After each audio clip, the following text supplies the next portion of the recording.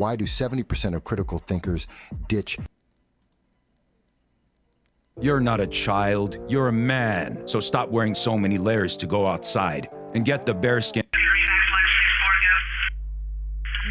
building 1 Echo, move 10 meters to the northeast. Call contact on 3. Looks like vehicles.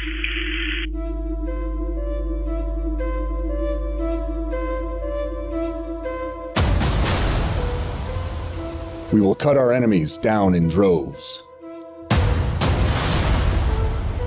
Our fires will be the substance of their nightmares. We will protect our brothers and sisters. The fields of the dead will serve as evidence of our passing.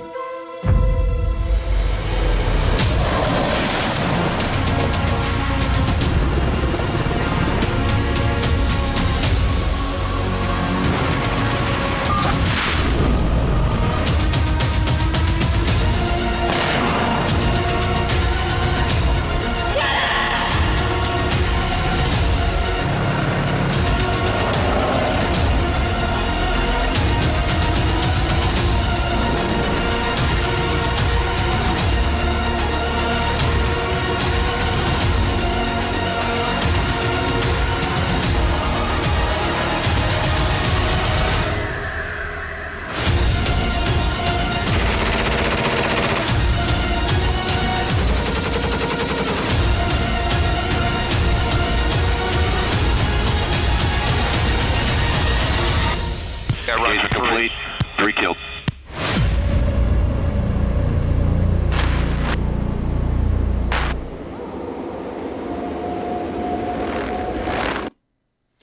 Hello, everyone, and thank you for joining us. This is No Soundbites Allowed, and I am your host, Michael Voss. I'm the political dragon here in the Bronx, New York. I'm happy to be here with each and every one of you. Today is November 10th. It is 2:30 p.m. Eastern Standard Time, and it is the Marine Corps birthday. To all of the Marines that are out there in harm's way and those in peace, those who have served and those who are serving, I wish to say to you, my brothers and sisters in arms, happy birthday. Happy birthday, Marines. I am very happy to be here with you and very happy to celebrate the Marine Corps birthday. By the way, if you look in the lower left-hand corner, you'll see it was a little while ago, but yes, that was me back in the day, back in the 1980s, going into the 1990s in the Marine Corps myself, just like my father. And if you're wondering, what did my father look like? Pretty much exactly like I did. That's pretty much the same image of my father as me. It's a family thing. So to all the Marines, I hope and especially for those who are overseas and are serving in hot zones, I hope that today will be a peaceful day, that there will be no need for you to take action, though I know you can and you will. So that being said, I wanted to share that, and I'm going to keep the image up probably throughout the entire show of me back in the Marine Corps, so you guys can see what I looked like back when I was 18. 18! God, that was a while ago. I think I've aged pretty well. But that being said, I want to welcome each and every one of you today for taking some time out to be with me as we talk about the politics that affect each and every one of us. The reaction to the 2024 election. What does President Trump bring in 2025? What's going to change? What is already changing throughout the entire world because Donald Trump is reelected? We're going to talk about that, not just in the United States, but how the rest of the world is reacting and how that's going to affect everyone. Will we see more stability in the world? Will we see more violence? It's a big question. And of course, that doesn't even talk about the economics of it all, but we'll talk about that. Now, I want anyone who's new to the show, I know there's about 10,000 people who just found out our channel exists because it seems like the suppression from YouTube might have been lifted, and we hope it has, but about 10,000 new people have seen. What we do is long-form political commentary. We talk about the issues nationally and internationally with you. And we want to hear your voice. That means you can reach us in chat and on SuperChat, on YouTube, on Rumble, on Facebook, and a few others of the social media sites. And we look forward to hearing your comments. As well, you can call into the program at 929-715-8569. Let me say that again. It's 929-715-8569. You can call in from anywhere in the world, and we look forward to hearing from you, whether you agree or disagree with anything that we will discuss today, because this is a conversation. It is a conversation with you that mainstream news media will not have. They absolutely do not want to have a conversation with you. They want you to obey, and they want you to ask no questions. We do the exact opposite. We ask questions. We talk about the future and the consequences of legislation and how it's going to affect everyone. Now, if you are new to the channel, and again, we welcome and thank you for being here, we want you to know that we're going to look at everything. We're going to look at everything. How did we get to this point? How do we move forward? How do we move forward together? We want to hear your voices on all of this. The structure of the show today is always the same. We start off with any breaking news that we think is of importance. We then go into the international news that is affecting everyone, and then we go into the domestic news. Again, in every aspect, we're looking at how America affects the world, how the world affects America, what's our future. I hope everyone will enjoy that. Please do speak up and let us know. And if you haven't guessed, everything is completely unscripted. One other benefit that we provide is that at the end of the show, all of the links of everything that we will be discussing and comes up in the program, we will be adding at the end of the show. After we finish, we will add in links so that you can go back and look into any story, any article, more for yourself, and use that as a starting point, because we want you to be informed in everything that is going on. Let's see, Hot Chicks has already came in and said hello. Hello, Hot Chicks. Thank you for being the first one to leave a comment. Hot Chick says, I apologize for formulating thoughts. Oh my God, never be sorry to formulate a thought. I look forward to that. I love that my audience has thoughts and they agree and disagree with me on various issues. And let's see here. I also want to put in, so the election's over. The world did not end. We were promised the moment that the election was over, if Donald Trump had won, we would lose all of our rights, all of our freedoms. America would become a dictatorship. And yet, that hasn't happened. The Constitution still exists. The amendments still exist. The 19th Amendment still exists. Women are not barefoot and in the kitchen across America with no choice of anything else. Black people are not in chains and slavery did not come back. All of the insane claims that we have heard for the last year, actually for the last 8 years, are not true. We're not in the middle of World War III. It hasn't happened. In fact, we have been listening to both Joe Biden and Kamala Harris massively backtrack, and say, you know what? We're going to make a peaceful transition. America will continue. Everything is fine. Don't worry. Well, that's a far cry from what they were saying on the campaign trail, isn't it? The fear that they have instilled into their supporters, they've completely backtracked from that and said, no, don't worry, it's all right. Just get ready for the 2026 midterm elections because, we'll get back in power then, but you'll survive. That's not what they told everyone. So I think that's very interesting. I want to talk more about that fear, that fear-mongering, how it's affecting America and how it's affecting the world. But before we get to that, there has been some breaking news. I do want to address that because I think it's important, and that's if we look at Tuskegee. Right now, it's being reported over the last couple hours, yesterday at the Tuskegee University, which is a traditional black college, during their homecoming, there was a mass shooting. Now, you would have thought mass shootings, but how could that be possible? I mean, we have red flag laws, we have gun control, we have 22,000 gun control laws, and we added even more under the Biden-Harris administration. How could there have been this kind of violence? Because gun control doesn't work. Anywhere in the world, everywhere in the world, banning guns, banning magazines, punishing law-abiding citizens does not stop the criminal, nor does it stop the criminally insane. And we see this yet again in this case. This isn't new, by the way.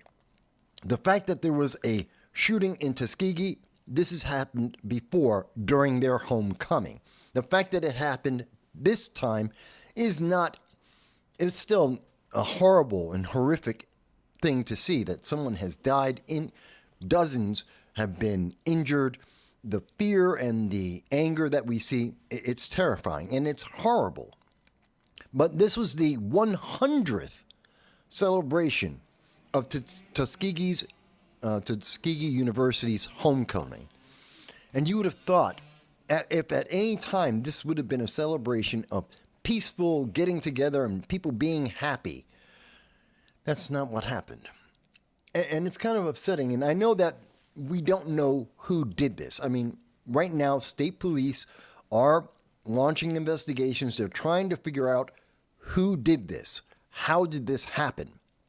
And at the moment, they have no answers. The Macon County Sheriff's Office is working with State Bureau of Investigations.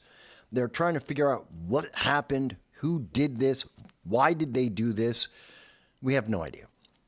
Now, if we were to speculate, and I will, speculating on this, it was probably gang and or drug related. This has happened again. This has happened before on Tuskegee University.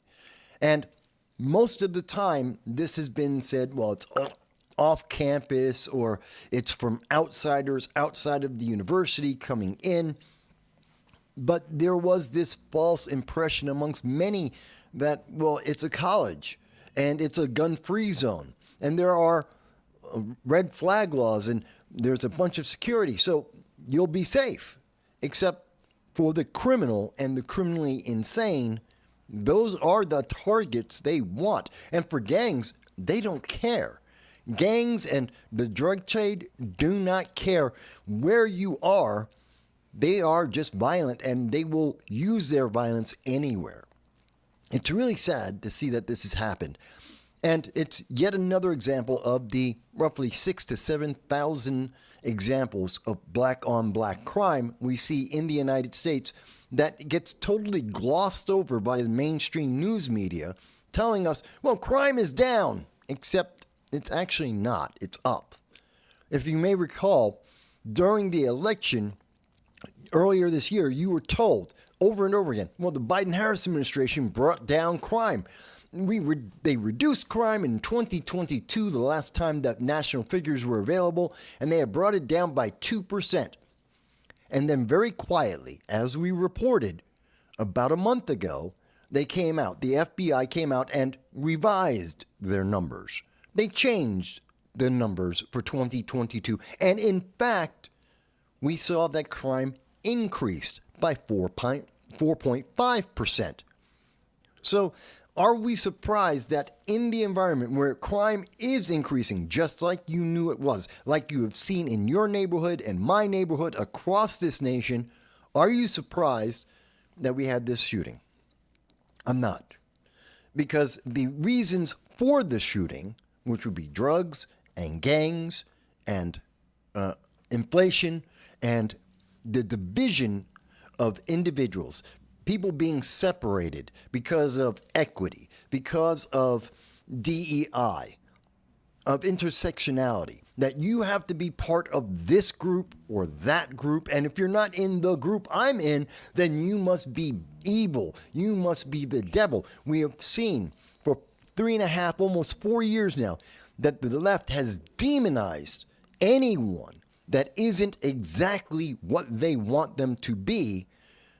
That has an impact, and that impact comes out in violence.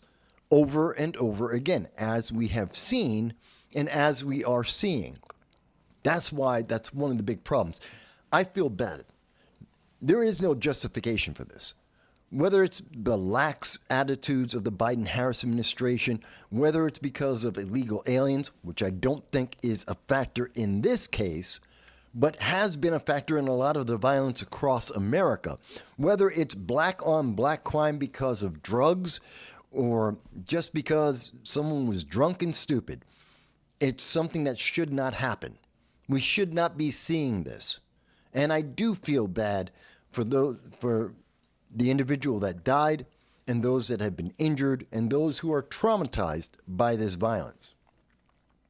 But the answer to this is not more laws.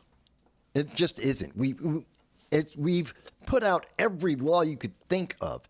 Look at Chicago, Baltimore, New York, LA. Look at your major city. Look at colleges and places across the United States.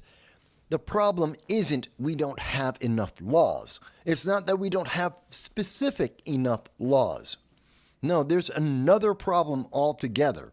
And we've covered this over and over again, year after year, for 18 years that we've been doing political commentary. The answer is, when we divide Americans, when we pick and choose who's the good person and who's the bad person, when we put out laws that demonize law-abiding citizens who are only living up to the promises of our nation, which is to be able to defend yourself, to be able to freely speak, to have life, liberty, and the pursuit of happiness.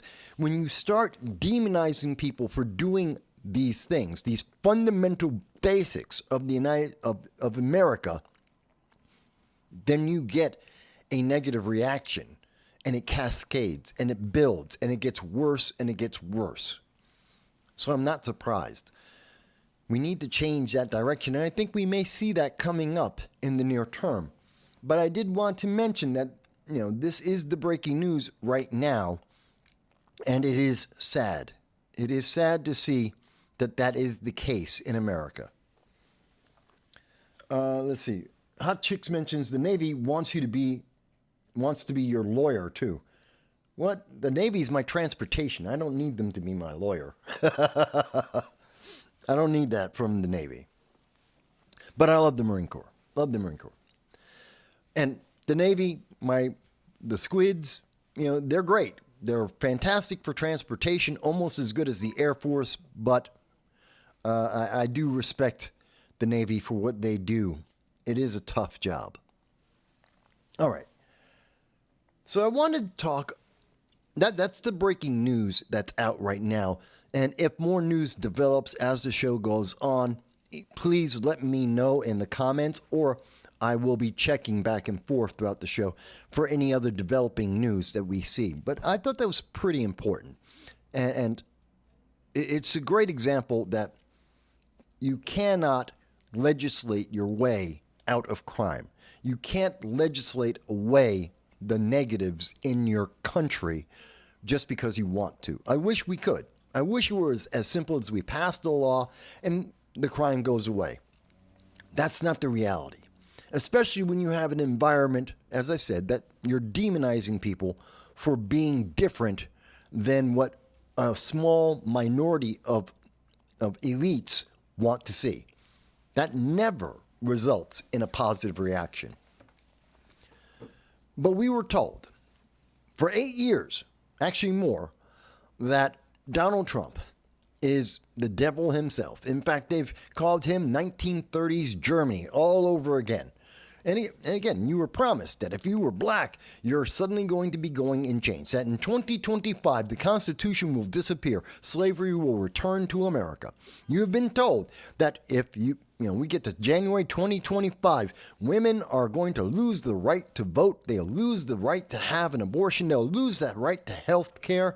They'll be stuck in kitchens barefoot, and they'll never be able to go back to work. This is stupid. This is a lie.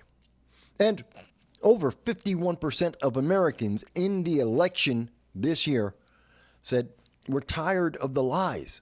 We're tired of the media telling us half-truths, of trying to push a political ideology rather than trying to help the nation, to provide the nation with the best answers and the best information that is possible. Partisanship is destroying America. There is no question in my mind about that. That has been the biggest problem facing America for the last probably 2, if not 3 decades.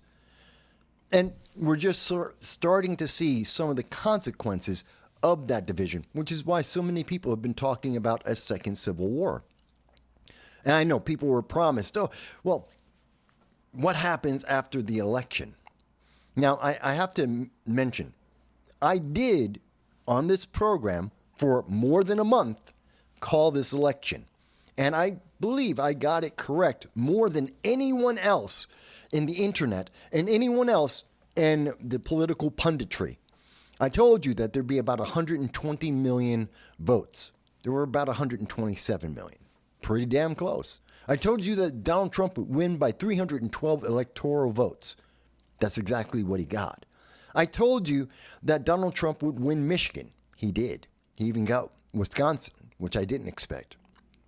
I told you that we would see Donald Trump win by 3 percentage points the popular vote. He did. He actually got 3.5–4%. But with all of that being correct, I was also wrong in some aspects. I expected to see riots 1 hour after it was announced that Donald Trump was going to be the 47th president for the United States. I was wrong, but I think in part why I got that wrong was because we saw that many of the results, like in Pennsylvania, like in Georgia, like in Michigan, were delayed. I mean, significantly delayed. If you were watching throughout the night, and I was, and you saw that the results were coming in, and they waited forever. They waited until Georgia got to about 93% of the vote in before they called it for Donald Trump, even though it was already beyond obvious that he had won that state. They waited until about 95% of the vote was in to call Pennsylvania for Donald Trump, even though he had easily won that state and everyone knew it. Same thing for Michigan and Wisconsin. We knew, we could see the results. They were obvious to everyone. And part of the reasoning why I think they waited so long to make those announcements, which ultimately meant that Donald Trump would win. In fact, the writing was on the wall so much that Kamala Harris told everyone to go home. All of her supporters. She didn't come out and speak to them, and I'll get to that in 1 second, but she sent them home and said, hey, it's over. And she went to sleep, or she went home, or she got drunk. I don't know. She was having a bad night. And we didn't find out until 2:30 in the morning that Donald Trump had won. I think they did that because as that night, I was on with Hard Lens Media. I did clip that portion of the Hard Lens Media live stream election night, Tuesday. And I was saying on that program, not only the things that I had said on this program, calling the election, but I also said, they're going to delay this because if everyone's asleep, they won't riot.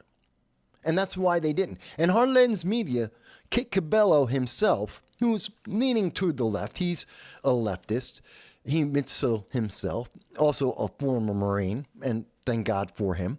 And he admitted he had been speaking to many on the left in Chicago, and there were attempts to organize the left to go out and protest if Donald Trump was said to be the winner.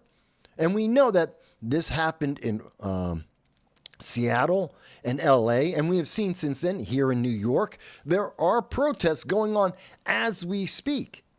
So the left was going to riot. It was just too late. They went to sleep instead of staying up. That's why we didn't see riots after 2:30 in the morning. But now that steam has gone, that impetus is gone, And now they're just protesting. And those protests have been really locked down. We saw in Seattle, as a matter of fact, that late in about 11, 12 o'clock at night in Seattle, the police were following members of Antifa as they were trying to find other individuals protesting to try and build up to a riot, to get enough critical mass of people to try and destroy property. And the police were following them everywhere they went to not allow them to get to that critical mass. That was reported. It was live on Tuesday, and we saw this happening.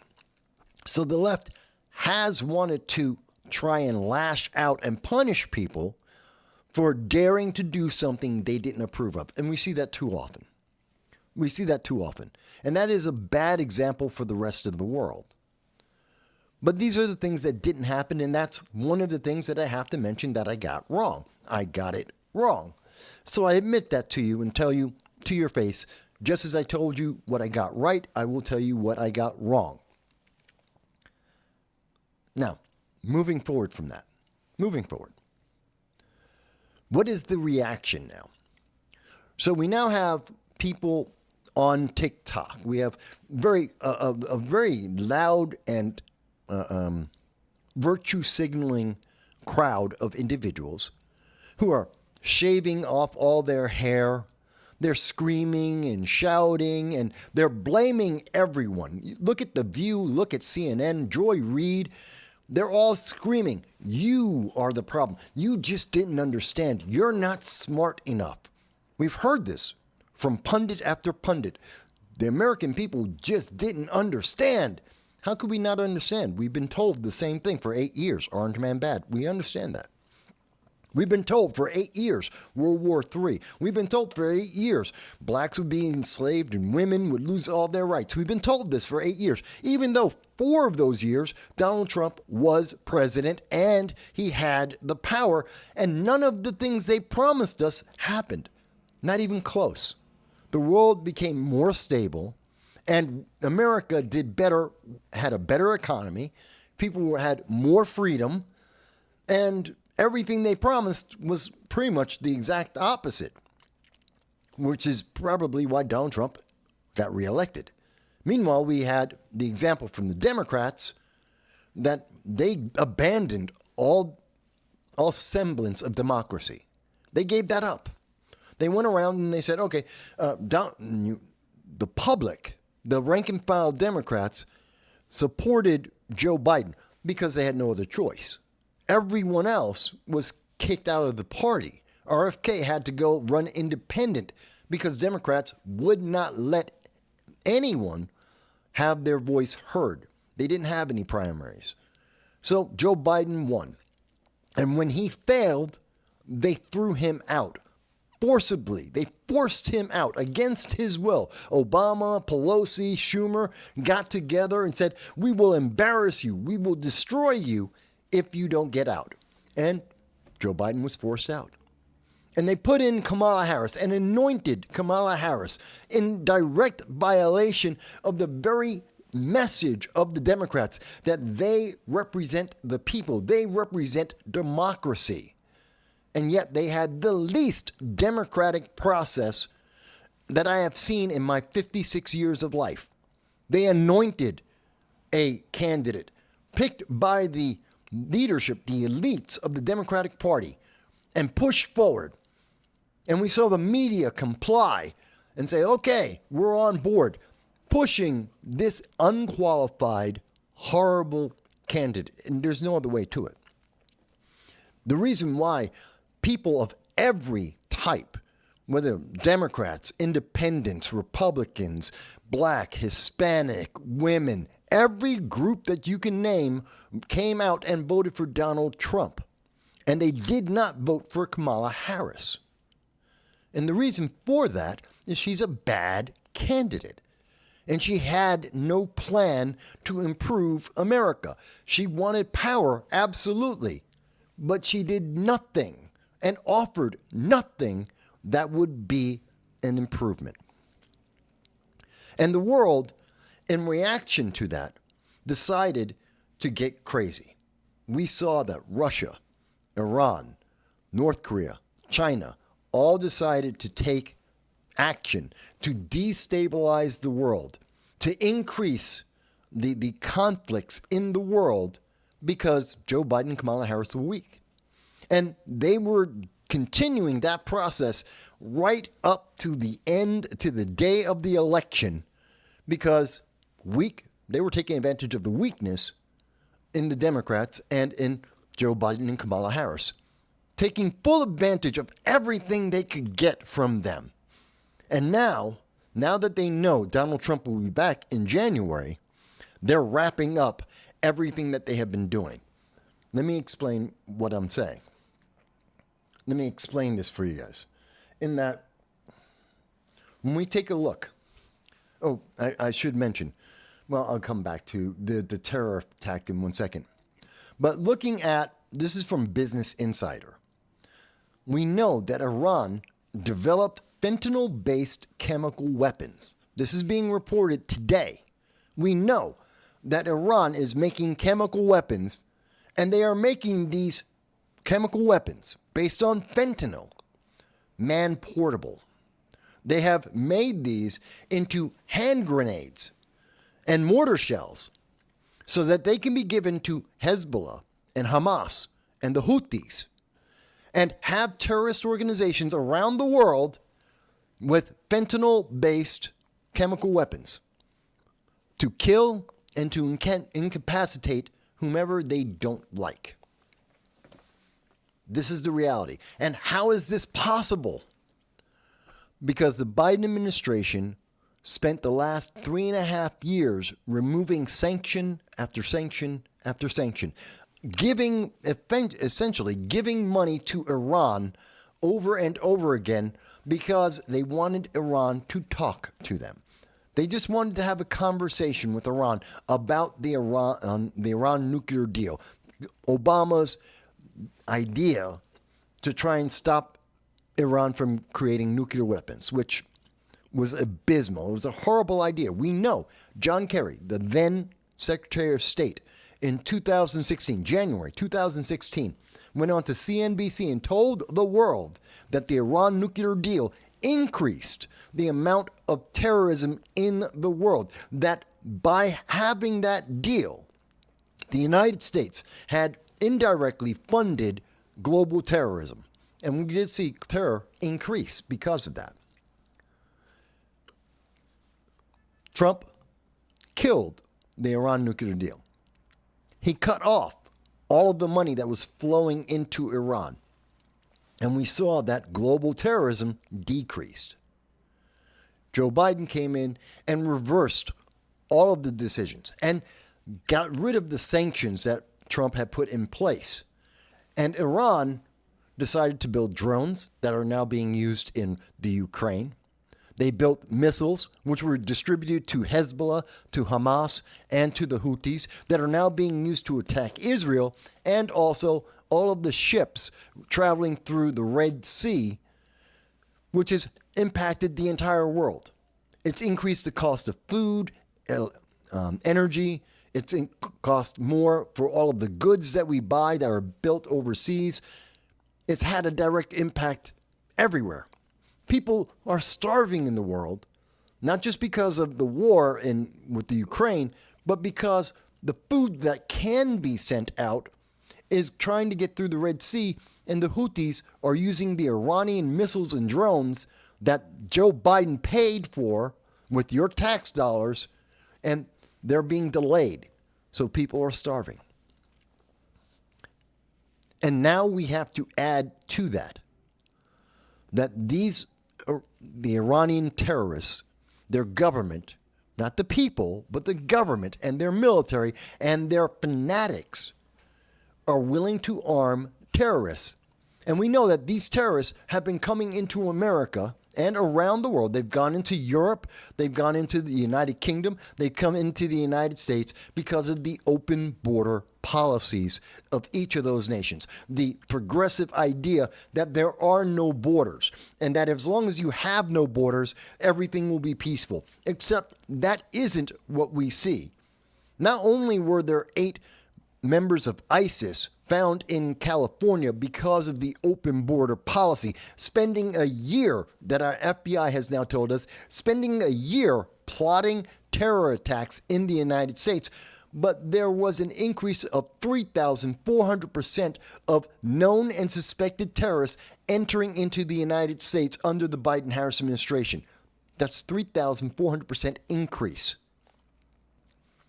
And those are the ones that we caught. Those are the ones that we know about. And how many of those 3,400% increase, over 378 known and suspected terrorists, how many of them have these chemical grenades in their possession or have it shipped out to them? Either they have them now or they have been, or they're going to be getting them under the Biden-Harris administration as they take advantage of the blanket asylum offered by the Biden-Harris administration. This is why we have seen more instability in the world, because these individuals are going out, and it's not just Israel. They don't like any nation, any group of people who do not believe whatever the Ayatollah has said. And because they despise everything that is not what they believe, they are willing to attack them all. And they've gone, and we've seen the attacks that have happened throughout Europe, in the United Kingdom, and here in the United States. And now we know the threat is even worse, because now they have handheld chemical grenades using fentanyl, as being reported by the Business Insider right now. And all of that funded by the Biden-Harris administration, reducing the number of sanctions on Iran. That's chilling. Chilling.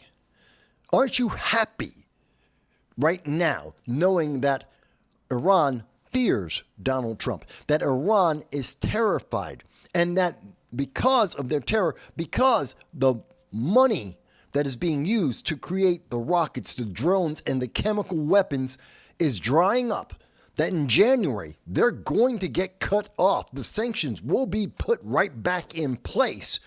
They will not be able to mass produce these weapons of war, these weapons of terror, and use that against the free nations of the world. Aren't you happy about that? Mind you, Iran is trying to do everything they can to stop that from happening.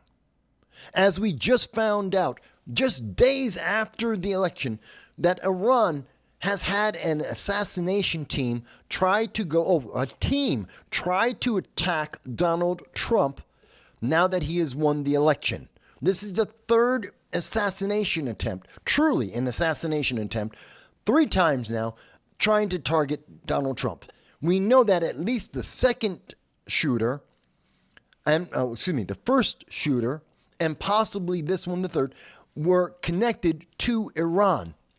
That Iran has been trying to headhunt and target Donald Trump because of their fear, because they don't want the money to dry up. Your American tax money, they rely on that to build the weapons they have used against Israel and to fund and train the terrorists that have entered into Europe, the United Kingdom, Canada, and the United States.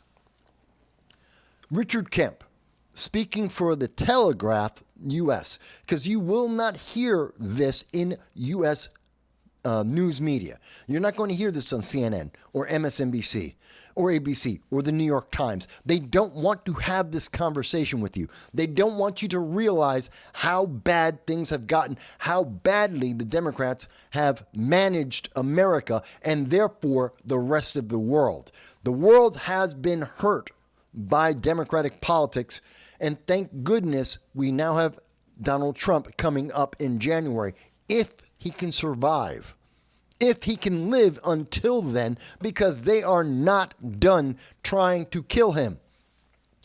According to Richard Kemp of The Telegraph, Iran wants a war with the United States. And they are trying to find every way to start that war, every way they can to cut off Donald Trump and to cause conflict because they think that if they don't have Donald Trump, they will have a weak leader in the United States instead. That the movement of the far left, of groups like the Democratic Socialists of America, groups like the Dearborn, Michigan Democrats, that they will rise up as they're doing right now and protesting across America, that they will prevent any response and Iran will get away with killing our leaders. This is essentially what they're doing. Now, you may think about this, and according to Richard Kemp, most immediately, the return of Trump is Iran's worst nightmare. The Ayatollahs have enjoyed 4 years of financial and political benefits from Joe Biden's policies of appeasement, which saw billions of dollars of frozen assets released, empowering Tehran on the world stage. Exactly what I have said. Exactly what we have seen. Exactly what the American news media does not want you to think about. He goes on to say, why else would Supreme Leader Ali Khamenei have allowed or even ordered his terrorist proxies in Hamas and Hezbollah and the Houthis to so viciously assault Israel in October last year, and if he did not feel confident that a craven U.S. administration would let him get away with it? Think about that, because it's true. Iran and Russia, North Korea, China went quiet. They went to sleep in the 4 years that Donald Trump was in charge. When America has strong leaders, they are the rogue nations of the world, and I do label those 4 nations as rogue nations. They get quiet. Under Obama, oh yeah, you saw the red line in Syria that everyone violated. You saw that Putin went into Ukraine, starting the process that we now see playing out, going in, taking over the Crimea. We saw that China started telling everyone they want to take and are going to take Taiwan by force, and then they paused.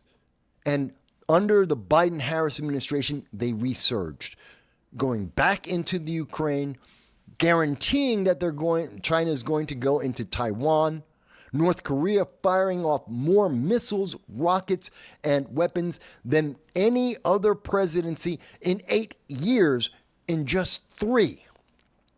We've seen Iran create a hotbed of violence in the Middle East. And this has affected everyone in the world. We have a global food crisis that started in 2022 because of the Ukraine-Russia war that has not gone away. There is still 30% less food in the world today than in 2019. That is a fact. And that is going to continue until, at the very soonest, at the very best outlook, 2026. And this crisis is significant. We have seen countries like in Mozambique, governments have toppled. There have been food riots. And when I say riots, I don't mean like what we see in Seattle. I mean absolute chaos in the streets, absolute destruction in nations across the world because there isn't enough food. And that's because we had a weak president. That is coming to an end. That is coming to an end, and the world knows it. And that's why Iran is terrified, because they are about to lose their power. The money that they've been giving to the Houthis, to Hamas, to Hezbollah, the weapons they have been giving, the weapons they have been developing, the missiles, the hypersonic missiles that we cannot shoot down, that they have been developing, giving to the Houthis to fire on our warships and our civilian tankers in the Red Sea. They don't have the money for that anymore. That money, that pipeline is about to be cut off in January of 2025. Nobody wants to talk to you about this. The YouTube and Google, with its monopoly, ABC, CBS, NBC, they don't want you to understand the consequence of having a strong leader, of not following the progressive movement to the left. They don't want you to think about that. But the world is. And the world, no matter what individual leaders may say, you may hear Emmanuel Macron of France say that, well, he's upset that Trump is in place, but that's only because he was walking all over Joe Biden and they don't even think about Kamala Harris. No. They're happy to have the stability of a strong leader because they benefit as much as the United States does. Iran, for their part, they lose power. And the world should be pleased about this. That's why they're trying so desperately to assassinate Donald Trump. That's why they're trying so hard to stop him from regaining power in the United States. Because they know in one day, on the first day, Donald Trump can devastate Iran, forcing them to end the war in the Middle East, to stop Hamas and the Houthis and Hezbollah from continuing to attack innocent civilians in Israel and around the rest of the world. That on day one, Donald Trump, with just the signature on an executive order, will be able to end the flow of illegal aliens, or let me be honest here, to limit the flow of illegal aliens coming into the United States, and more importantly, the terrorists that have been flowing through our open borders that have been threatening American citizens. They know this. Their opportunity to infiltrate America and harm American citizens is at an end. This is why they're trying to assassinate Donald Trump. This is why they have been connected to previous assassinations. They are terrified. And you, whether you're in America or somewhere else in the world, you should be happy. You should be thrilled that Iran is this terrified. Because if the global sponsor of terror is quaking in their boots, then that means the rest of the world is at peace. It means there's less terrorism in the world. It means more stability, more opportunity for peace, more opportunity for the Abraham Accords, more opportunity for economic development, for lifting up the poor and ending this intolerance that we have seen built up in the last 3.5 years. If there is anyone who disagrees with me, this channel is open to your voices. If you think I am misunderstanding what we are seeing in the news, if you think I am misunderstanding what are the results of this election and how it's affecting us, please speak up. If you think Iran would have stopped under any other circumstance, please tell me how. But I can tell you how things are improving. But they're not perfect. But they are improving.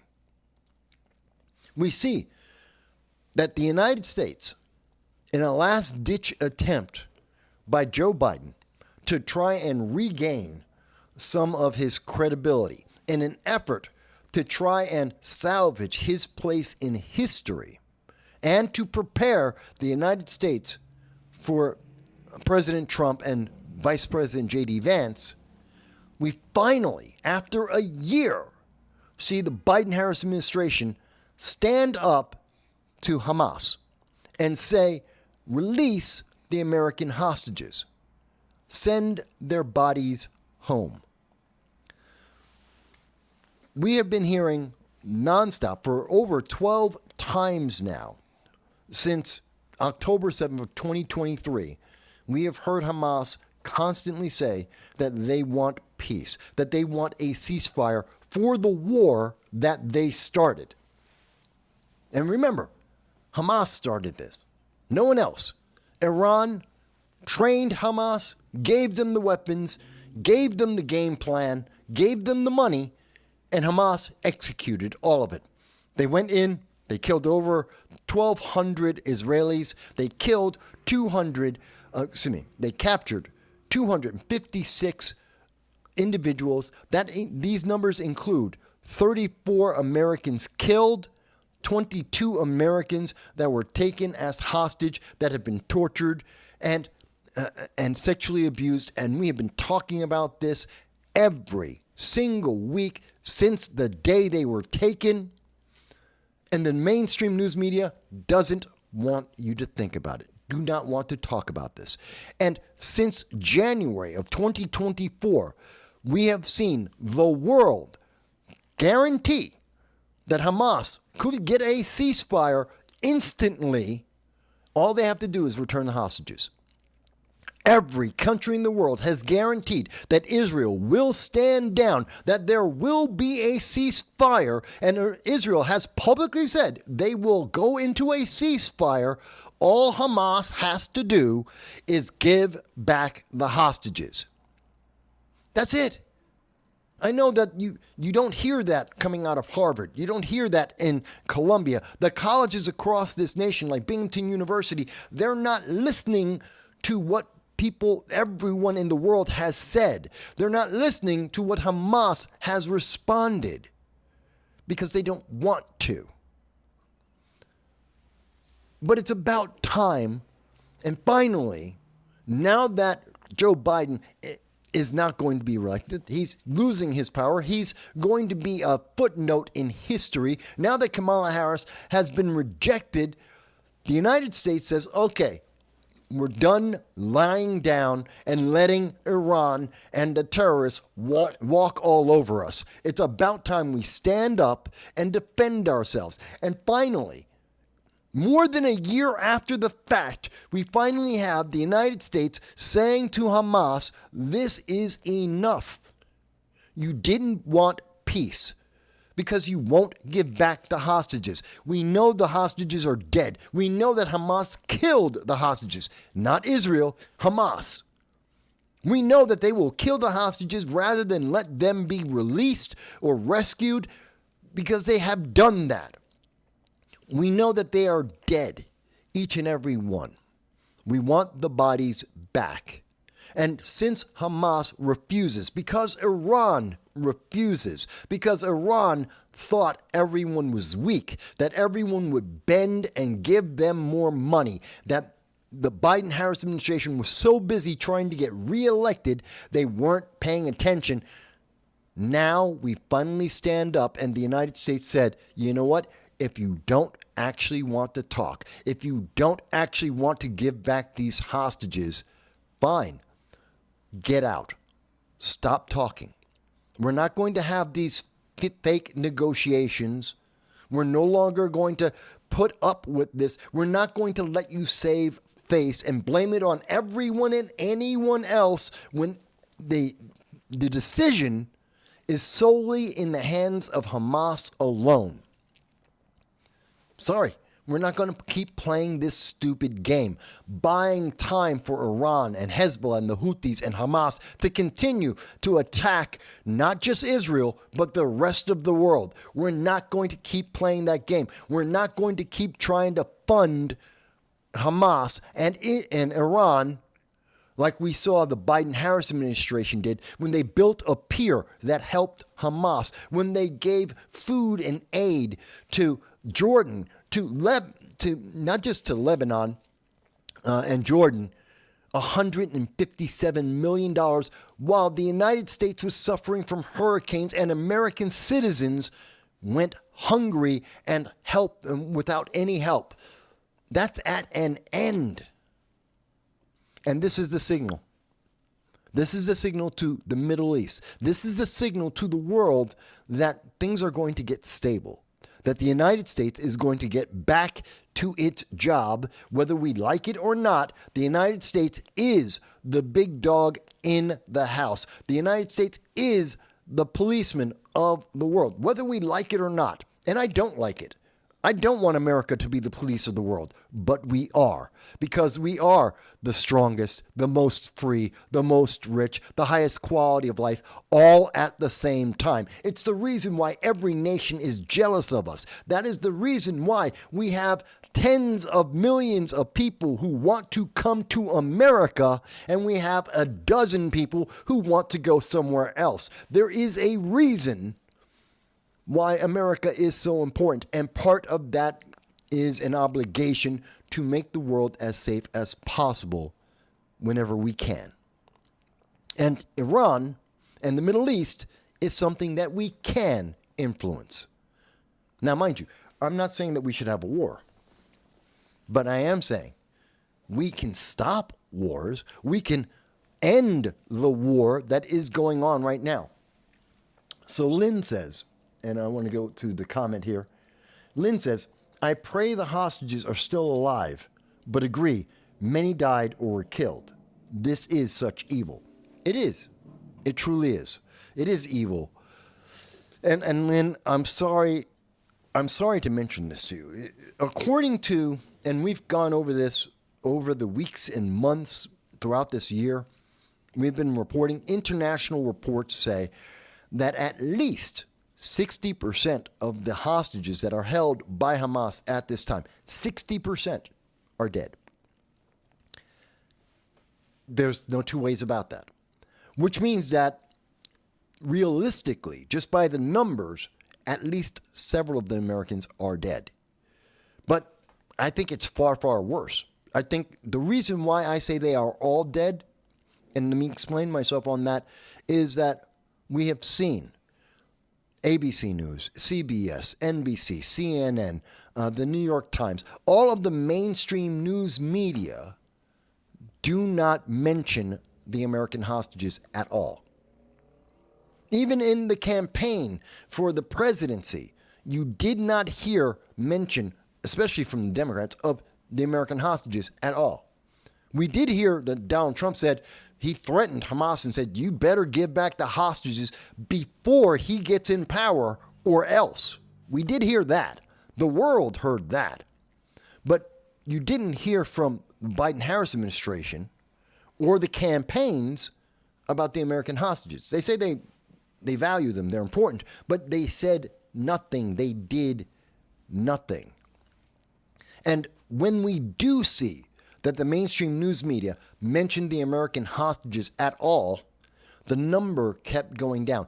In fact, matter of fact, I'll search right in front of you guys. I will do this live. Let me show you. Here's the problem.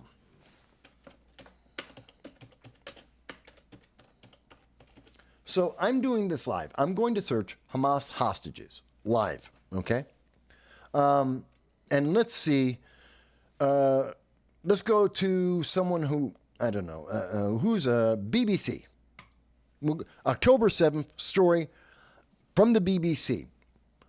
Hamas hostages, stories of the people taken from Israel. Okay. And according to Israel, 251 Israelis and foreigners were taken hostage on October 7th. Israeli official figures held in Gaza is 101. This includes 4 people taken in 2014, 2015. What I am looking for is how many Americans. Let's see. Do they give me a number? Hostages who have died. Let's see. Hostages who were recovered. Some of the bodies. 19-year-old, 65. What you're not seeing is, nope, they're not saying, okay, let me try it different. What I'm looking for is I'm trying to find news media. Let me do this. Hamas hostages alive. Let's try it this way. Okay. How many hostages are left? Let's see what this article says. 73 hostages were reportedly killed on October 7th or in Hamas captivity. Well, that's not true. No, we knew in November of 2023 that there were 256 hostages held by Hamas. That's reported internationally. Hamas gave us the numbers. It was confirmed internationally. So 73 were not killed on October 7th. They were alive in November of 2023, as reported by all the international news media. This number of 73 dead on October 7th is retroactive rewriting of history, because that's not correct. We had proof of life in November of 2023 when we were in negotiations trying to get back the hostages for the United States. This isn't true. This is according to Wikipedia, of course. They say that 97 are left. 101 hostages remain in captivity in the Strip, 97 of whom have been abducted. Okay. We know dozens have remained. More than 60 living hostages and the bodies of 35 others. This is from the New York Times. More than 60 living hostages out of 256. The bodies of 35 others taken captive. 35 dead. This is from the New York Times.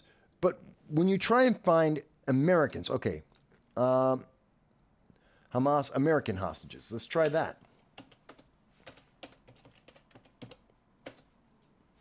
Now, mind you, I'm just trying to find a simple number. How many American hostages are alive?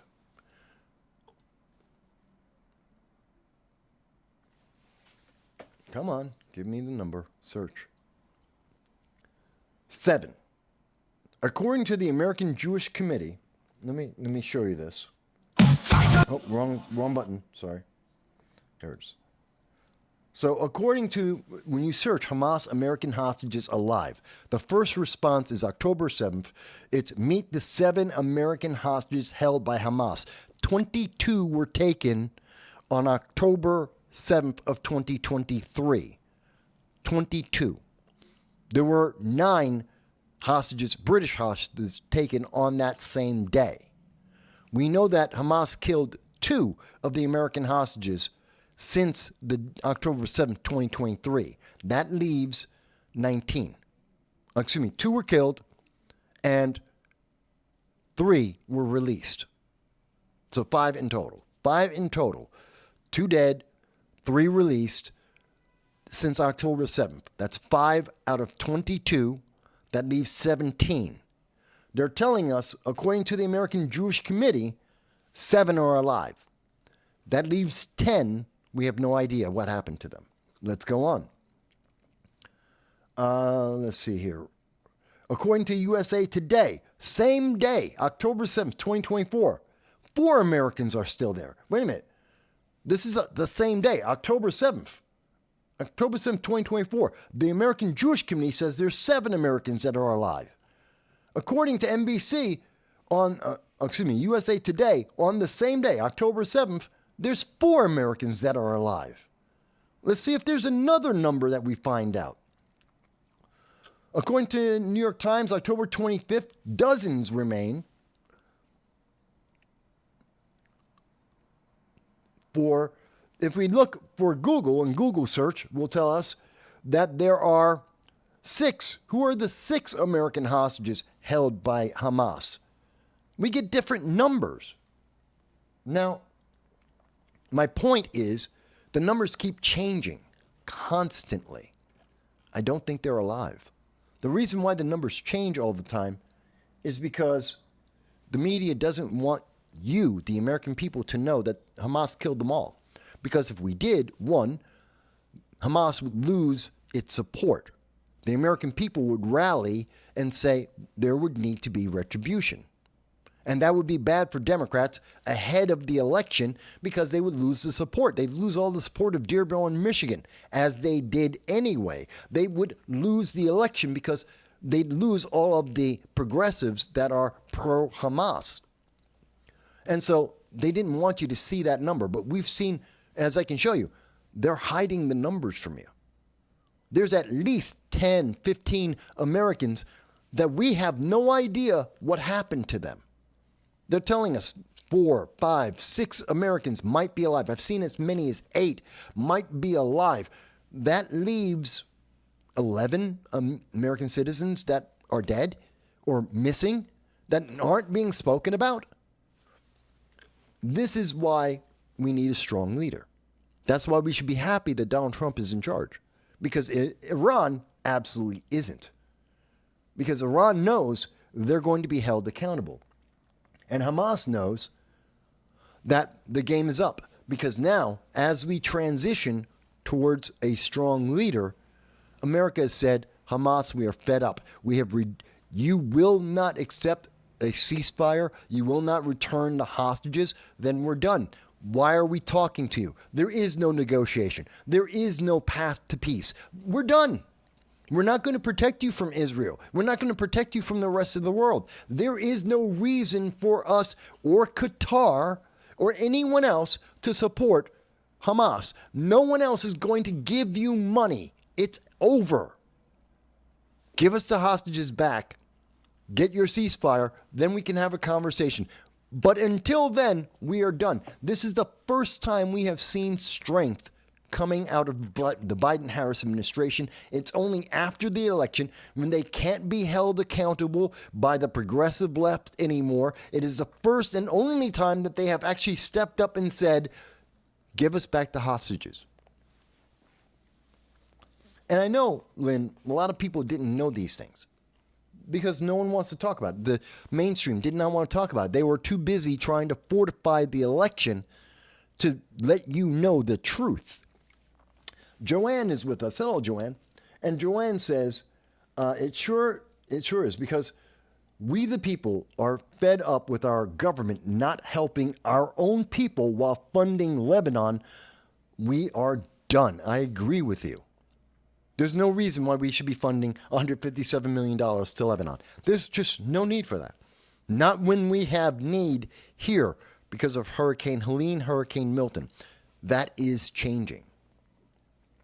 And it's not just Iran. It's not just Hezbollah, the Houthis, and Hamas that are recognizing that things have changed. That overnight, this week, we are already seeing changes. The preparation for a strong leader and a change in the diplomacy that we use is starting to affect the world. Again, with closed borders, Iran, who's been spending their money to build more rockets, drones, and chemical grenades, no longer will have access to use that. They're no longer going to have the money for that. So it's already changing the Middle East and making it more stable. But we also see that Putin, he's right now in the last stages. He got North Korea to send troops, made a deal with North Korea to protect North Korea from Donald Trump, to protect North Korea from China, to protect them from any retribution, and North Korea is sending their troops. Now, I know there's a lot of people, like my friend Larry Sharp, who are very scared about this. And they say, well, now North Korea is going to have troops, the ones that survive, that are going to be battle ready and tested. That is a problem. I admit that is a concern for the world. But North Korea knows they can't win. China does not want to fight Donald Trump. Putin does not want to fight Trump. That's why Putin has already said that he is open to having conversations with Donald Trump to talk about negotiations ending the Ukraine war. They don't want to take on Donald Trump. They don't want to take on a strong American leadership that have a focused policy that isn't worried about the next election. They're worried about what's best for America. And when they do that, the result is great for the world. Because if the war with Putin, the Ukraine-Russia war ends, food flows throughout the world. It ends the global food crisis that we have seen since 2022.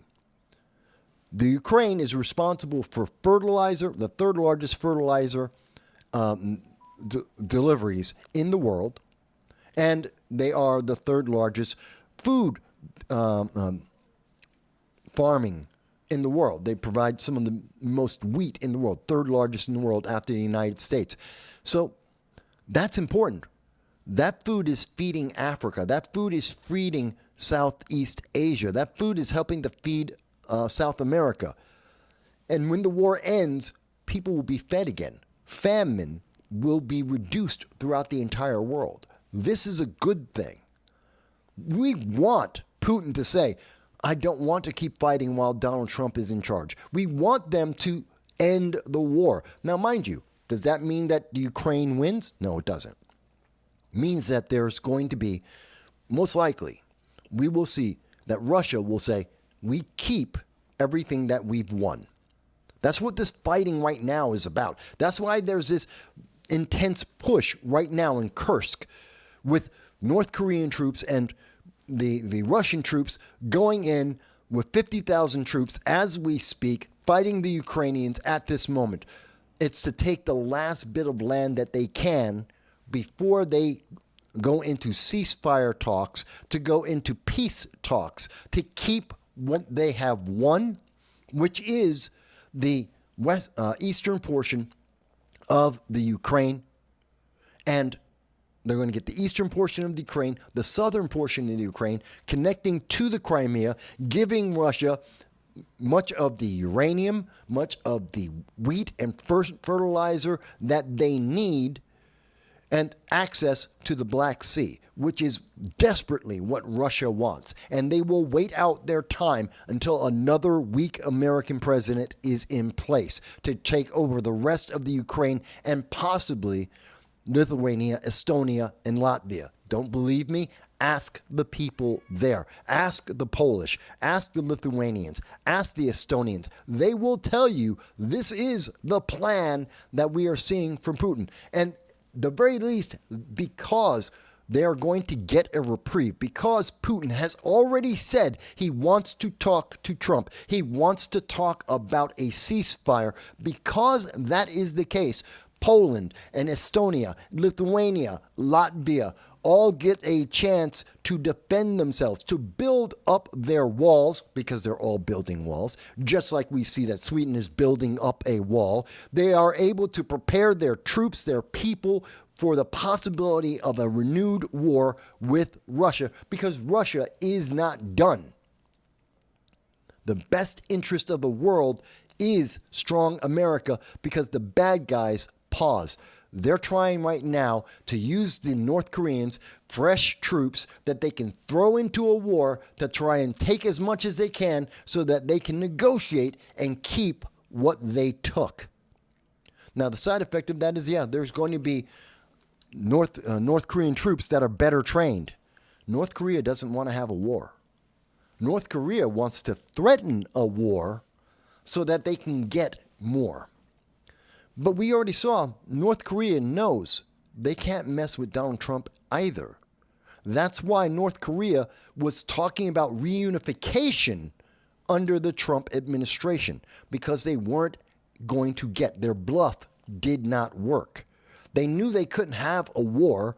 They knew they would lose, and it would be bloody and it would be a horrible battle, but they knew they would lose. So they needed someone other than China to back them up, because China doesn't care about North Korea. Russia does. Russia is more than happy to take their troops, take their hypersonic missiles, take their drones. They're happy to take that from North Korea. And North Korea is happy to get the food and oil that they need from Russia. So it's a win-win for those nations. Except the United States would interrupt all of that. And they know it.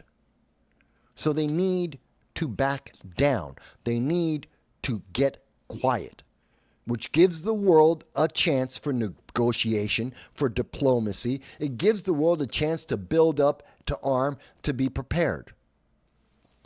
The world is already in front of us becoming more stable. And I know the left hates that, because this is the success they wanted to put on their people. They wanted to say that Biden and Harris and the progressive ideology made the world better for everyone. And they have no proof of that. They can show the opposite. They can show how their progressive ideology made the world worse, but they cannot point to anything that has made it better. And in less than a week, we see just the existence of a strong leader in the United States is making the world more stable. Joanna comes out and says, my people in the mountains still have dead bodies not recoined since the 14th of last month. I'm not sure what that means. I'm not sure what you mean there, Joanna. But I'm making this point, and I want you to understand what is happening? What is changing in the world? And it has already started to happen. We still have threats. We still have a danger facing America. We still have a danger facing the world, which is especially from the Middle East, especially from Iran. But the world is already reacting. The world is already shifting. It is already stepping down from the levels of aggression that we've been seeing for the last 3.5 years.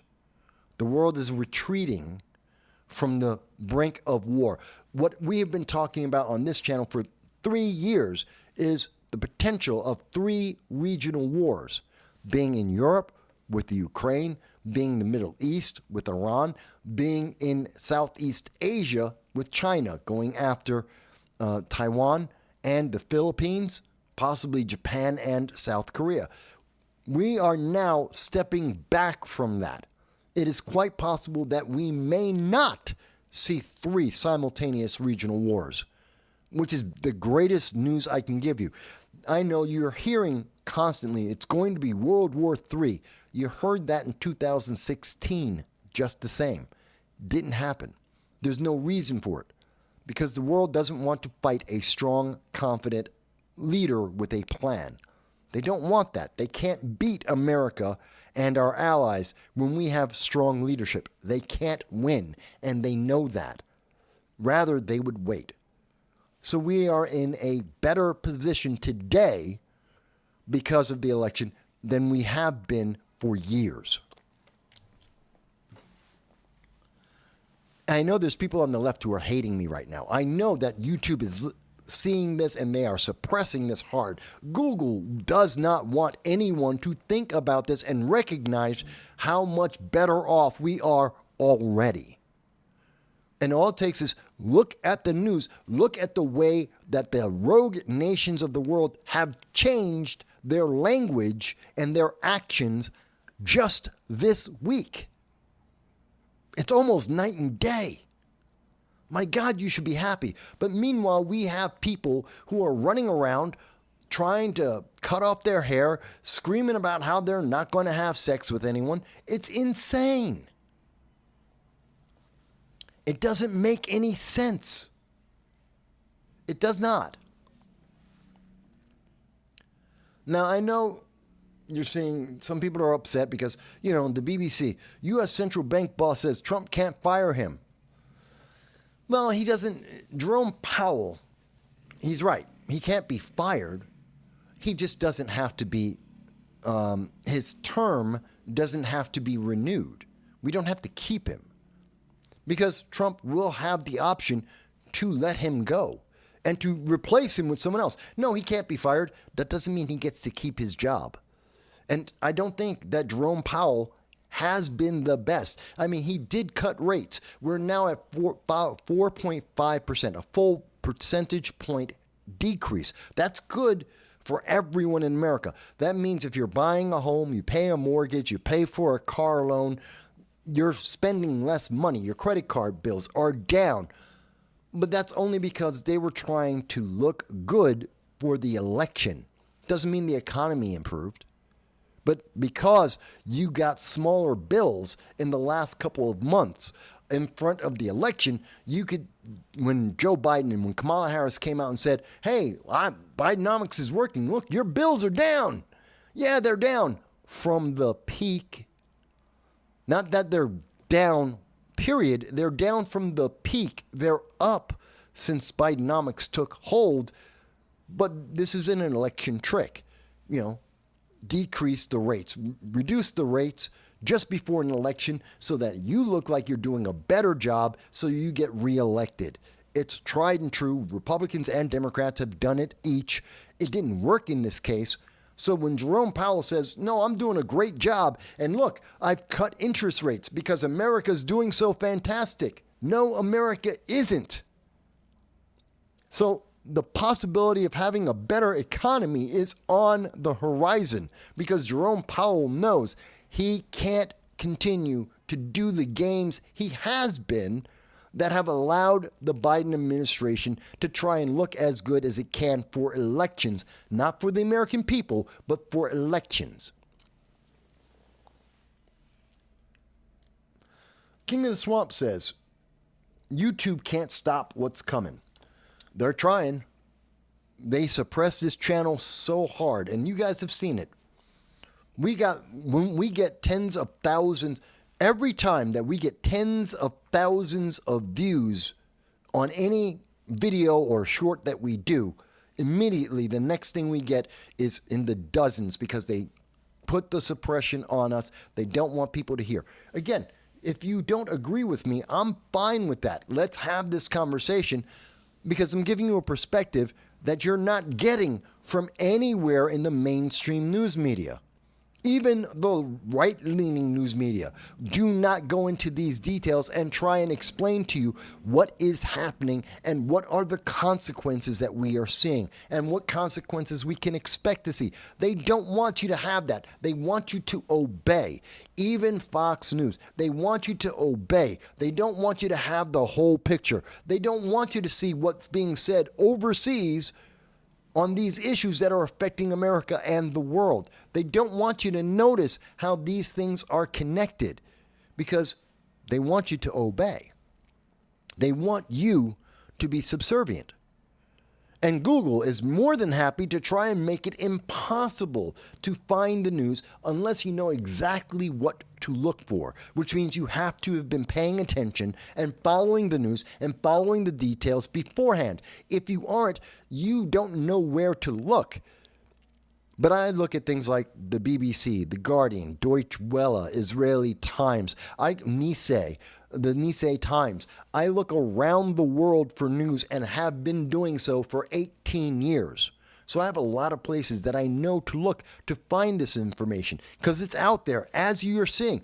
The news is out there. You're not hearing this in America because they don't want you to know the difference between an effective leader and an ineffective leader because they have another election to prepare for.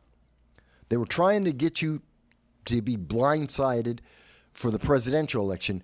Now it's time to blindside you for the midterms. And I know there's a lot of people who are going to say, well, Mike, what do you mean the midterms?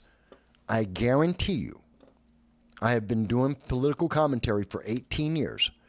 I've been a Republican committee man. I've run for an elected office twice.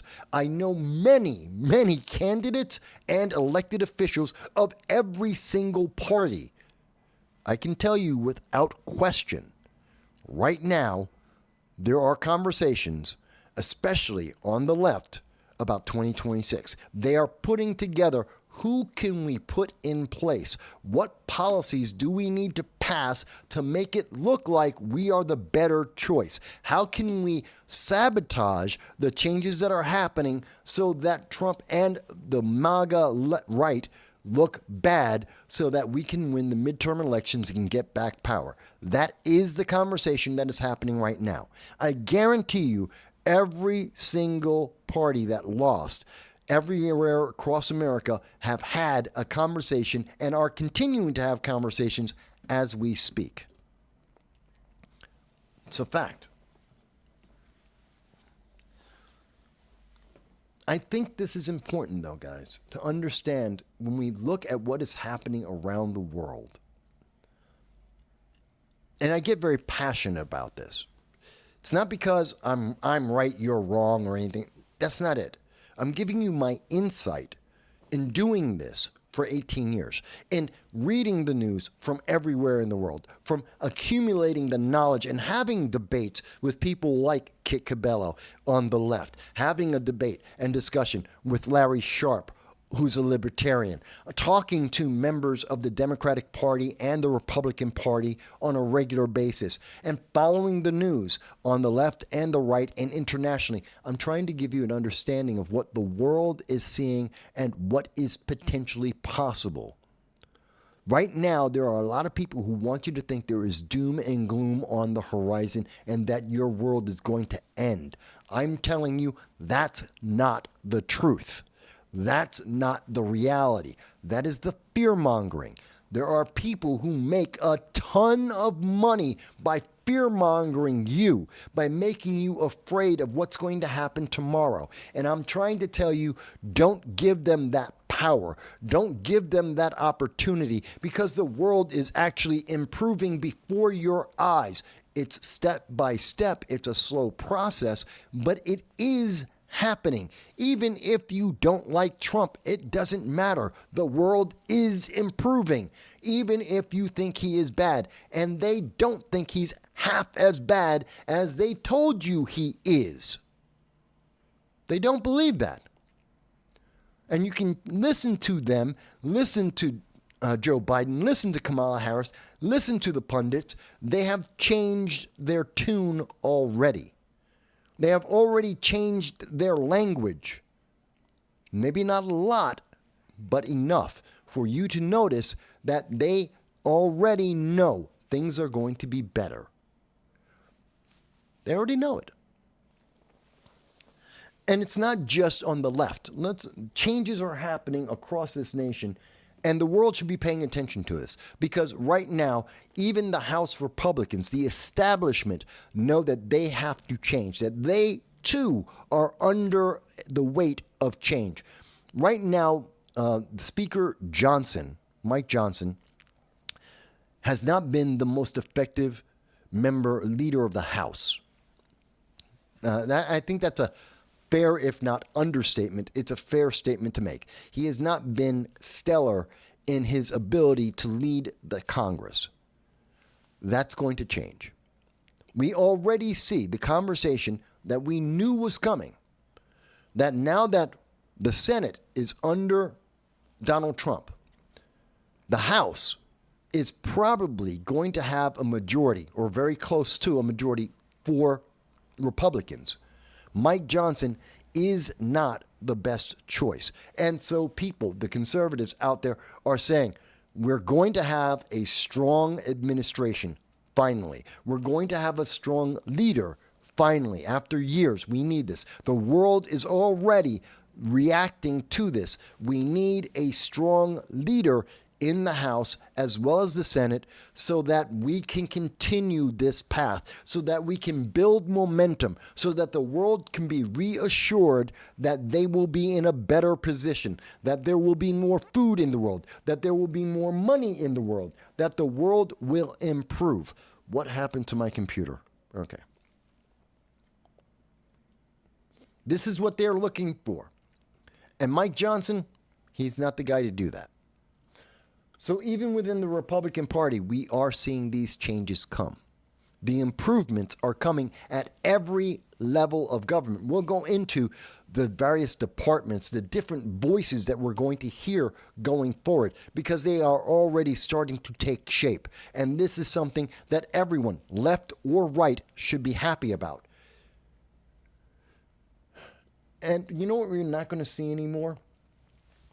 You're not going to see any more of this. I spoke about this earlier in the week, did a video about this, talking about there was a FEMA employee. This is how bad it was. You didn't find out about this. This happened in October. We covered this week. We just found out on Friday night. Not Friday morning, not earlier in the week, not before the election. Friday night, when you were asleep, the news came out that the Biden-Harris administration, FEMA, Federal Emergency Management Administration, that their only job is to help Americans in natural disasters and emergencies. That's their only job. Earthquakes, floods, fires, tornadoes, hurricanes, that's their job, to help people in those situations. And we know that they failed miserably when it came to Hurricane Helene, sending out electric chainsaws to towns that had no power. They were abject failures. They told us they wasted their money on God knows what and would not have enough money to make it through the hurricane season we currently are in. Had plenty of money for illegal aliens, no money for American citizens. That is insane. We know that this is what was happening under the Biden-Harris administration because they didn't care. But it was worse than that, because it's one thing to say that they were just inefficient, that they were ineffective, that the leadership of the Biden-Harris administration just wasn't focused. That's bad enough, and that creates enough of its own problems, as we saw. But no, this was targeted. It was even worse because this was purposive.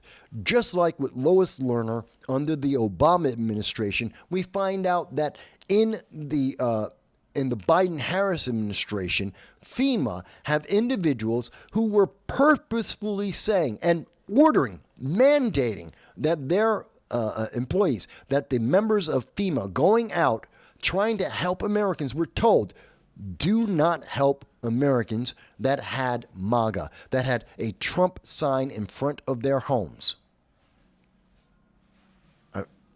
A lot of people didn't hear about this news. It came out Friday night.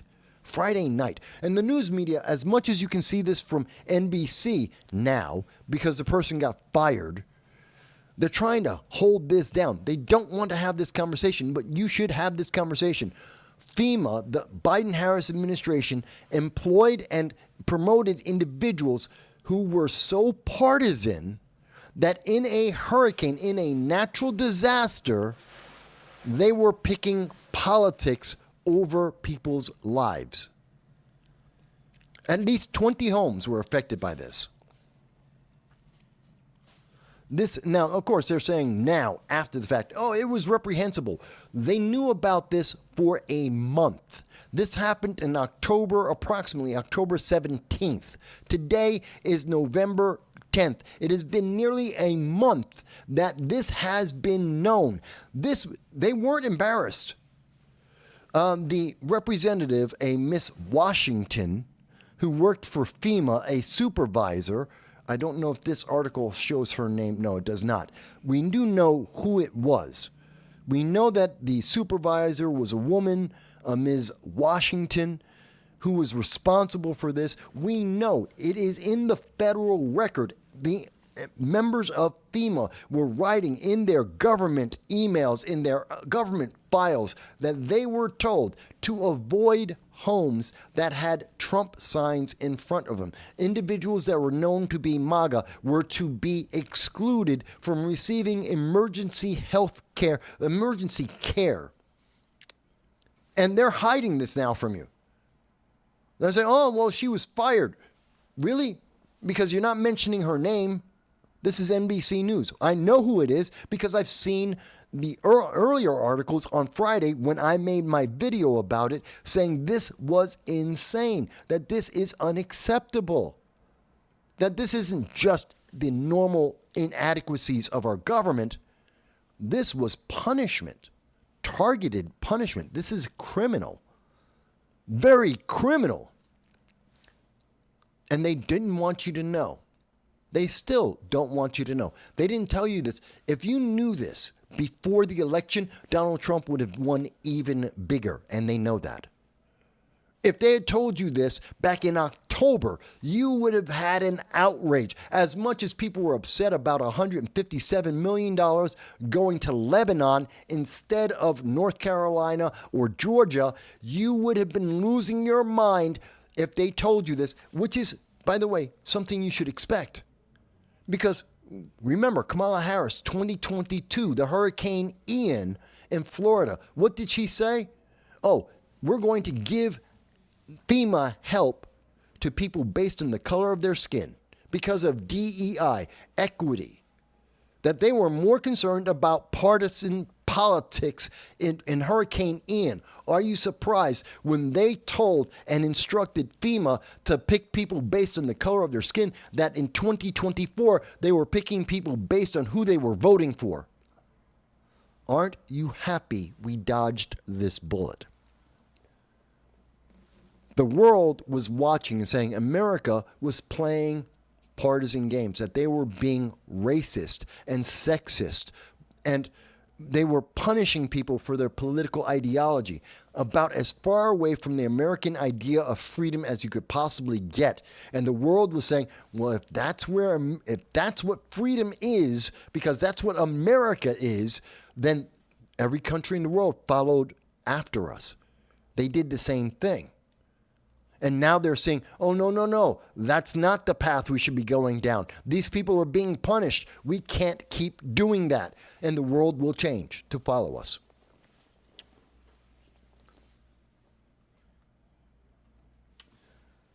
This makes me very upset, obviously. But I think it's important to have these conversations. And again, I will say to each and every one of you, if you think I am wrong, fantastic. Why? Don't tell me that I'm evil.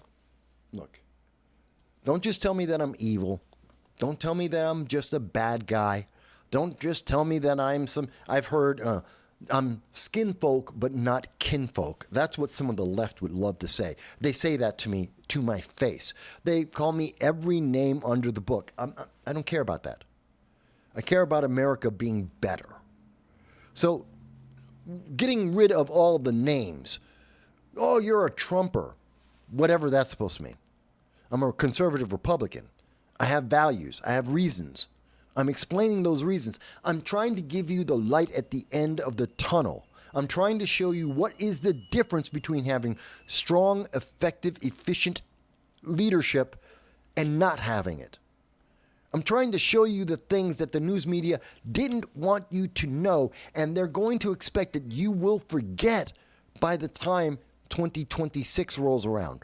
They absolutely want you to forget that they were picking people in Hurricane Ian, in Hurricane Helene, in Hurricane Milton, based on the color of their skin and their political ideology, which is criminal.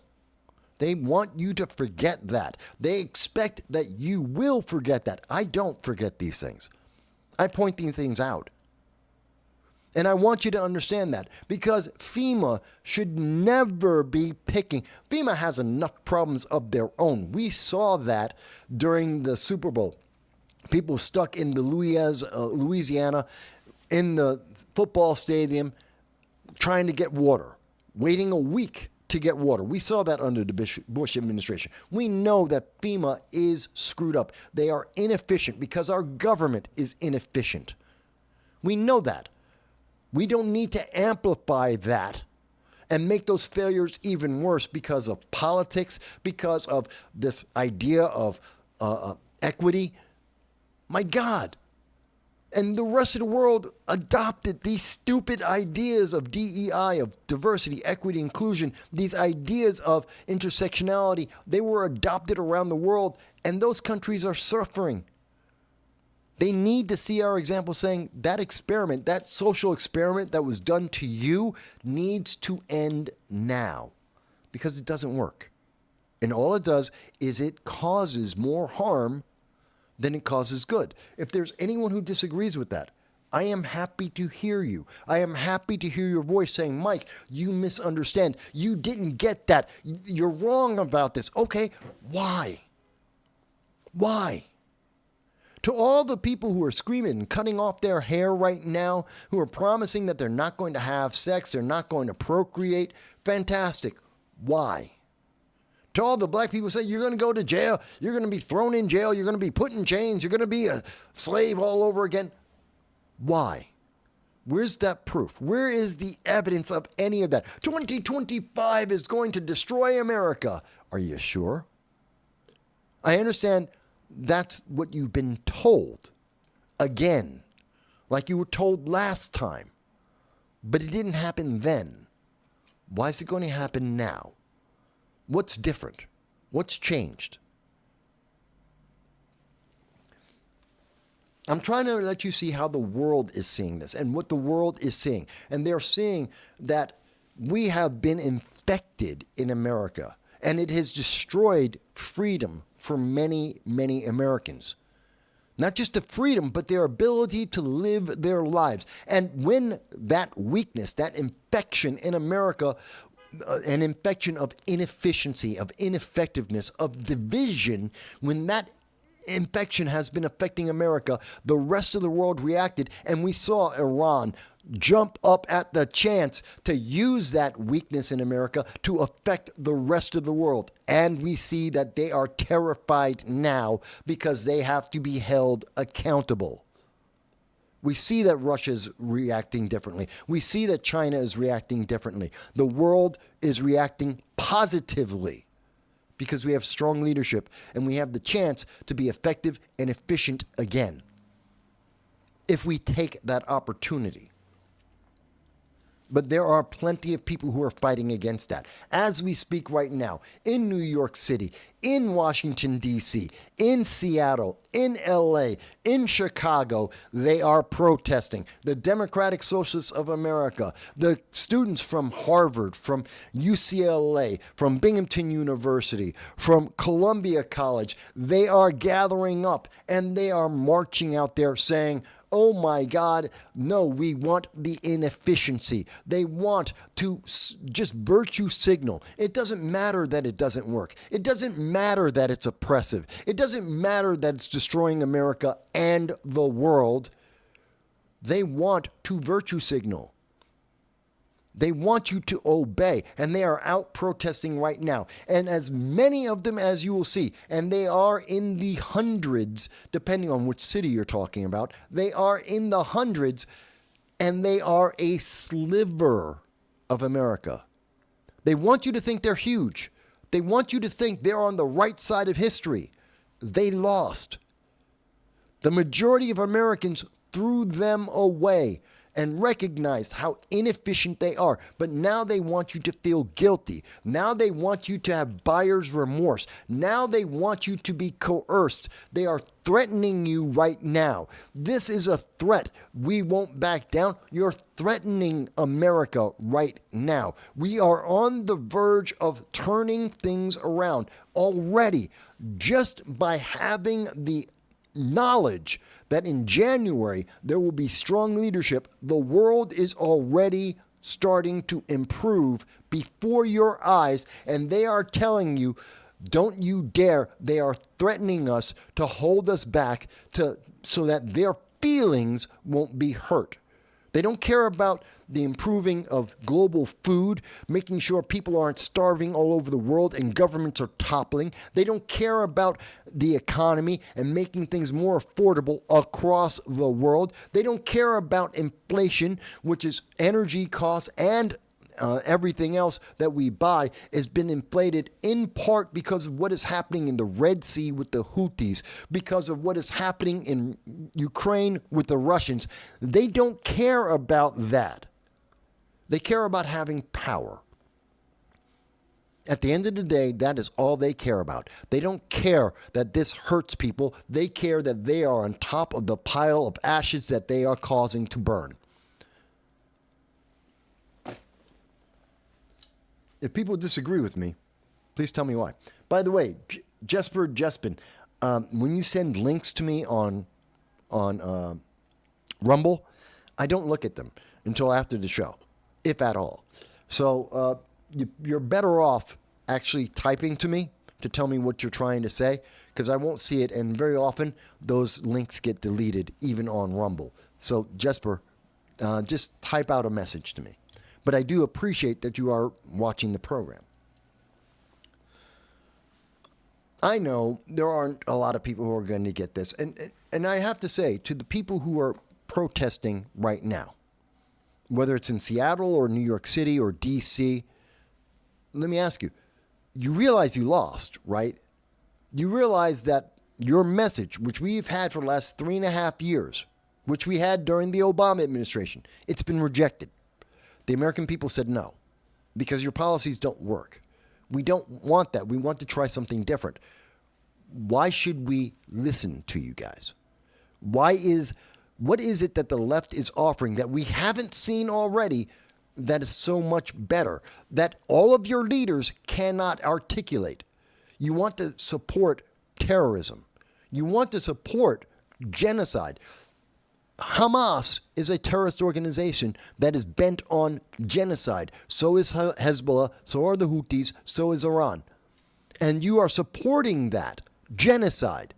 And you're trying to tell me as an American citizen I should help to support that? I'm sorry. I'm a Marine. I'm an American. I don't agree with that. I will not support that. What is your argument to make me support that? You don't have one. You're telling me I'm on the wrong side of history? I don't think so. And neither does the majority of Americans. But yet they want you to do that. They're telling me that, oh, you don't understand. Kamala Harris was great. And they're saying, see, but it's not true. I know all these, see, the right is making all these stories up that you saw. Kamala Harris only won in states that don't require voter ID. See, you guys are making up stories about illegal immigration. Well, even if you look at this according to Snopes, the left, 11 out of 15 states that don't require voter ID all voted for Kamala Harris. 11 out of 15. So, yeah, there is something to that. No, it's not all of them. It's just the overwhelming majority. The overwhelming majority of states where there is no voter ID, in states like New York, where I know for a fact, and I will tell you, my experience in person in the Bronx this year was that when I walked up, no one asked me for an ID. That's a law in New York State. It's a law. I have to prove who I am. I'm supposed to show them some ID, verify who I am when I am going to vote, so that they can match up the records, so they look at my signature and match up the signature. I know for a fact, it is without dispute, that my signature did not match because I'm right-handed and I signed with my left hand. I know that for a fact. They should never have given me a ballot because my signatures did not match, and they did not ask me for an ID. And the information they did ask to verify who I was is readily, publicly available information. Anyone could have said that. But they didn't care. Not for me. Not for any of the 20 people that were voting at the time I happened to be voting, with another dozen people waiting in line to go and vote. The 6,161 people that had voted at my voting location, they didn't ask a single person for any ID. All you had to do is walk up, say a name, give an address, and you got to vote, whether you were that person or not. So when they say, oh, it was only 11 out of 15 states that don't require voter ID, no, it was more than just that. Because New York State, yeah, they have a law that says they are required to confirm who is making that vote, just like in California, just like in Illinois, except they don't really follow that. They don't really care. But that should change. We should change that. And the world is looking for us and saying, if America changes that, then we should change it too. That we should pay more attention to that. That that's important too. It's part of being the leader. All right. I know. I somewhat of a soapbox today, I suppose you could say. Somewhat of a soapbox, but I want to get into different aspects of this. And we've been going for an hour and 45 minutes, but let me stop for a second. Let's think about the world. Does it make sense why I'm talking about how the world is changing before our eyes? I know CNN and MSNBC, the same people who told you that Kamala Harris would win, that told you that this was a toss-up election, the same people who didn't want to tell you that FEMA was picking and choosing people to help based on their political preference, the same people who told you that Joe Biden had no connection to Hunter Biden, wasn't selling influence, wasn't getting paid for selling his influence. Yeah, the same people who told you all these lies, the same people who did not tell you that Joe Biden is a part-time zombie president working only from Monday through Friday from 10 a.m. until 4 p.m. Those same people in the mainstream media are now trying to convince you that the world hasn't changed unless it's changed for the worse, that Trump has done something absolutely wrong, that you are the problem. If you listen to Joy Reid, you listen to The View, you are the problem in America. You, the majority of Americans who voted for Donald Trump, 72 million people, you're all a problem for freedom. That's what they want you to believe. And I'm telling you, that's not true. And the world knows it. If you need any proof, any confirmation, look at the rest of the world. And what are they saying? What is the rest of the world doing? They're following the lead. They're preparing for actual leadership. They're calming down. They're becoming more stable. It's not an overnight process. It isn't. And it's not going to be perfect. It isn't. But it is happening. Slowly, step by step, nation by nation, it is happening already. As we are being told, fear, be afraid, be afraid, be afraid of what? What is there to be afraid of? Well, the rest of the world isn't afraid. Because there isn't anything to be afraid of. There's something to be joyful about. There is something to look forward to. At least that's what I believe. And we're seeing that. I truly believe, and I've said this before, by January, by the day that Donald Trump takes office, we will see a couple of things happen. And I'm not done with the show, but I think overseas, what will we see? We will see that Iran will back down. They are going to curtail their funding of global terrorism. We will see the Houthis stop fighting in the Red Sea. We will see Hezbollah stop attacking Israel. We will see Hamas give back the bodies of the hostages finally and get a ceasefire in Gaza for the first time in a year.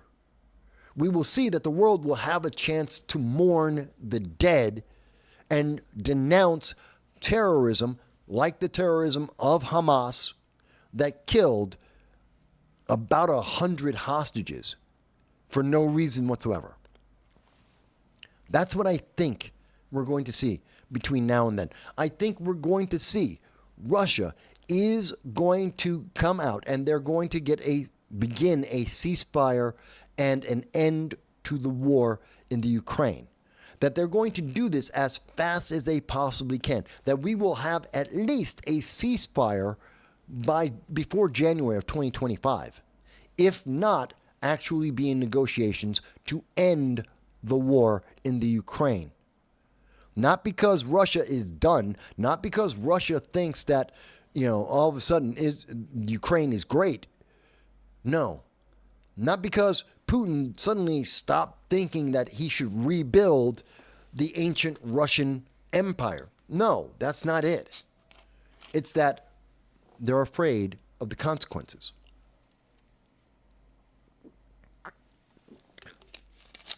Let me explain something about how this is a benefit for you and me. And a lot of people don't think about it. Because of the way that the sanctions that Joe Biden put on Russia, while lifting sanctions on Iran and ignoring what China was doing, that allowed China and Iran to do business with Russia. That they directly were trading oil for food and weapons and soldiers back and forth. And Russia was using that money, that influx of food and weapons, to funnel that directly into the war in the Ukraine, building up their troops, making them more seasoned, more capable, and getting more and more of what they wanted: uranium, fertilizer, and farms. That's what they want, and access to, of course, the Black Sea. And they got that. They got everything they were looking for. Now, that's because of the Biden-Harris sanctions, which did not, and the result of that is that we hurt Africa and many of the second and third world nations because they're starving. We had more political instability, more terrorism, and more danger to our allies across the world. That is what we had. What are we getting? More stability. We're getting less terrorism. We're getting less of a food crisis. If I am right, before the end of this year, by the end of this year, Russia will have a ceasefire, if not an end to the war in the Ukraine. That means that America will stop printing new money, which means the rate of inflation will decrease. That means, if I'm correct on this, that means that in 2025, plants, crops, corn and wheat can be planted and collected so that in 2026, the food crisis in the world will end, which means people will get food in Africa and in South America and in the third world nations of the world. They will get food again. They will have an increase, again, back to the levels of 2019, but they will get food again. It will be an increase, which will lower the cost of food around the globe, and it will feed people. So there will be less famine in the world, less anger and violence over food in the world. And that's a good thing for everybody. It means that the Houthis will let food and energy and commercial goods start flowing again. The U.S. won't have to station troops and fight a war, having our warships in the Red Sea, firing barrages constantly into Yemen. So there's less fighting, less weapons being used, less armaments, less chance of war, less people dying. And the cost of everything will go down because there will be more energy in the world. There will be more food in the world. The goods that we want will reach us sooner, which means prices will drop. This is good not just for the United States, it's good for the world. This is a global impact we are talking about. Globally, the world will be made better. Isn't that worth it? No one in the news media is telling you the positive, the good thing that you can look forward to. This is insanely positive. More people will be fed, less fighting because of food, less governments toppling because of food, less inflation in the world, more energy in the world, people getting the things they need to live more quicker than they have been. This is a positive for the globe. And no one in the news media, CNN, won't point this out. MSNBC, NBC, ABC, CBS won't point out this obvious fact for you. We should be ecstatic right now that the predictions from people like me saying that this is the positive, this is what happens when we have a strong leader in America, we should be ecstatic right now. Our news media should be trumpeting that it is already starting to impact the world positively. You should be uplifted, not people freaking out, running around the streets, screaming that, oh, we need to support Hamas. I don't know why. Why should I support the terrorists? Oh, because the terrorists want to genocide Israel. I'm sorry, why am I supporting genocide? Step back a second. Why are we supporting genocide? Why do you want America to support genocide? I don't understand that. Because you're supposed to be telling me that you're against that, but yet you're supporting Hamas, which is genocidal. I don't understand that logic. It doesn't make sense to me. It never has. But what I can point to is saying, hey, but by not doing that, by not supporting Hamas, by not supporting Iran and Hezbollah and the Houthis, I will Guarantee less people die of starvation in the world. I guarantee people will be able to afford the things they need a little bit more than they were before. I can guarantee that people will have the energy they need to be able to get to and from work, develop the things they need to develop around the world. I guarantee there will be more stability in the world if we are able to just get the ceasefires, to get the Houthis off our back. Why don't we talk about that? Why won't the mainstream media tell you that?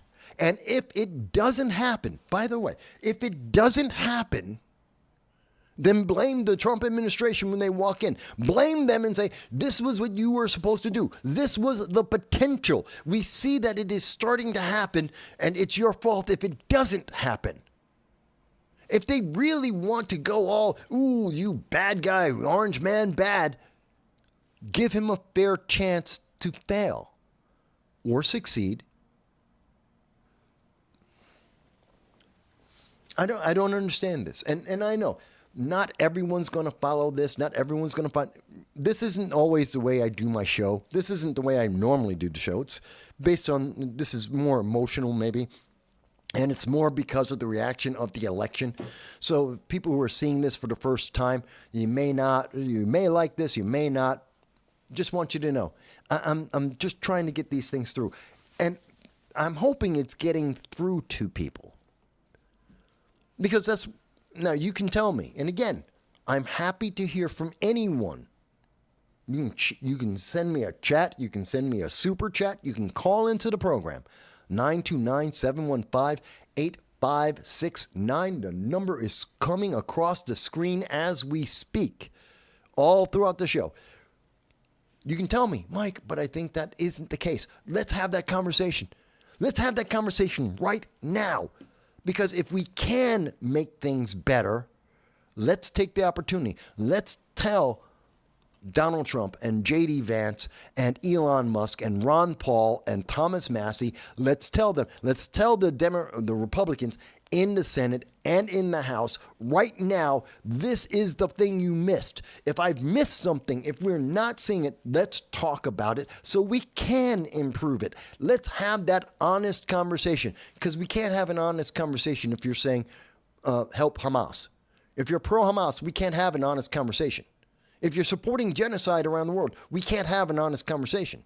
If you don't understand the consequences of these things happening and how they tie together and how the international politics directly affects your pocket domestically, about how it directly affects your stability and safety directly, if you don't understand that, we can't have this conversation.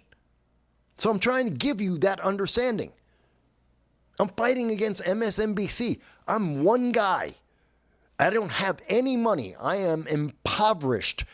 NBC, MSNBC, each and every one of them have over 10,000 employees. They make hundreds of millions of dollars all around the world.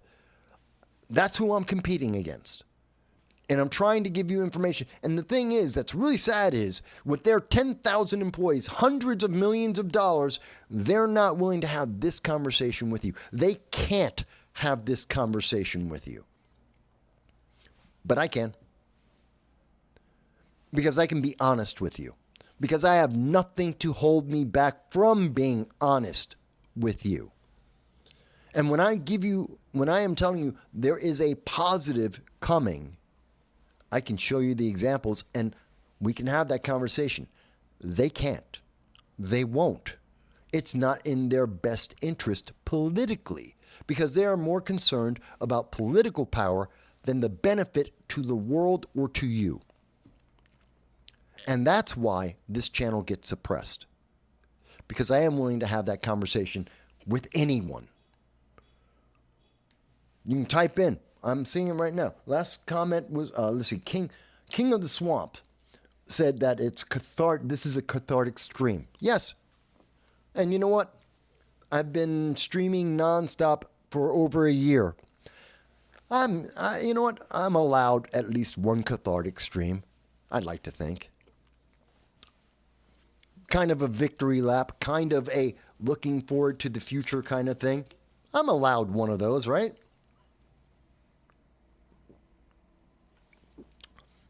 And think, if I'm wrong, you can beat up on me. It's on the record. Just like when I went on the record to give you my predictions.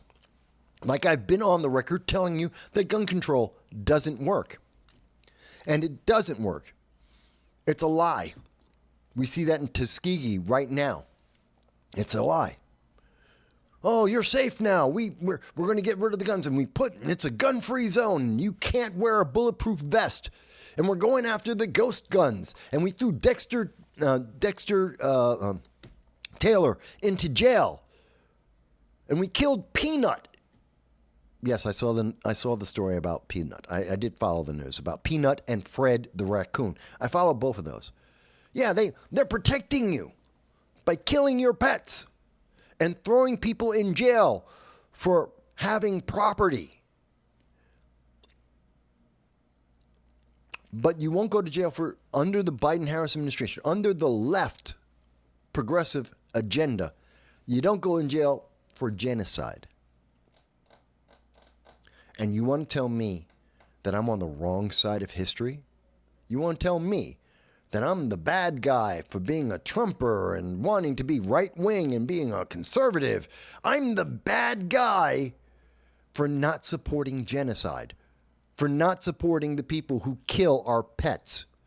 I'm the bad guy because I want prices to go down, that I want people in Africa to get fed, because I want the world to see how much better things are with a strong leader with a plan and backed up by the American Constitution and the amendments.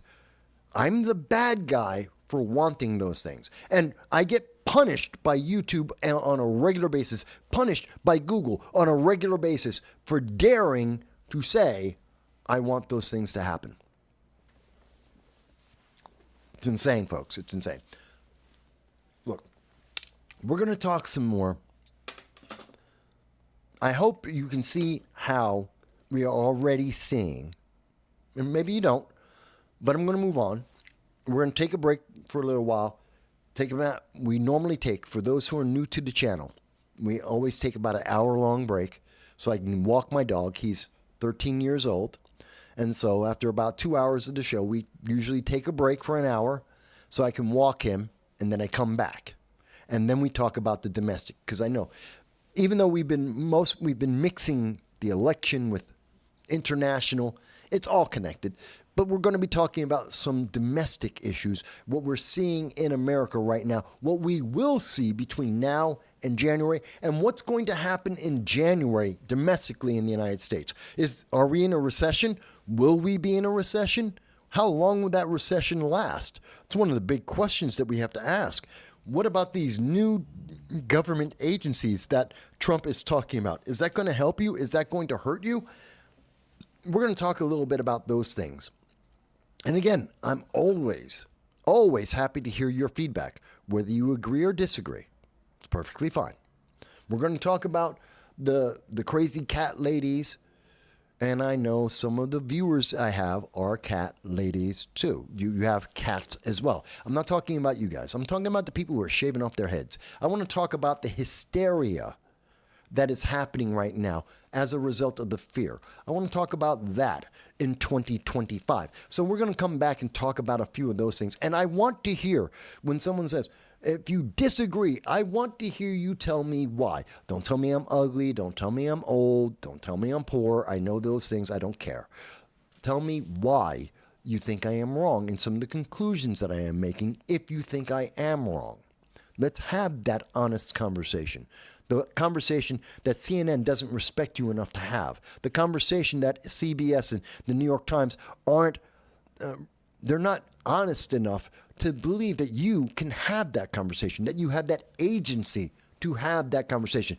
The conversation that The View says you are at fault for daring to have. I want that conversation with you guys when we come back from the break. So I'm going to take a moment. When we take our break, I usually play a video that I've done, either an event that I've covered, or I have video of an interview that I've done, sometimes a subject that I've covered, or a speech that I have given over the last 18 years. I usually play that, and that'll play, and then we'll come back. So we will be back at the latest at, wow. Is it only 4:40? Okay. We've been on for 2 hours. Okay. So we'll be back at 5:45. 5:45 we will be back. And then we'll go from there. Okay, folks? So here we go.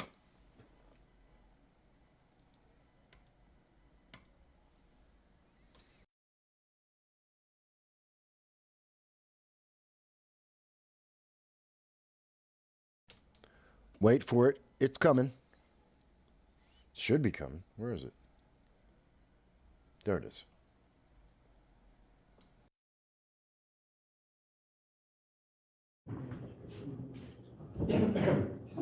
Hello, everybody. Hi.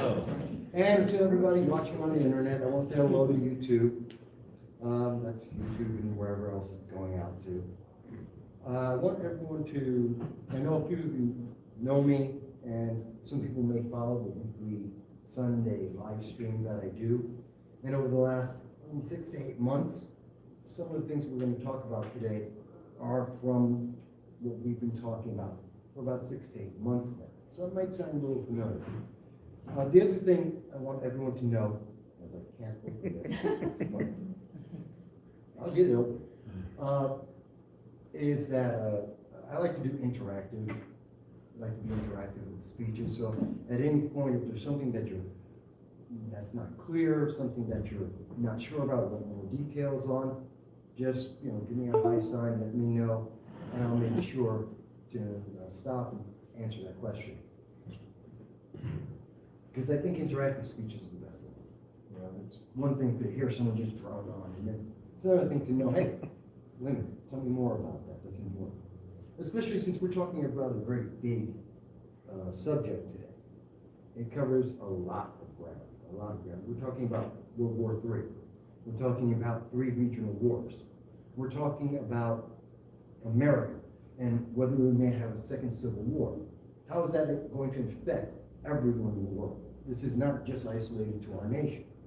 So everyone's going to have a reaction. That reaction is going to affect us as well. Not for just this generation, but the next dozens of generations.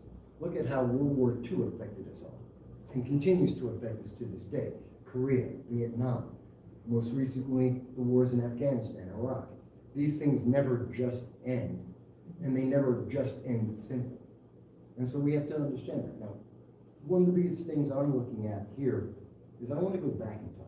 To understand what we face, we have to understand how we got here and what's happened in the past to give us a good understanding of what we may be facing and how we're going to be able to possibly stop it or to resolve it. And so I'm going to try and handle a lot of that in the conversation. Now, one of the things I want to start off with, and briefly for those who may not be familiar with me, I want to start off just letting you know a little bit about my credentials, and I'll explain why in a second. But I've been a political commentator now for about 17 years, and in that time I've covered protests, I've covered live news events, I've covered interviews with vice presidential candidates, I've spoken with the Medal of Honor awardee, members of Congress, candidates for every elected office you could possibly imagine, from every single party you could possibly imagine, including the Green Party in Congress. That's right, because everyone has a right to have their voice heard. And throughout that time, I've also run for elected office myself. I ran for Congress in 2013, 2014, and I ran for county legislator here in Broome County in 2020. I withdrew from the congressional race to support Claudia Tenney, who today is a congresswoman and has been for some time. And in 2020, I just lost. It happens. But if you believe in something, you go forward with it, and you try and make it happen. In the meantime, during that time period, in writing 2,300 different articles, about 2 million words in articles over the last 17 years. I've also compiled about 1,600 videos that you can see on YouTube, Rumble, Twitter, all the social media, covering almost, I believe, pretty much every major and most minor subjects that have happened in politics over the last 2 decades. And I also had the fun joy, and this is important for some people, I've been cited twice by scholarly publications. A couple of colleges actually took some of the writings that I've done and actually published as part of their teaching materials. And I say all of that because there's a lot of people, well, not a lot, but some people, especially in the social media, the internet overlords, they like to say, well, we need an accredited voice. We need a voice that is approved of, someone who is knowledgeable and we know what they've said, which is kind of silly because we have a First Amendment. I don't need any of them. All I need to be is an American citizen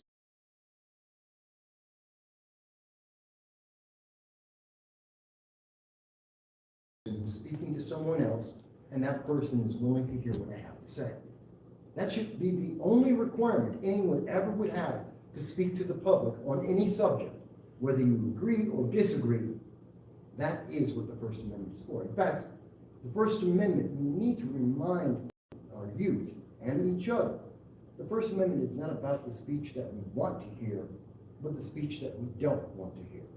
Because you may think what you say to your friend is fantastic, but to someone else, it's horrendous. And so we need to protect each other by protecting the speech we don't like. It seems our social media giants don't seem to understand that. It seems that our government, to varying degrees, depending on who's in charge, don't agree with that as they start their ministry of truth, their disinformation governance boards, their changes to Section 230 to add more censorship and more oversight and deny us the ability to have a conversation. I think that's detrimental. But if someone must say, well, Mike, but you must have some credentials. 17 years in the industry, citations by colleges and universities, interviews with individuals that are active current members of Congress and previous members of Congress, individuals who've run for the presidency of the United States on a national level. Yeah, I think I'm qualified to talk about some things. So I want to throw that out, especially since we're talking about something that's contentious. Is there going to be a second Civil War? Is there going to be World War III? Is it actually 3 regional wars? These are important questions.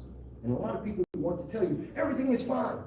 We've been hearing that for the last 2 years. The economy is fine. The world is fine. Crime has risen in 22 of the largest cities in America. We've seen that inflation has risen. In fact, it is more than tripled since the day that Joe Biden took office. That's only literally just 2 years ago. My goodness, how fast that has gone. We are in a state which many people believe is stagflation, reminding us back of the 1970s under the Carter administration. For those who are younger, they've never seen this before. The only word they can come up with is recession. And to combat that, we were told, change the definition of the word recession. You just don't understand. We need to change the definition because you don't understand, because if you know the definition, you're right. But that wouldn't make you feel good. That wouldn't make you agree. That wouldn't match the approved message that is being put out to you. And so that's why we get pushback right now. That's why we have much of our conversations being suppressed, because we're not saying the approved message over and over. We're not affirming what we are being told we should feel or what we should think.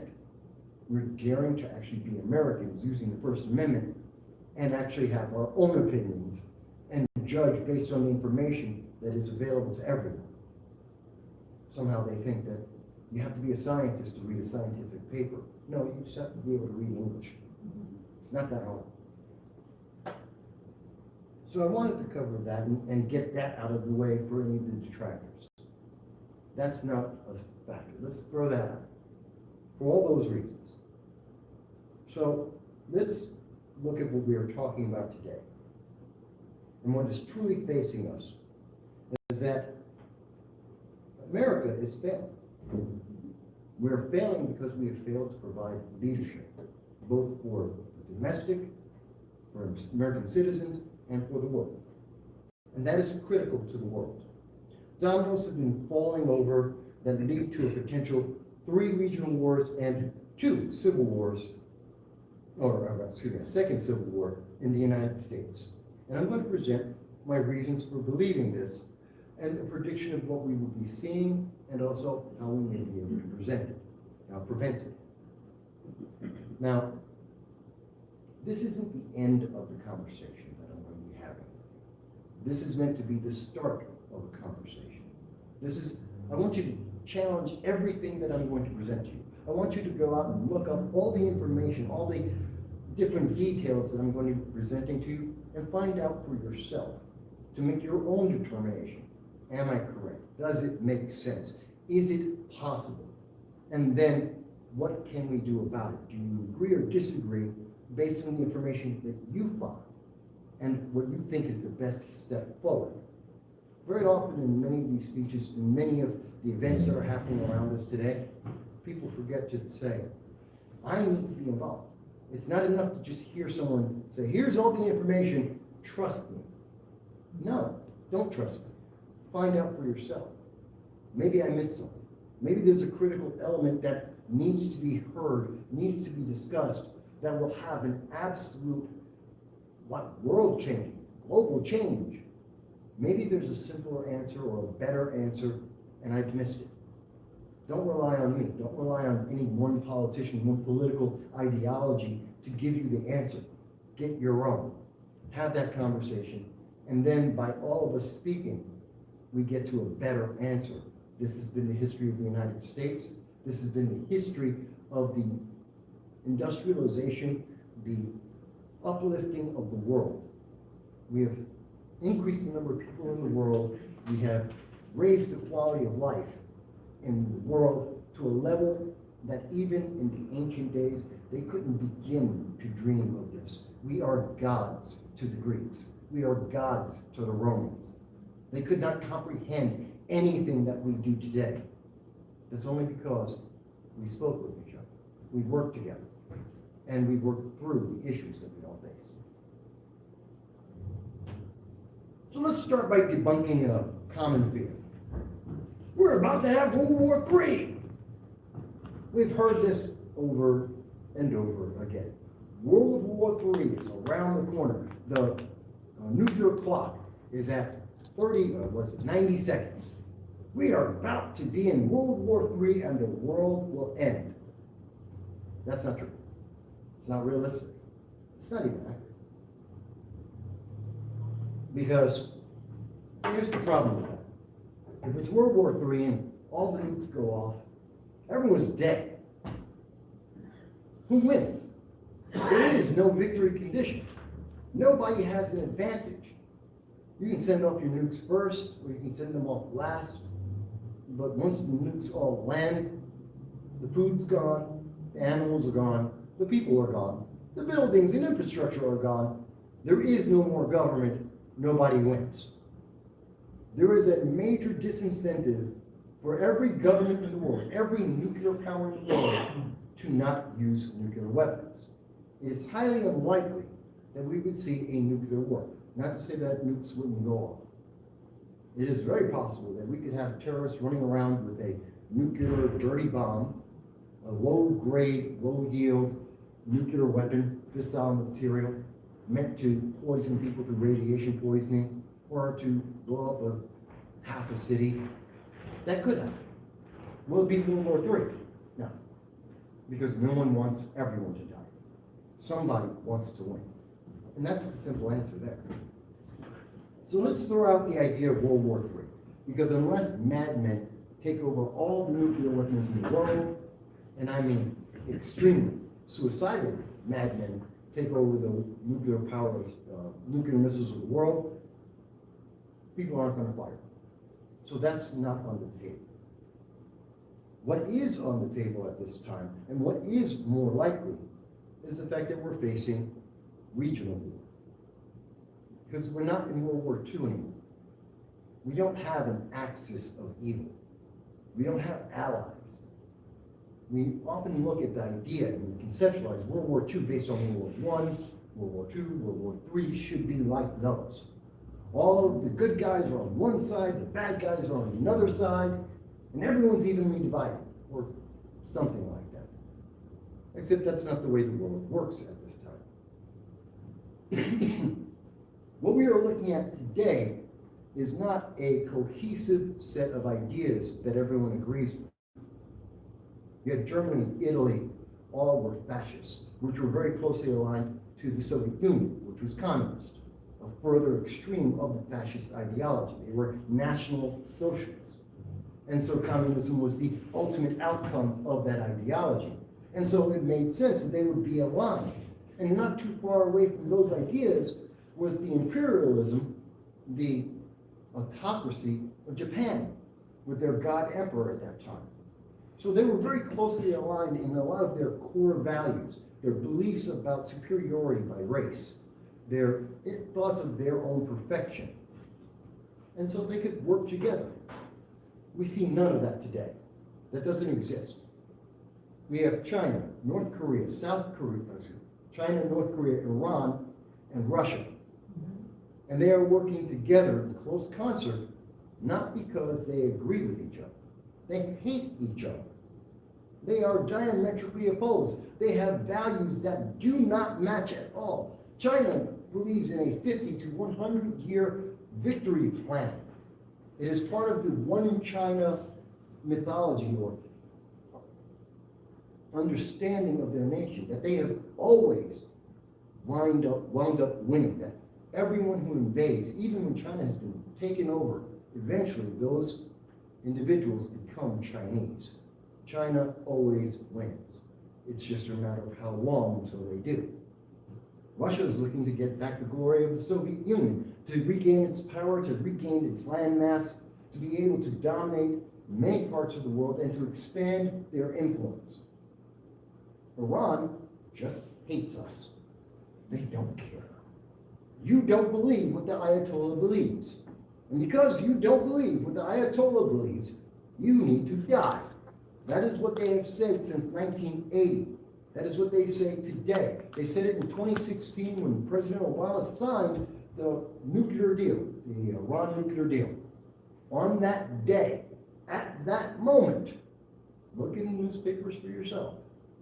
The Ayatollah Khamenei was telling his people, kill America, death to America, destroy the great Satan. At the same moment, he signed a deal to remove nuclear weapons, to bring peace to the Middle East, as it was said. They don't like each other. They don't agree with each other. Why are they working together? Because they hate us. They don't like the United States. We are the superpower of the world. We are the leader in terms of quality of life, in terms of freedom, in terms of military capabilities and financial capabilities, all wrapped together. That makes the United States the best nation in the world. And there are many people who tell you, no, America's a horrible, evil place. And these people have never lived anywhere else in the world. That's why they say that. Because they were taught to say that. Because they were told that that was the right answer. And they have no comparison to actually make about this. Whereas the rest of the world has a very different view. Is America perfect in any one issue? No, absolutely not. We have our problems on various things. But when you combine all of the benefits versus all of the negatives, America winds up being the best in the world in totality. Which is why we're the king of the hill. And it's why China, North Korea, Iran, and Russia want to kick us off the hill. They want to kick us off the hill. They want to take the spot. And they have a shot at it. They have a very good shot at it. And they have become aggressors. Now, some would say America should be one of those aggressors. That we are one of the nations that are causing a lot of conflict around the world. Well, the answer is realistically, America isn't really causing, we're reactionary. And that's actually one of our problems. We aren't initiating them. We're not spreading our views and values. We no longer fight a war and take the land, improve the people, improve the quality of life, introduce democracy and our values, the Constitution and the amendments. We don't do that anymore. We haven't done that for a long time. The rest of the world does, we don't. And that's actually very important to understand.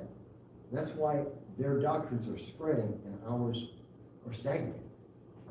Because it's a lot easier to tell someone you're free, here's the law, and you live it every day and your children grow up with it, and you can see the difference in the quality of your life, than someone saying, well, here's that idea, here's a concept, and one day, if you ever decide to change the dictatorship you've only known for all of your life and all of the generations before you, well, one day, why don't you give it a try? That's not really an incentive to do that. It's a different way of looking at that. Not many people will actually be honest enough to say that. But that is one of the reasons why I don't include America as one of the aggressors in the world. We are the leading reactionary in the world. We are being aggressed against, and we are reacting on behalf of our allies throughout the globe simultaneously. But we're not actually initiating. We stopped that decades ago. Now that puts us in a very difficult position, because as we are not initiating, we're only reacting, it allows countries that are aggressors to make inroads, to take advantages from us, and thus we're at the back foot. We're defensive in nature. We're never really on top of the situation because the situation is constantly changing and we're trying to catch up. This is where leadership comes in. Leadership with foresight and understanding both of the enemy and our capabilities and our nation. When we have these things working in concert, we can predict and try and understand what is going to be the next step, what's going to happen, and how can I best use the tools, the resources, the people, the advantages that we do have to leverage them so that when they make the most logical action, they continue their aggression, we are ready for them and we have already prepared, and their advantage turns to a stalemate or maybe even a defeat. Leadership is absolutely essential. Now, given this reality, the common threat that we are facing here is economics, ideology, politics, and religion in each and every one of those countries. But most of all, we're looking at global stability. We're looking at domestic stability. The world isn't stable when we do not have leadership. We do not have guidance, when we do not have a plan or a policy that we can all point to focus on and say, this is the path. Not that it's the correct path. As many people may know, I've been in the military before. I have a military family. I have many military friends. You ask anyone in the military, you always have a plan. Is the plan right? Doesn't matter. We have a plan. We start from there. We work because the environment changes, the situation changes. Our goals and our abilities to achieve those goals change. It is fluid. We have to adapt, but we start with a goal. We start with a plan. And we have an end goal, an end objective. At the end of the day, no matter how the plan changes, no matter how our goals may shift throughout the process, we still have an end goal in mind. These things focus us and keep us on track and allow us to better adapt to the difficulties we see happening. I keep mentioning these things because when you don't have them, you have instability. People are unsure. When people are unsure, they panic. They get scared. They become afraid. They act irrationally. When there's a fireman will run into the fire, everyone else is running out. And people will stampede, running over children and the young, the old, anyone to get away from the fire. We've seen it happen over and over again. This human nature, it is genetic, it is intrinsic in our nature. And there are few who run to the fire. And we look to them to lead us in those extreme situations. Politics is no different. It is exactly the same thing on a different scale, with different tools and different dangers that face us. So when I say global instability, if it's too hard to understand, what do you mean global instability? How is the world unstable? Okay, well, think of it this way. Right now, Burkina, a place you cannot find on the map, it's in the middle of Africa, is on fire. Right now, of course I had it in mind, Yemen is on fire. There are many nations, I'm just picking two, just smaller nations that no one really thinks about, no one really pays attention to. They're on fire. Their neighbors are about to go on fire. Their people are running, scared, to country after country after country as refugees across the world. Think of it as a fire. Their house just burned down. Their neighbor's house is about to burn down. They have nowhere to go. They have no home. They're running to whatever community will take them in so that they can have safety, so they can pause and find out what's going on. And not all of those people are good people. Not all of them are bad people. Some of them are more capable than others. But that's the reality. That's global instability. That's what's happening now. There are more and more fires. More of these houses are catching fire. Their people are panicking, running, looking for someone to say, stop, I have an answer. I have a fire hose. Go to that house right there. You'll be fed. You'll be safe.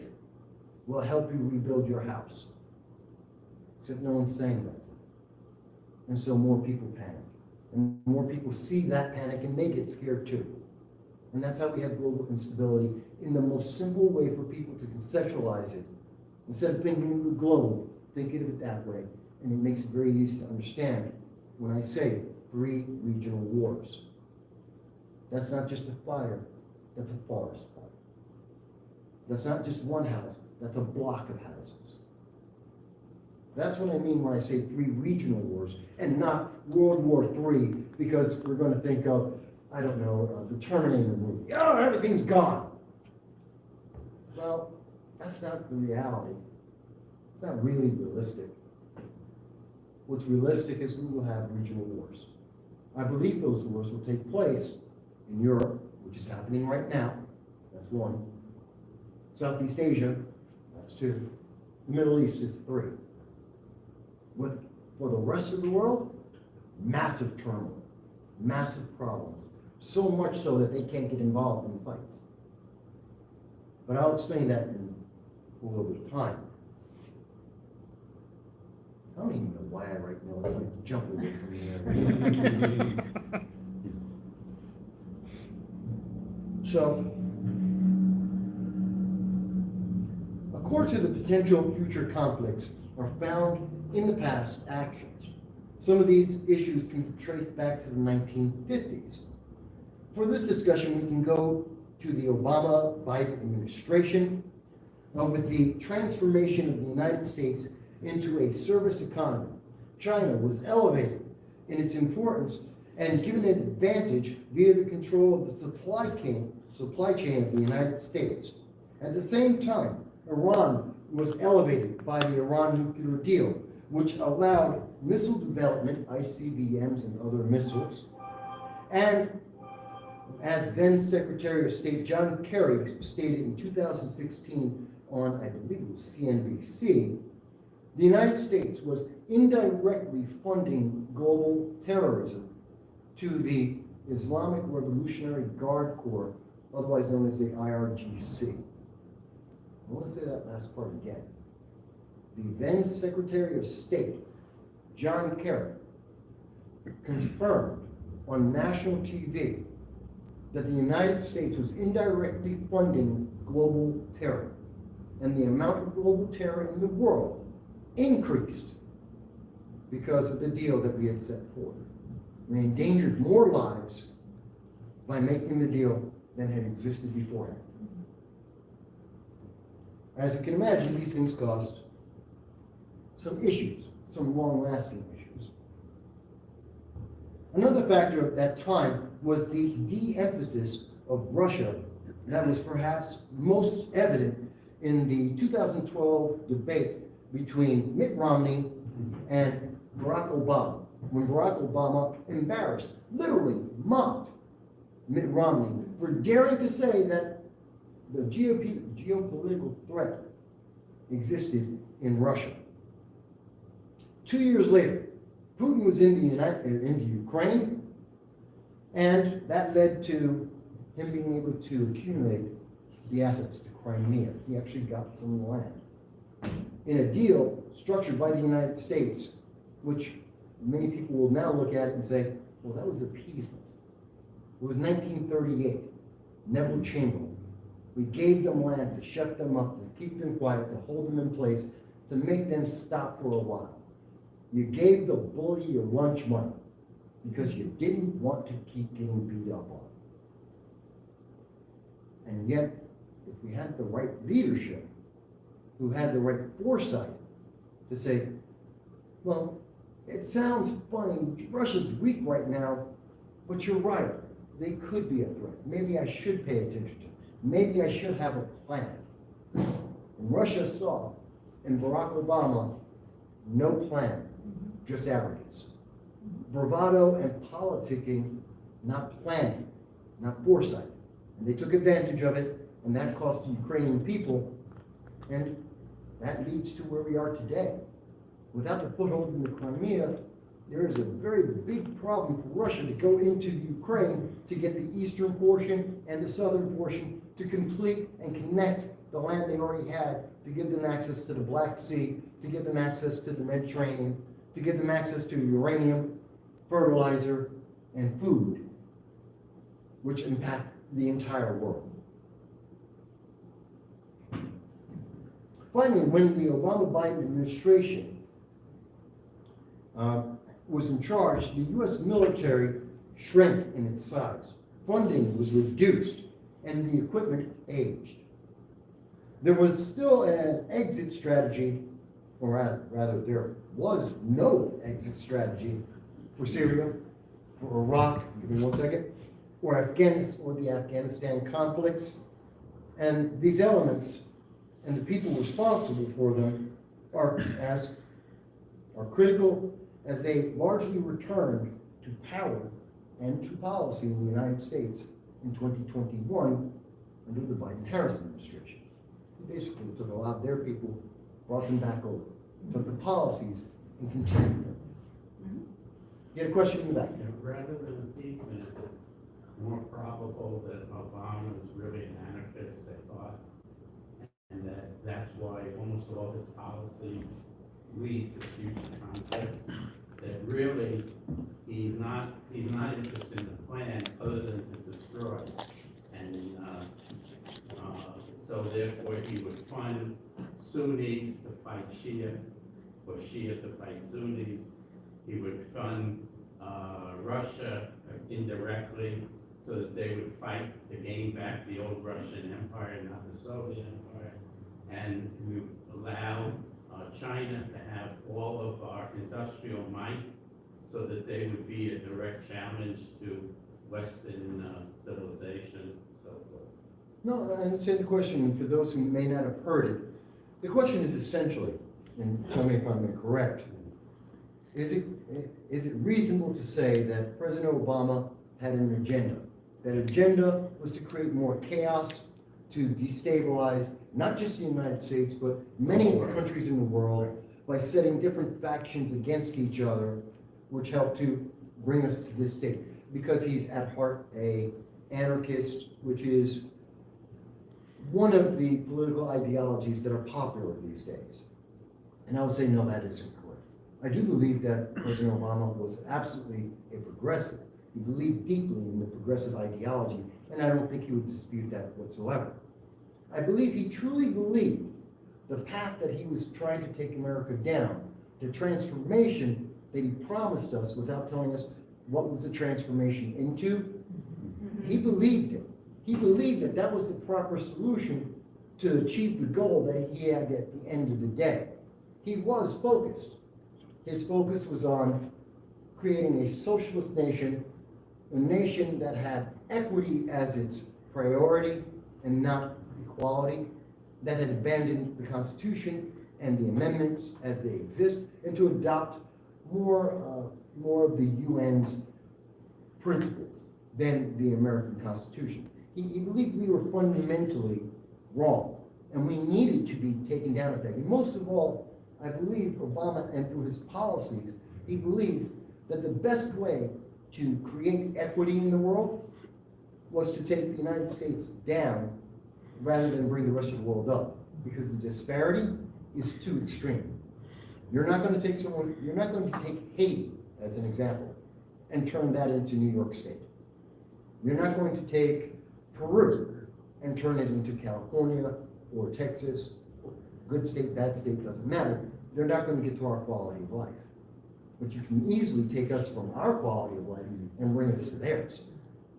And that process creates chaos, which will be taken advantage of by various factions around the world. So the anarchy is a byproduct of the plan, which is to redistribute, realign the rest of the world through America realigning itself.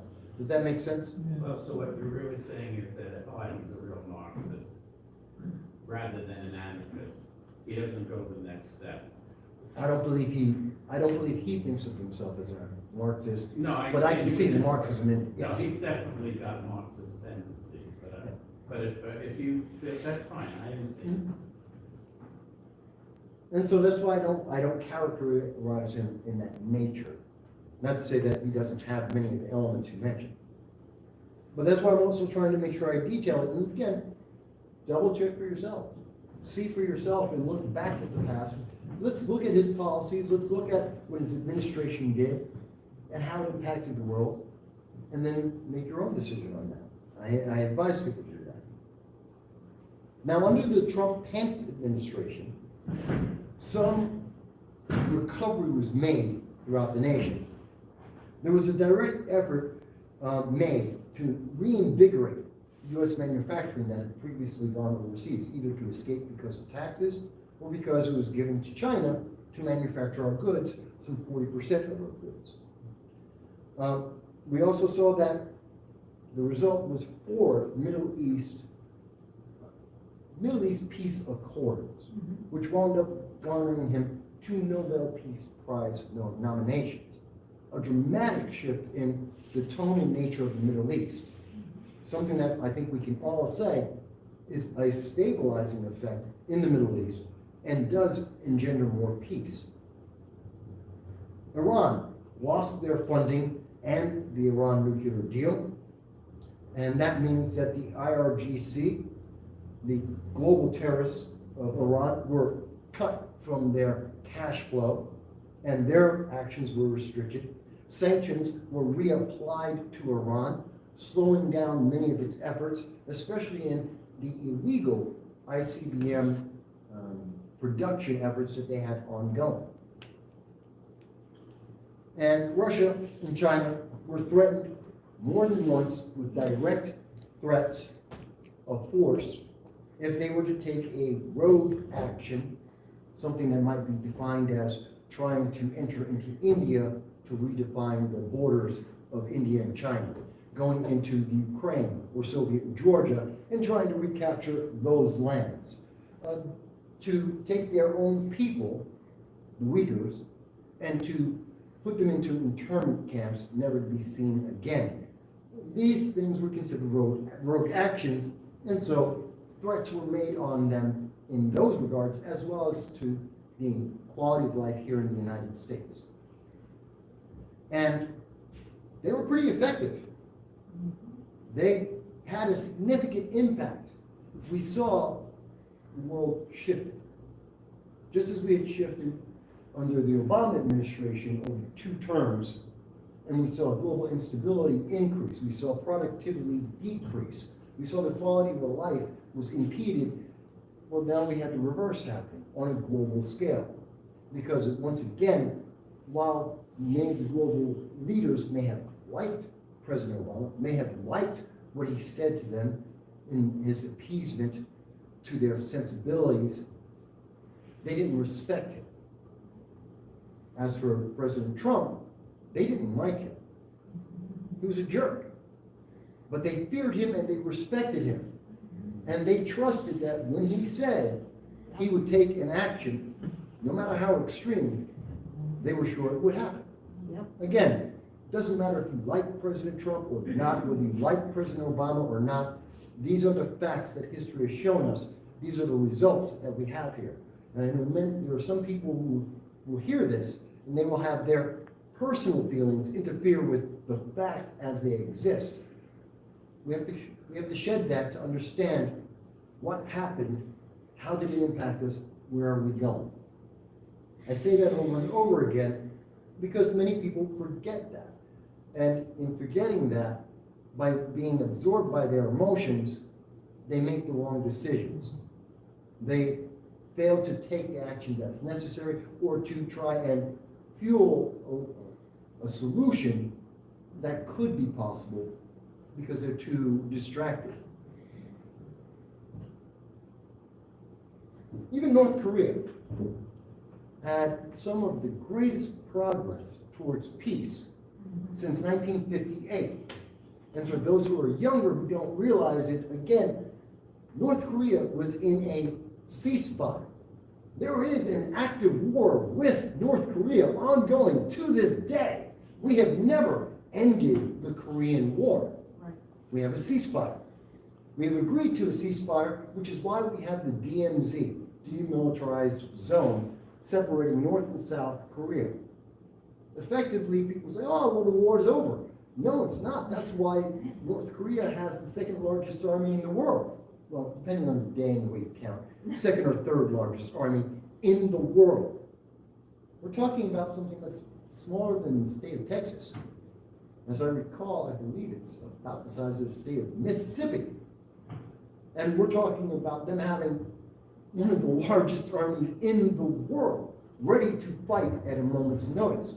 Whether they fight for a long time or not, maybe not because they're starving, but they will start to fight. And if they are being attacked, I guarantee you, I don't care how hungry you are, if someone's shooting at you, you're going to shoot back. So it is an army all the same and a power all the same that have hypersonic missiles and rockets and an army, and they don't like the United States or the influence of the United States. And yet, they sat down and had the closest thing to peace talks that we have ever had for the first time under any president. In fact, the United States president, by himself, walked across the DMZ onto North Korean soil and had a conversation.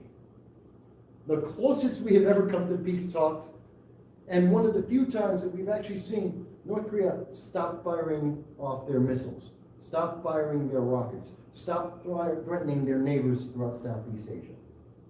Did it last? No. But it was a start. There was an opportunity, and that was derived because we had leadership with a focus and a goal. And yes, it was fear and respect, and that leads to global stability. Take that away, and then you get a very different reaction, which we'll get into in a second. So, all of that wonderful movement forward for the Trump administration, improving our economy, improving our capability of being able to be self-sufficient, energy independence that we were able to attain, which is a key factor in not only the economy doing well, but in terms of technology, in terms of progress, in terms of self-sufficiency. If you can't turn on the lights, you can't work, especially not at night. You lose progress. You can't have factories running if you don't have the electricity. We need energy. So that energy independence had a critical factor as well. But all of this came at a cost. And that cost was that President Trump and tens of millions of Americans who voted for him of their own free will were demonized. They were assaulted on a daily basis. Everything that they did was wrong. It was evil. It was horrific. Make America great is a wonderful statement. There is nothing wrong with saying, make America great. I could say, make the United Kingdom great. Make France great. Make Botswana great. South Africa, great. Name the nation, you can put it in there. The group of people, make Christians great. Make Muslims great. Make, I don't know, Buddhists great. That's not a negative statement in any context that you try to use it. And today, making America great is considered an insult and a slur. Most commonly used as MAGA to take away from the fact that people are saying, make America great. Because that is so difficult to frame that as a negative, they instead use MAGA because it doesn't give you the same connotation. But yet it is the same attempt at a slur for half the nation. Tens of millions, maybe 100 million Americans. That's a heavy cost. A cost not only borne by the president, but also the American people, and had a direct impact on the way the rest of the world saw us. They saw an element of instability in the nation, which means that is an element of opportunity. If you have enemies who are looking to take you down, who are looking for a way to destroy you, looking at Iran to eliminate you from the face of the earth, seeing that conflict internally gives them an element of opportunity, a spark to give them what they want.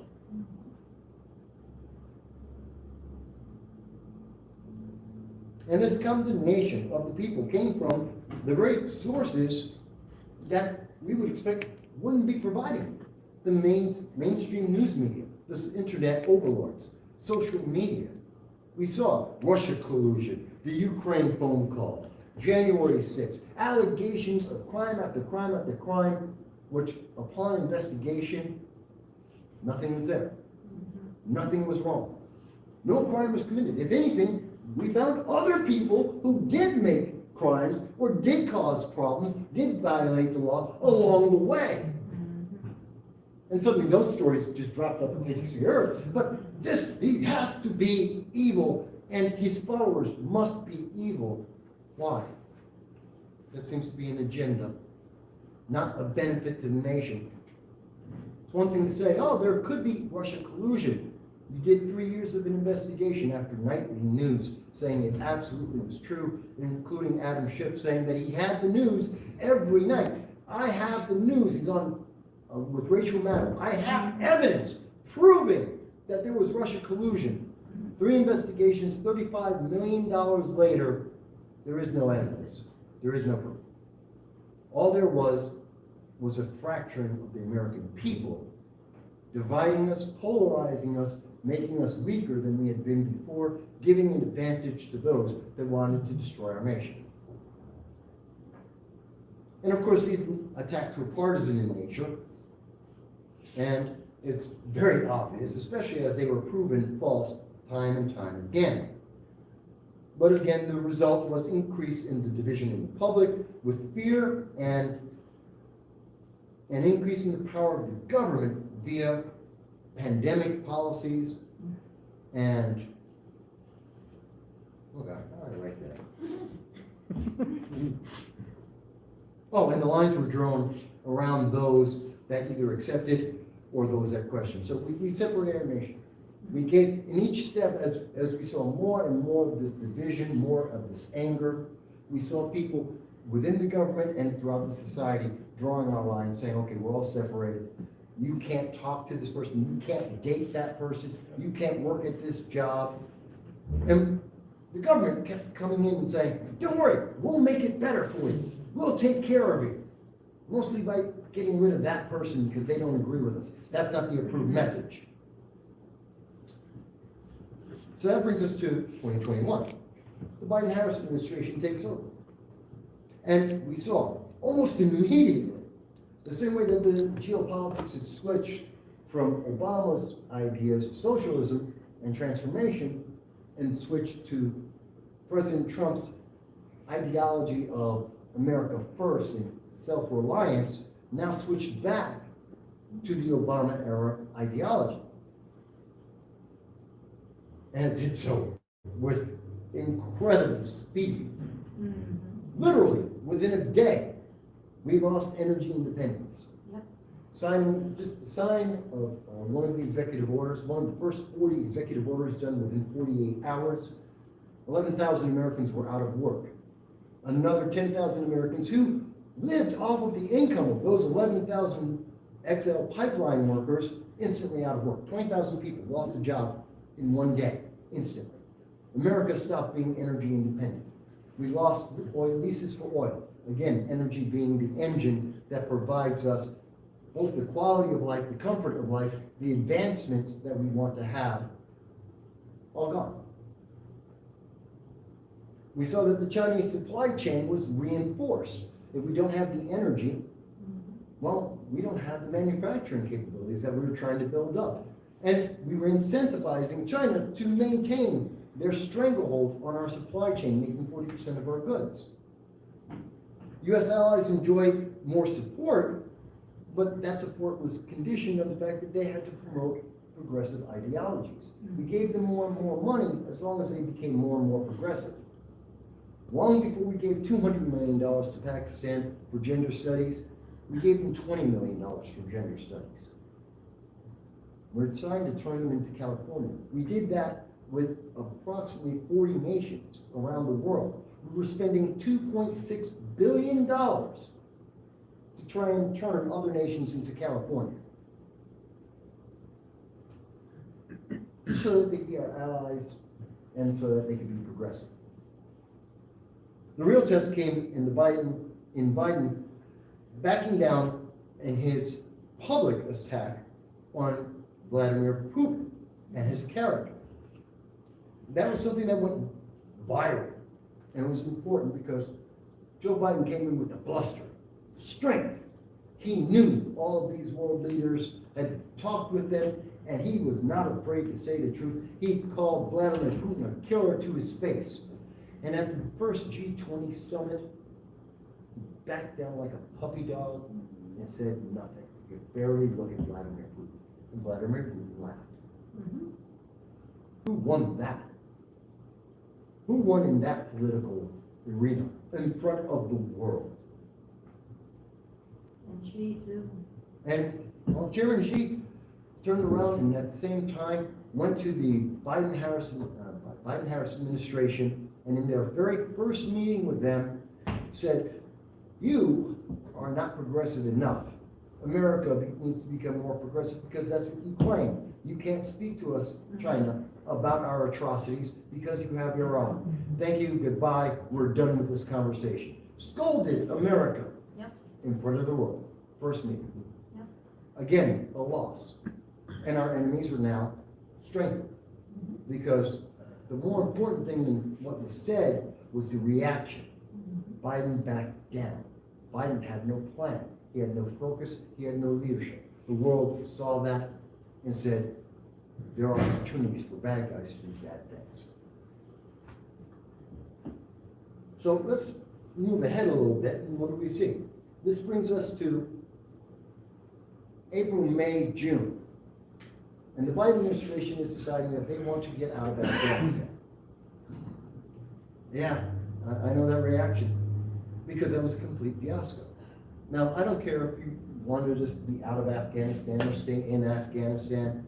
I don't care if we needed to leave by a certain day or a different day. And I don't care who made the deal or who amended the deal. That's not important. What is important is, what did we do? In trying to get out of Afghanistan, we didn't have a plan. We didn't have an organized retreat. We weren't removing the civilians or any of our bases, our equipment, anything. It was hodgepodge and waiting for the last minute. And throughout that time frame, the Taliban was barn stomping across Afghanistan, taking over region by region, city by city, until they surprised us in July and wound up at the doors of the Capitol as we were sitting there going, we didn't even know this was happening. We've lost the nation, and we haven't even gotten half of everyone out. We haven't gotten any of our equipment out, which led to the biggest embarrassment of the United States, I believe, in the history of the United States. We've had the White House burned down before. We've had fights with Indians and Russians. Excuse me. the British, we've had bad battles, including Vietnam, absolutely. But we have never been embarrassed as a nation. It's one thing to lose. It's another thing to run with your tail between your legs, leaving every valuable asset you have behind, and the most valuable asset being American citizens. 5,000 American citizens were left in Afghanistan to this day, not to ever be mentioned again by the Biden-Harris administration or any of the Democrats and progressives. They will not speak about them. In fact, at this point, not even Republicans will speak about them. That is an immense signal. That was the trigger. That brought us to where we are today. What that said to the world is, to each and every ally of America, don't trust America. If we will not protect our own civilians, these aren't even military, civilians, women and children, fathers and single men, we won't protect our people to get them out of a hostile nation, then why in the hell would we ever protect any other ally? Who would we actually fight for if we will not fight for our own? Something the rest of the world has been terrified of. The initial reaction after the Twin Towers, 9/11, the world was terrified that America was going to drop nuclear bombs on any and every country we suspected might have been involved in that day. That entire week, the world was on pins and needles, expecting us to bomb to hell anyone and everyone that we were angry with as a nation. They were terrible. You don't mess with America. You don't mess with American civilian people. You want to attack the military? That's one thing. You attack civilians, we're going to have a very different reaction. Same thing with Pearl Harbor. You attack civilians. Military is one thing. You attack civilians. We are going to have a reaction. We are going to react as a nation, unified against anyone and everyone who dare to try and take us down. And then we hit against it. And we left 5,000 Americans behind enemy lines because Joe Biden wanted to make a deadline for the newspapers, for politics. And he left behind, at the same time, the less important thing, but very important, he created the first terrorist army in the world. He left behind weapons, ammunition, and money, and bases, all operational. There was a pre-made army sitting in the world. We now have a new world player, an army that never existed before, that should never exist to this day. It's called the Taliban, and everyone in the Middle East has to be afraid of them because they have American weapons and lots of them. They're not going to be removed anytime soon. They might have burned out by themselves if you just gave them time, because they didn't have supplies, they didn't have equipment, they didn't have money, they didn't have a structure. We gave them all of that under Biden's retreat. And that told every one of our allies, don't trust America, but it also told every one of our enemies, China, Iran, North Korea, and Russia, well, now's the time. It was immediately after that that Russia decided, well, we're going to go back into the Ukraine, and we want the eastern southern portions. We're going back in, we're going to take over that land. It was immediate at that time that China decided, we're going to go into Taiwan, and not only are we going in, we're going in with force. We're going to take it over by force, no problem. We're just not telling you when. And North Korea decided, you know what? It's time for fireworks. Let's just shoot off every hypersonic missile that we can find. And they shot off, depending on who counts, 75 to 90 missiles and ICBMs. A total that is so high that no president in any 4-year period had ever had matched that. They fired more missiles in 1 year than any president in 4 years combined. And they had more to go. And these weren't just missiles, they were hypersonic missiles. Missiles given to them by China. China developed hypersonic missiles that we cannot shoot down. We do not have a counter to these. And they were firing them off like firecrackers. attacking South Korea and Japan, our allies who were just told, don't trust America. America will not come to your safety. They will not be there for you. We basically told Japan that the U.S.-Japan Treaty of 1960, the longest existing treaty in the world that has never, unchanged treaty, that has existed in the world, and we just threw it out the window. It's not worth the paper it's written on. Well, something else too, because when we left Afghanistan, we also didn't tell some of these countries that were fighting with us that we were leaving that quickly, and they got screwed over too. Well, we So told, on top of. all we this did tell, well, basically, it was happening so fast, no one really knew. The England country was was a taken little over. miffed at us. Oh, they were very Yeah. miffed at us, but they were in the same boat, because since America was in the lead, and we Right. were surprised, everyone else was surprised. And when we said, we're getting out now, everyone else said, wait a minute, we're not taking anything? No, we're going now. So they had to leave everything that they had behind. Right. But the thing they didn't leave behind were their people. Britain had as much of a problem getting out as we did. They Yes, lost they did. people during that evacuation, and they didn't leave anyone behind. In fact, they injured several of their soldiers, making sure that the Brits that were still there were going to get out. So there's the difference.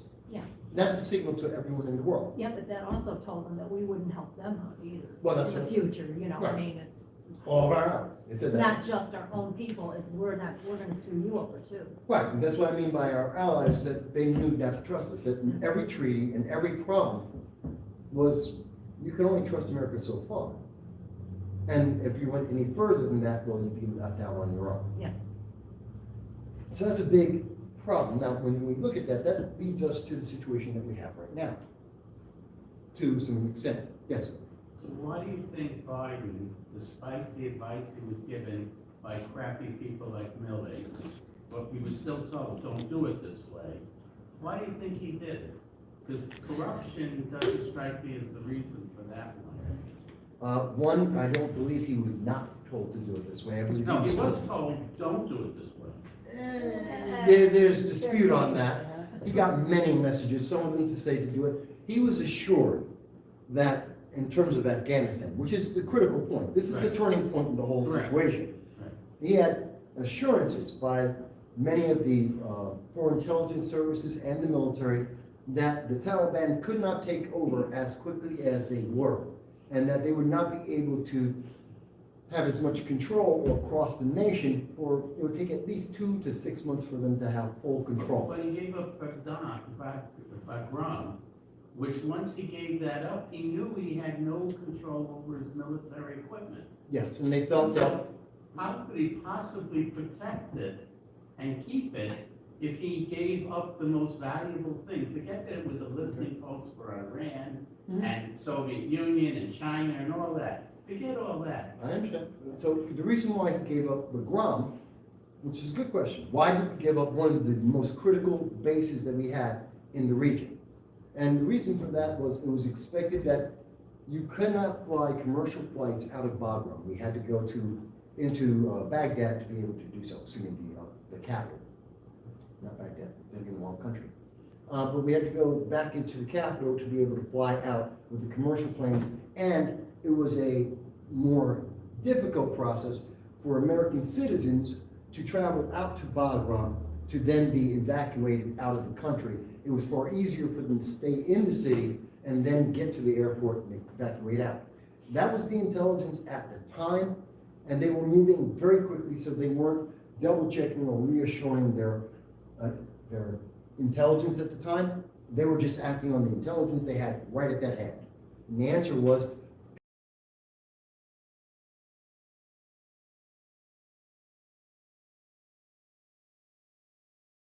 Drinking warm water before bed balances blood sugar levels and reverses type 2. Thousands of people. From building 1 Echo, move 10 meters to the northeast. Call contact on 3, looks like vehicles.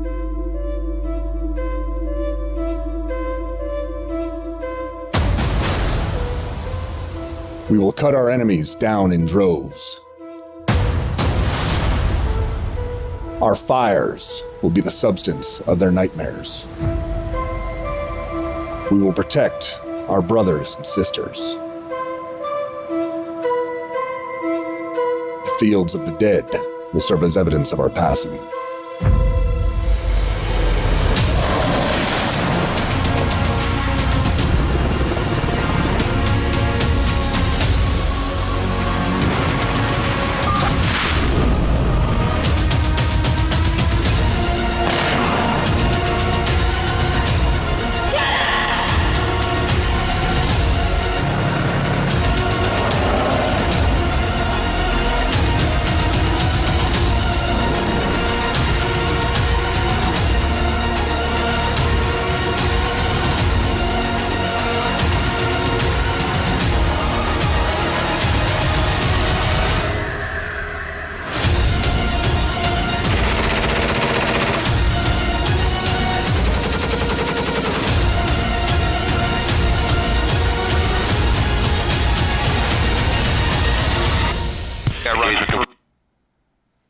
Hey everybody, that's right, we're back.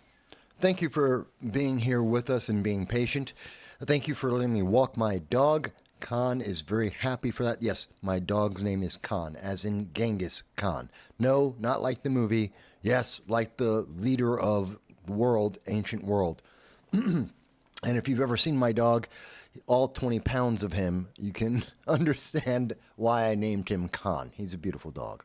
So I thank you for giving me a chance to walk my 13-year-old dog and to take a moment to get a drink and clear my thoughts, to also check on the latest news. For those who are just checking in, this is No Soundbites Allowed. I am your host, Michael Voss, the political dragon here in the Bronx. It is November 10th. It is the Marine Corps birthday.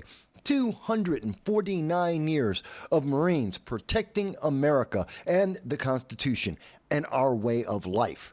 This is as close as you get to Superman. That's the Marine Corps. My fellow men and women in green, I thank you, each and every one. I thank those who served with me and those who served to this day and those who came long before us. You guys are wonderful. I hope that the Marine Corps birthday is finding you wherever you may be, whether you're in basic training in California or in Paris Island, if you are in a hot zone somewhere in the world, or if you are here in America, wherever you may be, whether you served in the past or you are serving now, I hope it finds you to be a peaceful day, a day found with cheer and no aggression. That is my hope for my Marines. I know that is not possible for every Marine out there, but I hope it is true for the majority of the Marines around the world, all 220,000 of us. There aren't a lot of us. There never needs to be. So that's a good thing. But, and as you can see in the left-hand corner, that's me back when I was 18 and in the Marine Corps. Now, moving forward, so for the program, if you've been part of the 10,000 people who've seen the channel for the first time in the last couple of days, I want to welcome you and thank you for being part of our audience as we continue to talk about, well, I think it was King of the Swamp who mentioned that this is somewhat of a cathartic episode. We do political commentary. We look at the past. We look at what's happening currently to see what's going to happen in the future. We talk about the issues that affect not just the United States, but the entire world. And we take your comments on YouTube, on Facebook, on Rumble. We interact with you, and you can also call in at 929-715-8569 to share your thoughts on anything that is on your mind, whether it's what I'm talking about or you think there's something else that's important. We're always open to hearing your voice. And if you disagree with me, I'm always open to hearing a respectful conversation about what you think I got wrong or what I have missed or what else there is to speak about. That's what we do on this channel. And we've spent the first part kind of talking about what's happening internationally, as well as the effect of the election, what we have seen change already. And it is cathartic after 3.5 years of being told day after day because I'm a Republican, because I'm a conservative, because I'm black and not part of the Democratic Party in the system, that the establishment system, being told, you're just a bad guy. You are alone. You're the only one who thinks like that. You're evil because you're MAGA. You're bad and horrible because you believe in America first. After 3, almost 4 years of hearing that day in and day out, not counting the 4 years before that, the 2 decades before that, being told you can't be black and be a conservative. You can't be black and be Republican. You must obey the Democratic Party as it becomes more and more authoritarian and autocratic. After all of that, yes, today is somewhat of a catharsis, a moment of me letting go of all of that baggage that the media and many politicians and pundits have tried to place upon me and you. And we have the proof. We are not alone. We are not the only ones that think this way. That just like 72 million other Americans, the majority of Americans, they came out and they said, we want to have an America first. We want strong leadership. We want to have a policy and a plan. We want our allies to once again have faith and trust in us. We want to have faith and trust in each other. We don't want to divide the nation again and again because of equity, because of someone's arbitrary list of check boxes. That's not who we are as a nation or as individuals, and that we need to refocus to get back to the core of what is America, and that is something that the world responds to positively. It is a benefit. It stabilizes the world. It improves the world. It helps the economies, lifts people out of poverty, helps to feed people across the world. We need to make this change, and we aren't alone. People heard us. And all the interviews I've done and all of the speeches I've done and the live streams that I do and the videos that I've been doing for well over 18 years, the political commentary that we have provided on this channel, you know what? People have heard it. They heard us. They saw the examples. We lived this reality together, and we saw that the progressive promises, the pipe dream, and the repeated messages that we've heard over and over again, they failed one by one, over and over again, and our enemies became stronger and emboldened as we saw the failure happening, because we became inefficient, we became ineffective, we became more corrupt and more autocratic, and that didn't benefit anyone. There was no positive trade-off for this. We just lost. And now we have the opportunity to go in a different direction, to try something new, to not do what is the definition of insanity, doing the same thing over and over again, which is exactly what we heard from the Democrats. They needed to just keep doing the same thing over and over. As they asked Kamala Harris 5 different times, what would you do different? And her answer was nothing. And America said, you can't do that, because doing what we have been doing doesn't work. We need to change. And we have seen that, as we detailed in the first part of the show, that change has already been having positive impact. We are starting to see nations around the world, the rogue nations, China, Iran, and Russia, most specifically, are starting to take different courses of action. They are opening themselves up to reduce the amount of conflict that they are willing to enact upon the world. We are seeing the opportunity, not immediately, but in the near term, 2026, 2027, to see a reduction in the amount of the global food crisis, to reduce that, if not eliminate that, and go back to where we were in 2019. The opportunity to get out of the recession that we have been in since August of 2022 and to start to improve our nation. We're getting to that point. And that's a positive.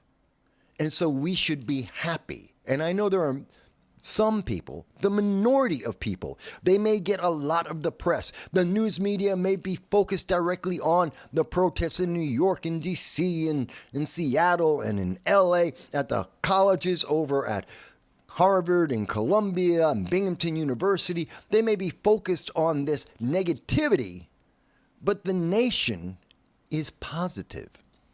The direction is positive. And it's only because of the negativity that they want to focus on that makes it so much better that we are not going down that path. So that is my opinion, and I'm always open to hear what you have to say about it. Now, during the break, you guys were listening to me. This was a speech that I made in 2023 in Southern Tier, New York, in the Broome County region, talking to a group of individuals about the status of America, about the international conflicts that we're dealing, the fact that we didn't have a international policy, and that led to weakness that was directly negatively impacting the United States in terms of the number of asylum seekers that increased in the world, the number of terrorists and known and suspected terrorists that entered into America, a 3,400% increase. The burden on our economy, on our infrastructure being overwhelmed, and the other difficulties that come from constantly dividing Americans based on this arbitrary equity, this checklist of characteristics that had nothing to do with the intrinsic value of each and every American citizen. We had the election. Our voices were heard. Your vote did count. And now, because there are some who are bitter about that, because there are some like Joy Reid, CNN, MSNBC, the dozens of people on TikTok and the other social media cutting off their hair, screaming and ranting because they're upset, because their feelings were hurt, because you didn't obey, we're supposed to feel bad. I'm sorry, I don't. Now, I do want to say, because I know there are individuals, like for those who have followed the channel for any amount of time, you know that there are some left-leaning individuals who are more progressive or more Democrat in their points of view. They do type in their comments on the show on a regular basis, and that's fine. We welcome them during the Biden-Harris administration, before that, and afterwards. To this day, we are happy to have their voices. I say to Democrat Mike, who was very vocal in saying that Donald Trump would lose and that the progressive movement was a good thing, that he was 100% behind Joe Biden and Kamala Harris, each individually and together, I say to Democrat Mike and everyone like him, you're still welcome on this channel. I say to individuals like Hal, who I know lean left on many issues, your voice is still welcome. You're still welcome to be on this channel. We have never turned you guys away. We don't always agree on many issues. We may disagree and we have passions, absolutely. But just because you're on the left, just because you may be part of the third party, maybe you're a libertarian, maybe you're part of the Socialist Party, you're still welcome on this channel. We still value your voice because you're Americans. And even for those who are overseas, like individuals that watch this program in Sweden, that watch it in Japan, that watch it in Germany, in the United Kingdom, your voices matter too. We're happy to hear from each and every one of you. That did not change because the election changed, because Donald Trump was elected. That didn't change. We listened to you before Donald Trump was in office. We will listen to you after he has been in office. We will listen to you again going forward. Because it's about free speech. It's about the First Amendment. It's not just an American principle. It is not just a cornerstone of what makes America great and makes this nation exist. It is something that should be in every country around the world, and all of our leaders should pay attention to the people. We do on this channel, and whether or not the social media internet overlords, whether they like it or not, we will not stop. They suppress this channel on a regular basis. Please like, share, and most of all, subscribe, because it is you who allow us to have our voice reach the 10,000 people, actually over 12,000 people we reach just in this week alone. to be able to go on to various programs like with Larry Sharp or with like Hard Lens Media, where we're able to speak to people who don't agree with my political partisan point of view and to hear different ideas. It's all because of you. And we hope that you will continue to support us as we go into 2025 and well beyond, because we're not stopping. And we're not going to let the suppression coming from monopolies like Google, Google is a monopoly. We will not let them silence us or censor us or suppress us. We will continue to talk the truth to you, to give you a different point of view, to go through the details that the mainstream news media likes to avoid, and to seriously understand the consequences of what our government is doing, and to remind our politicians they must be held accountable, and we are the ones who hold them accountable, that they must be efficient and effective, because if they are not, we will not continue to have them in power. Hey, Joel's with us. And Joel, I saw your comments before the break. Thank you for them. And Joel says, exactly. I might not agree with a liberal point of view, but I want to hear it and the why of it. And I think that's absolutely critical. It's absolutely important because none of us are perfect. None of us have the perfect idea. And maybe by hearing that different point of view, hearing that different idea, that different perspective, maybe we can come to an agreement. Maybe we can find a better path forward, something that works for everyone. We can at least try. And that's what we do on this channel every time. So if you hear something that you don't agree with, you see a conclusion that I come to that you don't agree, I'm perfectly happy to hear it. I'm a big boy.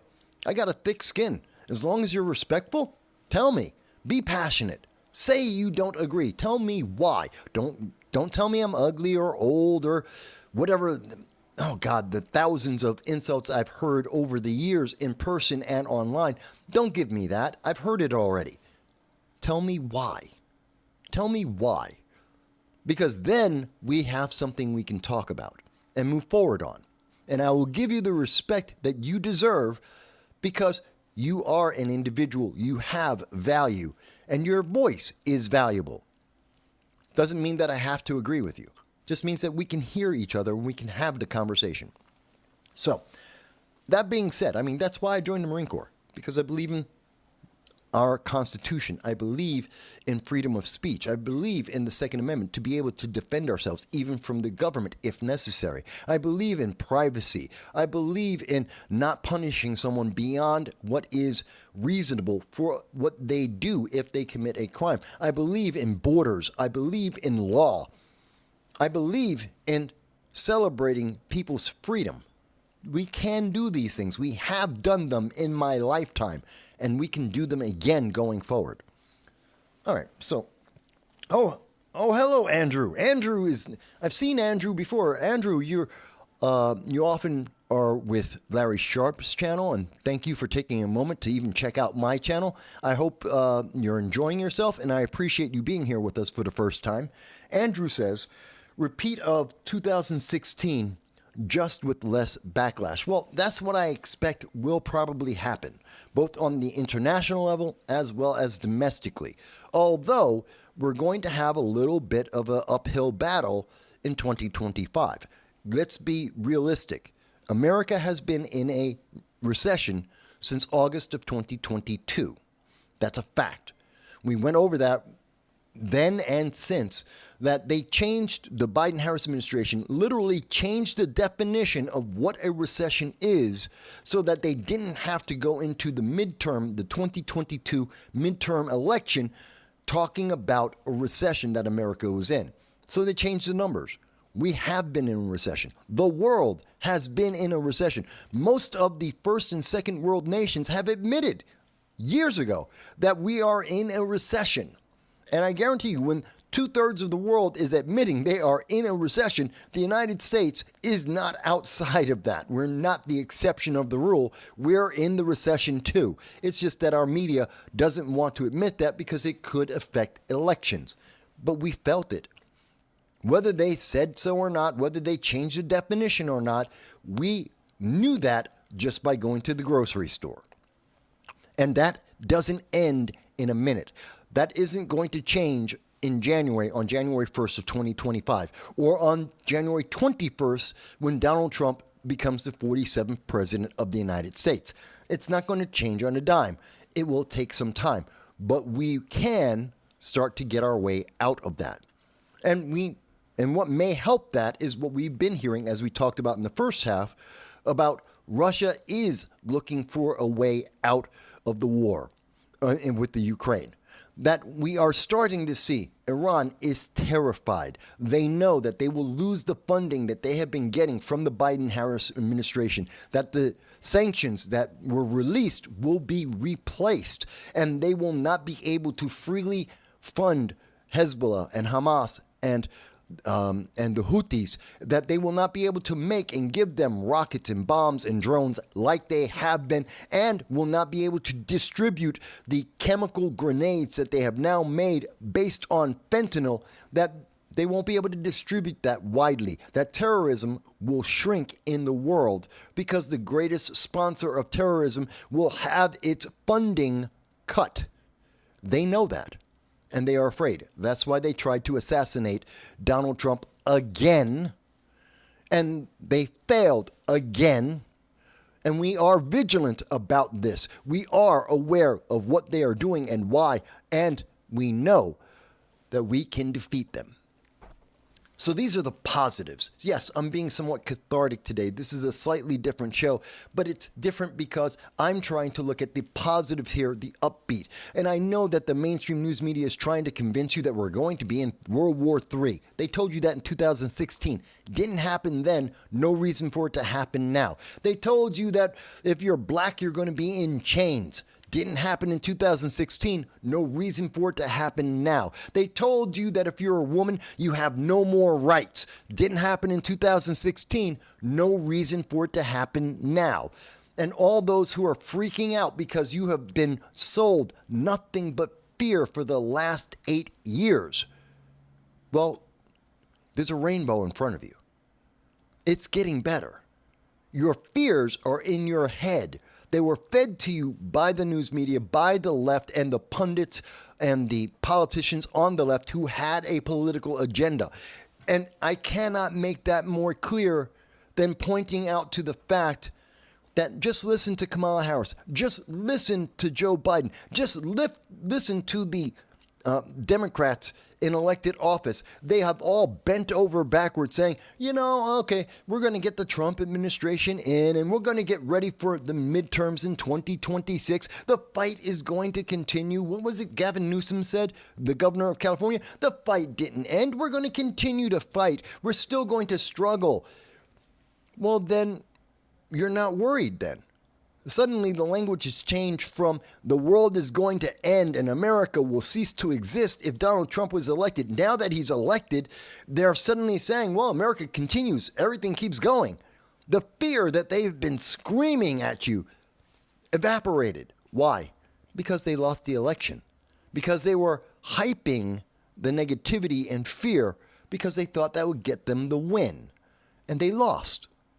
Because for all the fear, for all of the hate that they were spewing, the American people said, but this is the only ray of hope we have.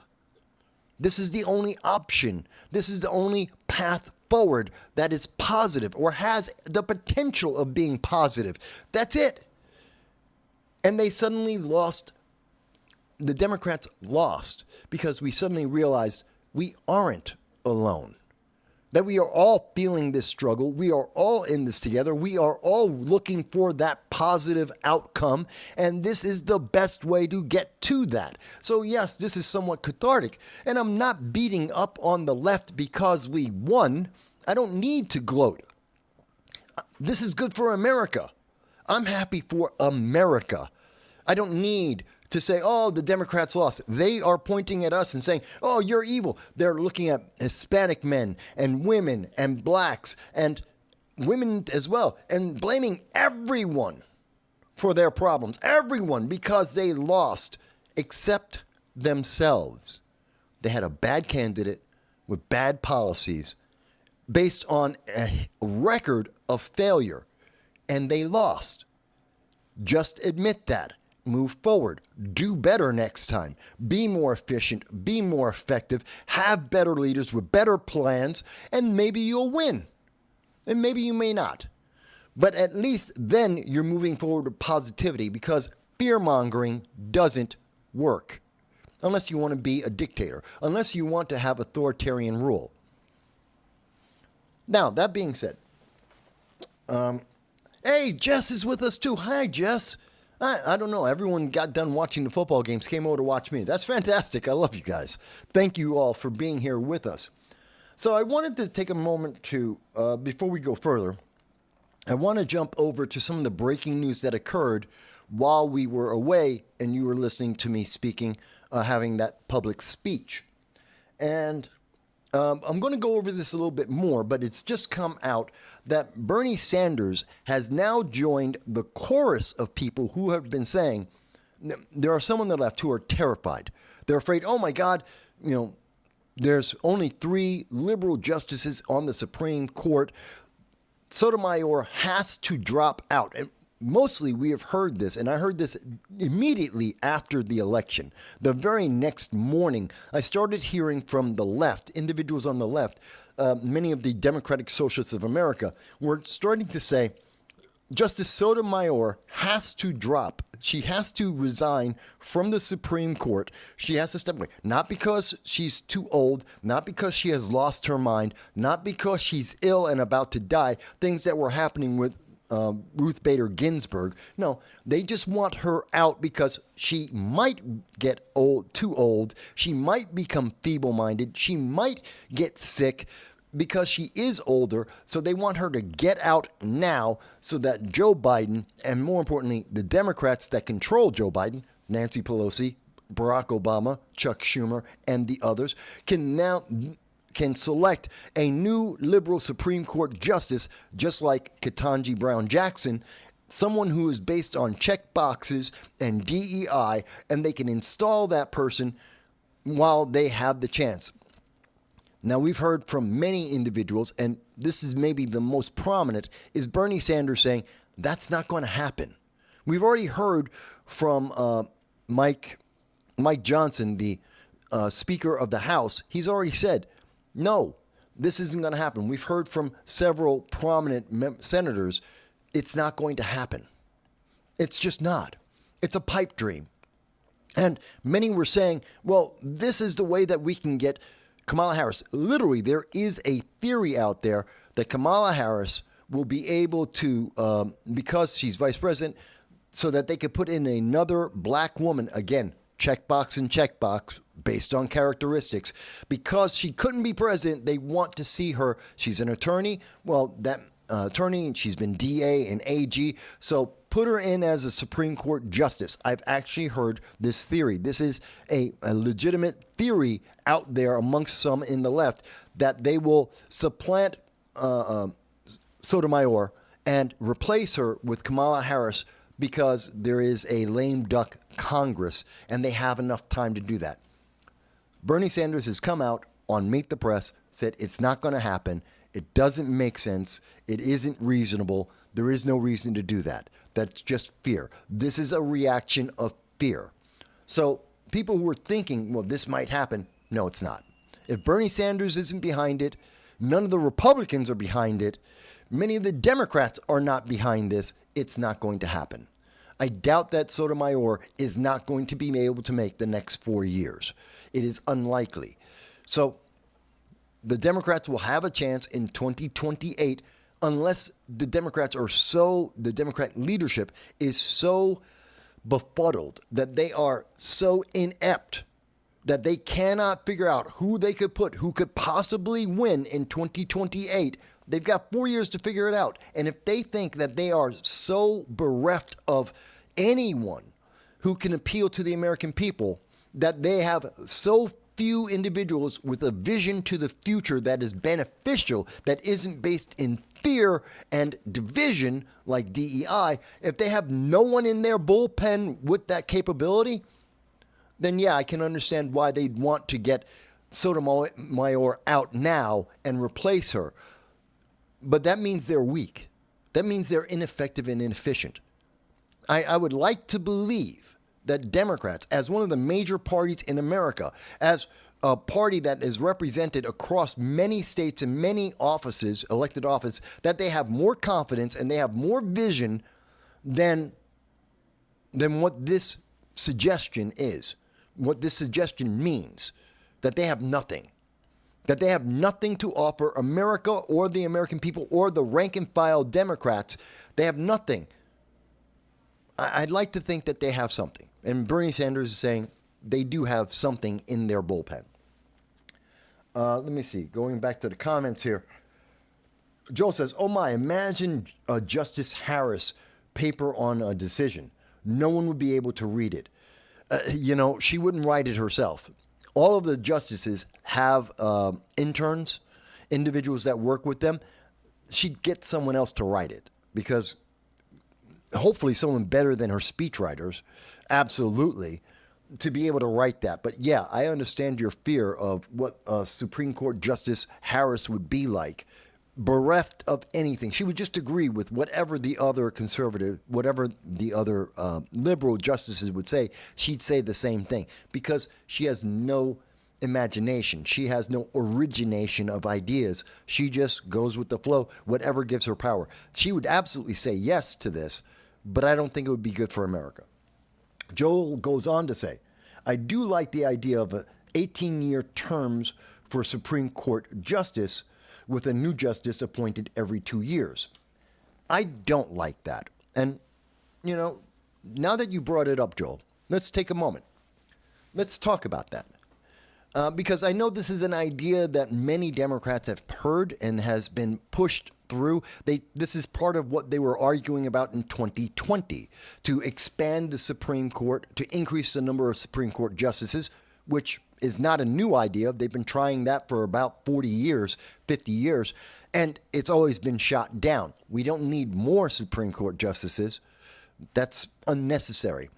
And it's artificial. It's absolutely a step towards partisanship. To increase the number of justices just so that you can get more of your people in, that is partisanship. That makes America more divided. It cheapens and lessens the importance of the Supreme Court. And what? We'll end with 50 Supreme Court justices, 100 Supreme Court justices? It makes no sense. So expanding the Supreme Court isn't the answer to the problem that isn't a problem. Because none of these Democrats had a problem with the size of the Supreme Court when they were mostly liberal. When they had the majority, or they had a 5, whether it was 6-3 or 5-4, or even when they were only slightly out, when it was 5-4 against the liberals, they had no problem with the size of the Supreme Court. It's only because they want an advantage. They want to artificially force their ideology onto America, and that's why they've looked to increase it. Now, I know that's not directly what you're saying there, Joel. Let me address, but I want to get that whole concept because a lot of people haven't heard about this, or they're not remembering that this was a major part of the 2020 election. And when Biden was asked about would he expand the Supreme Court, he never answered. He said, I'll tell you when I become president. Well, he became president. He didn't answer. He never provided an answer on this. There was a study done on this. The answer from the study in 2021 was that the American people don't want to see the Supreme Court expanded.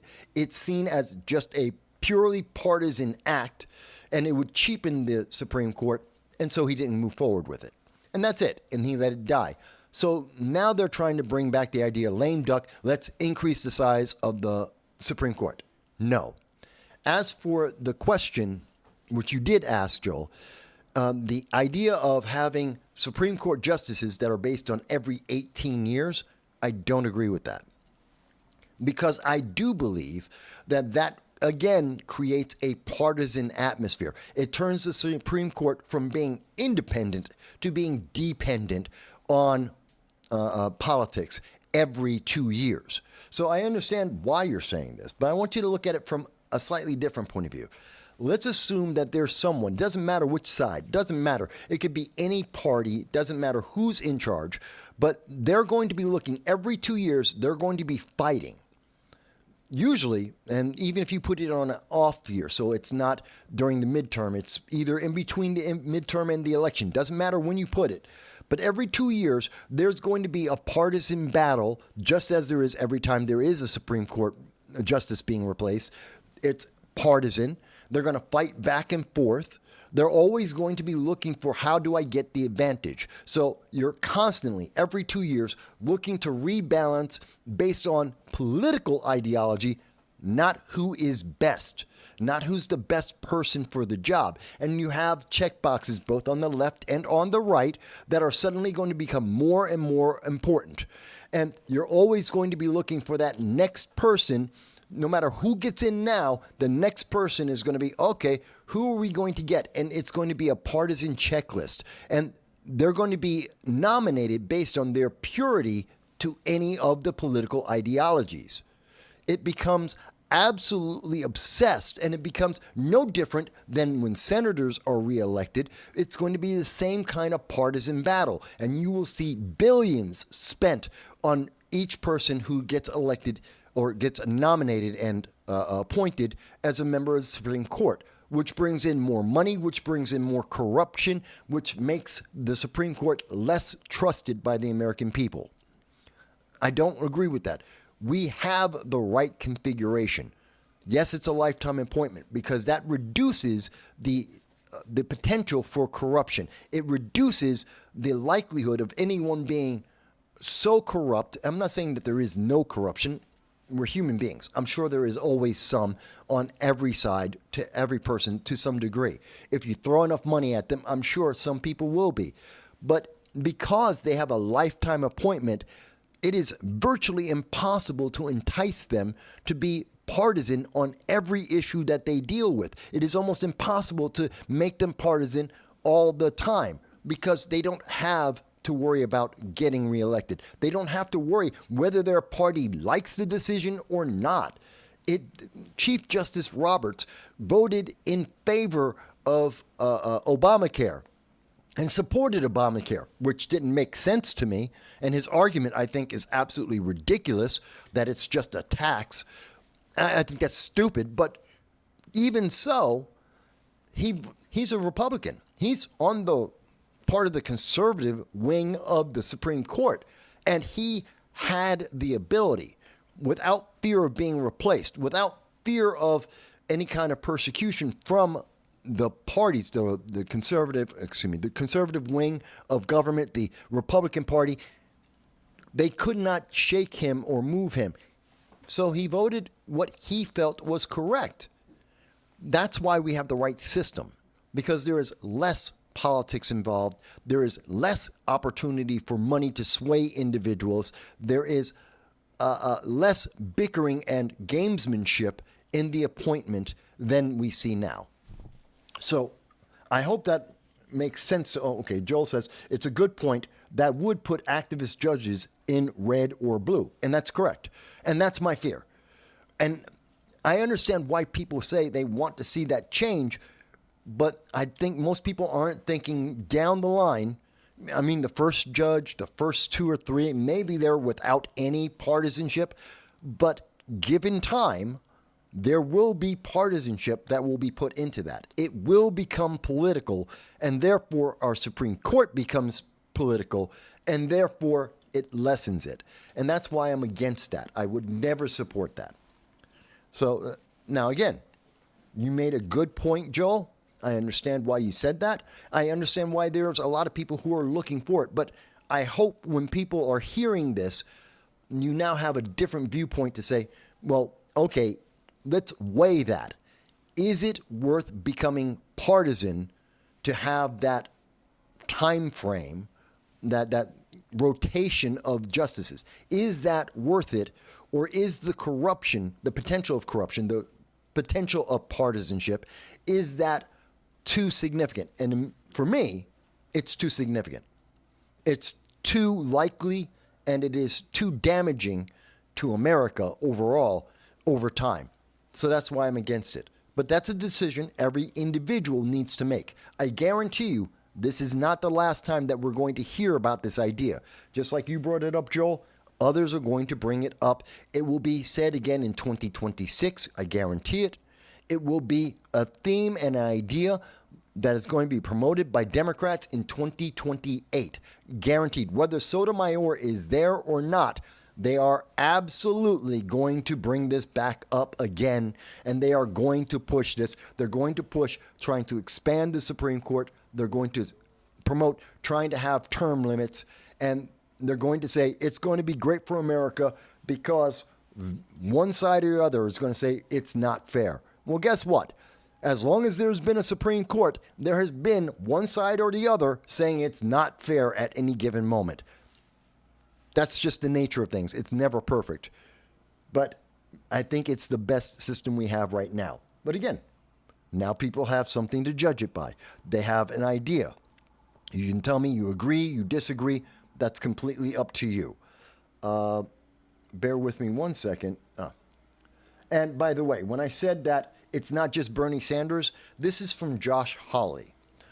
Josh Hawley says, this is not happening. No way, no how. The Senate will not confirm any last-minute Democratic Supreme Court nominee between now and January. The next SCOTUS justice will be nominated by Donald J. Trump, maybe. He left out maybe. And that's a little bit, Josh Hawley is being somewhat partisan at the end there, but there's no reason for Sotomayor to leave now. Mind you, I don't like Sotomayor. I think she is very partisan. I think she is an activist. I think she's been an activist on the bench. And I think she should have recused herself from a couple of decisions already that she didn't. I'm sure there are some on the left that'll say the same thing about, Amy Coney Barrett and say that about her. But, and of course, we've heard them say that about Kavanaugh, Justice Kavanaugh. But this is my reasoning for it so that you understand. And it is, so now we've heard from the right, Josh Hawley, but we've also heard from the left, Bernie Sanders, saying the same thing, which makes me believe that we're not going to see Sotomayor drop out. She's going to stay in place. And that actually probably is the smartest thing. To be realistic about it, even if it was attempted, and this is sad, but this is honest. Let's be honest. It's a lame duck Congress. I'm sure that, you could see Joe Biden, Pelosi and Obama and Chuck Schumer will bend on him, pressure him yet again in the last couple of months and try and pressure him and say, okay, you've got to switch them now. They'll try and reach out to Sotomayor and try and convince her, and they'll try and get the Senate, they'll get a confirmation of someone who has the right check boxes, which means it would be either a Hispanic woman or it would be an Asian woman or most likely someone who is a gay woman. And that's going to be the check boxes. That's what they're going to be looking for. Every justice who is either Asian or black, Hispanic, or gay, most likely in that order. And they're going to try and find that checkbox list and say, okay, this is the most activist judge that is on the bench. It doesn't matter if they have experience or not. And they'll try and push that person through. And I guarantee you, there will not be, we have a month and a half, there's not enough time.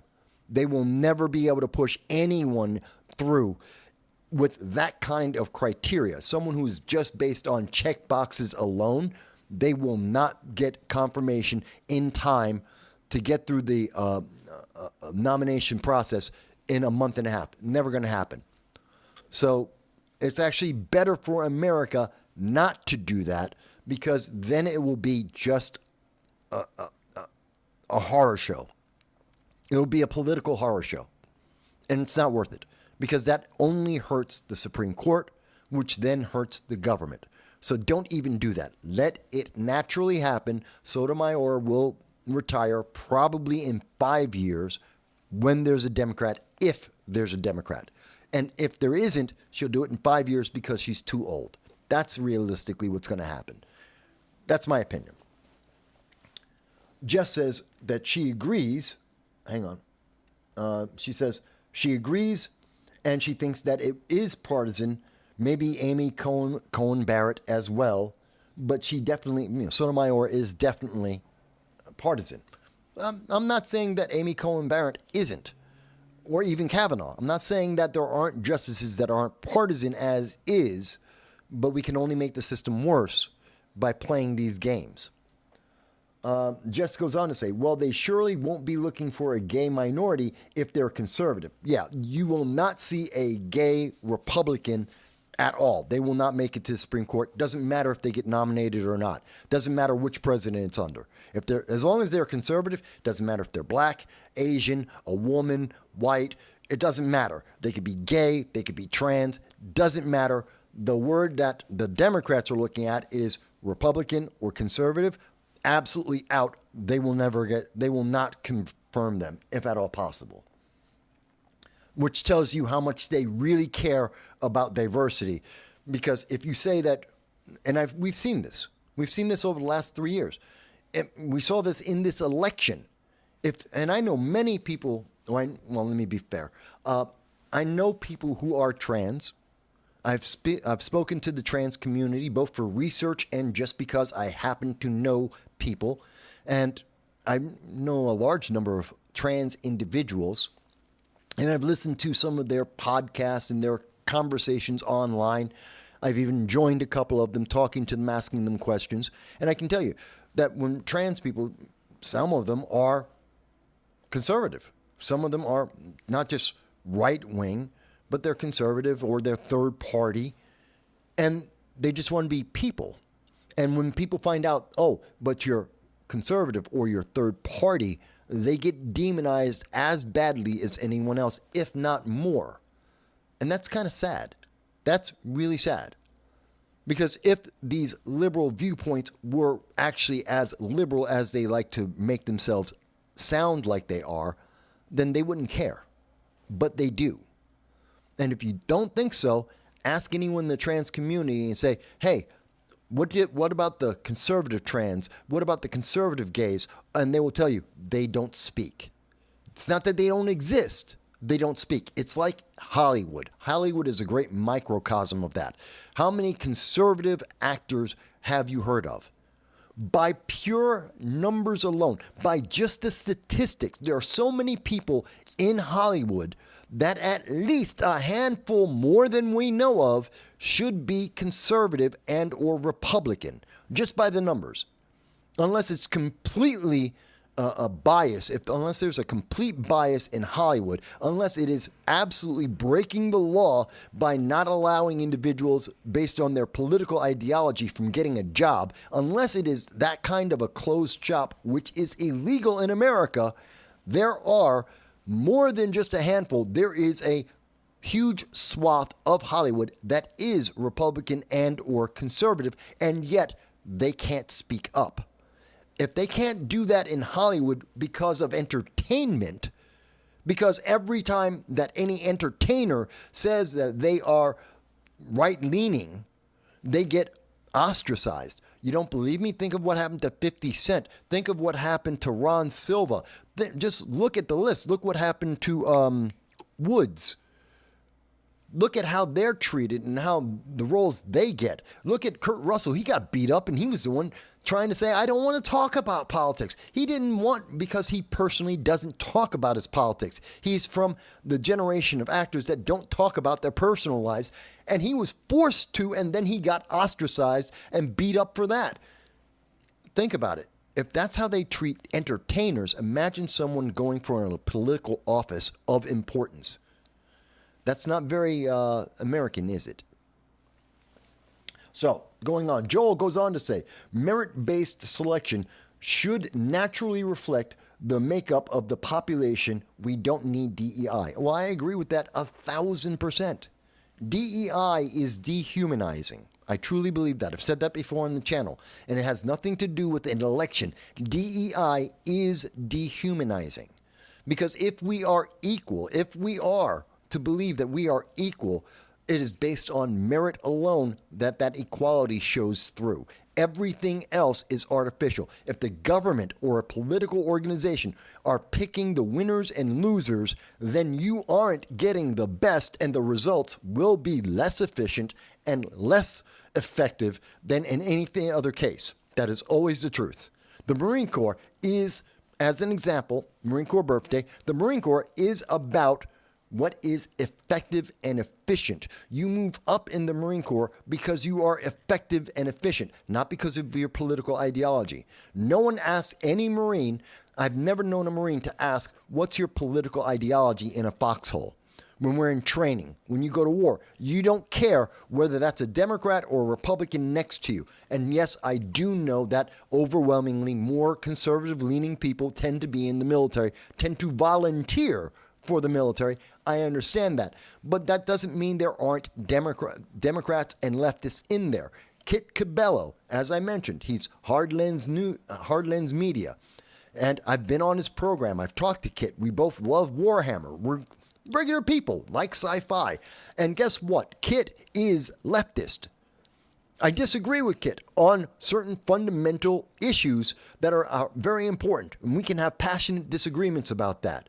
But you know what? If I had to get in a foxhole tomorrow with Kit Cabello by my side, he's a Marine. I have no doubt that he will be able to accomplish the mission as well as I can, because that's what we were trained to do. And we can argue about our politics when we're back in the rear, all safe and secure. But when it comes time to do the job, we do the job. See, and that's called meritocracy. And we need more of that. We need people who are efficient and effective in an elected office. And yes, we can have our passions, but the passions can't be what leads us. It should be in the background. That's not the reason why we elect someone because of a checklist. That's the most stupid idea I have ever heard. Hiring anyone for anything, and yes, your election is hiring and elect a politician. That is a hiring process. No one should be hired for anything based on their check boxes. Should be merit. Sometimes you take, even if you take a risk on someone, say, you know what, you don't have a lot of experience. Like young people when they first get their jobs. Back when I was younger, that meant someone who was about 18, 19. Nowadays, it means someone who's 25 to 30. But fair enough. Someone will say, you know what? You seem like a good kid. You got a good interview. You got energy. I'll give you the chance. I'll hire you for the job. Let's see how it works out. Okay, that's fine. But again, while that's not merit, that's at least someone reaching out and saying, you know what? Let's take a flyer. Let's try it so that you can get the experience, so that you can grow and become better, so that you can find out whether you want to do that job or not for the rest of your life. Fantastic. But you only get that in a meritocracy. If you're picking people because, well, we need another black person. Well, that guy over there, he's standing on the corner. He's black. Let's get him. Oh, we need another woman. Well, you know, we were in the grocery store. I saw a woman over there. Let's go hire her. Oh, we need to get someone in elected office. They have to be trans. We don't have enough trans people, so we got to hire someone who's trans. So let's go and find someone. That's not how you do this. This is not how you get something that's effective and efficient that will be rewarding for anyone. It's not good for anyone. At least that's the way. I have yet to hear the argument that says, no, it's better to just grab someone that hits the check boxes because that's all we need. As long as you have the right check boxes, the right skin color, you have the right gender, you have the right gender preference, that's all we need. No one has ever given me an argument why that is better than merit. Because there isn't a legitimate argument that says merit is not as important as a checkbox. It just doesn't exist. It's just that most people are afraid to even have that conversation. Most people are afraid. They've been trained by social media, by being ostracized and being suppressed by the Google monopoly and the news media, and said, well, you must be a bad person. You must be evil because you don't want to support these checkboxes. No, I want to support people. I have no problem saying that. I support people. I support individuals. I don't support checkboxes. You show me someone and say, Mike, you should hire this person because they have the right skin tone and they have the right political ideology and they're the right gender and they have the right gender preference. I'll tell you, screw them. I'm absolutely not going to hire that person for that specific reason. Because you recommend them on that basis, I absolutely will not support them, and I will advise people not to hire them for that reason. Now, if you tell me, hey, here's a person that's really qualified, give them a shot. Okay, why not? By the way, separate of whether or not they're good for the job, whether or not if you think they're great for the job, and then afterwards you go, oh, by the way, did you know they happen to be gay and they're polka dot skinned and they have a preference of they, them? Well, you know what? That's their thing. I don't care. That's not what I hired them for. I hired them to do the job. And if they do the job, fantastic. And they can live that life all on their own, on their time. I don't care. See, that's meritocracy. That's what we need more of, I think. And I have yet to hear an argument, and I'm open to it, but I have yet to hear an argument that says that's incorrect. And I reach out to everyone who watches the program. If you're third party, if you're libertarian, if you're left wing, if you're Antifa, give me the argument that says that's wrong. Give me the argument that says, no, that's not, merit isn't the reason you have to go with checkboxes. What's the reason? Why must someone be checkbox? What do we need DEI for? Anyway, I'm just saying because no one else is willing to say this, so I say it. Let me move on. Jess says, it's very sad, gets me upset. Tired of the grouping and that pressure. So am I, because it's unnecessary and it doesn't benefit anyone. That being said, you know what? We also have to take, and since I'm bringing up these things, I want to go to something that I think is equally as important. I'm waiting for my computer to bring it up right now because my computer wants to run slow. There it is.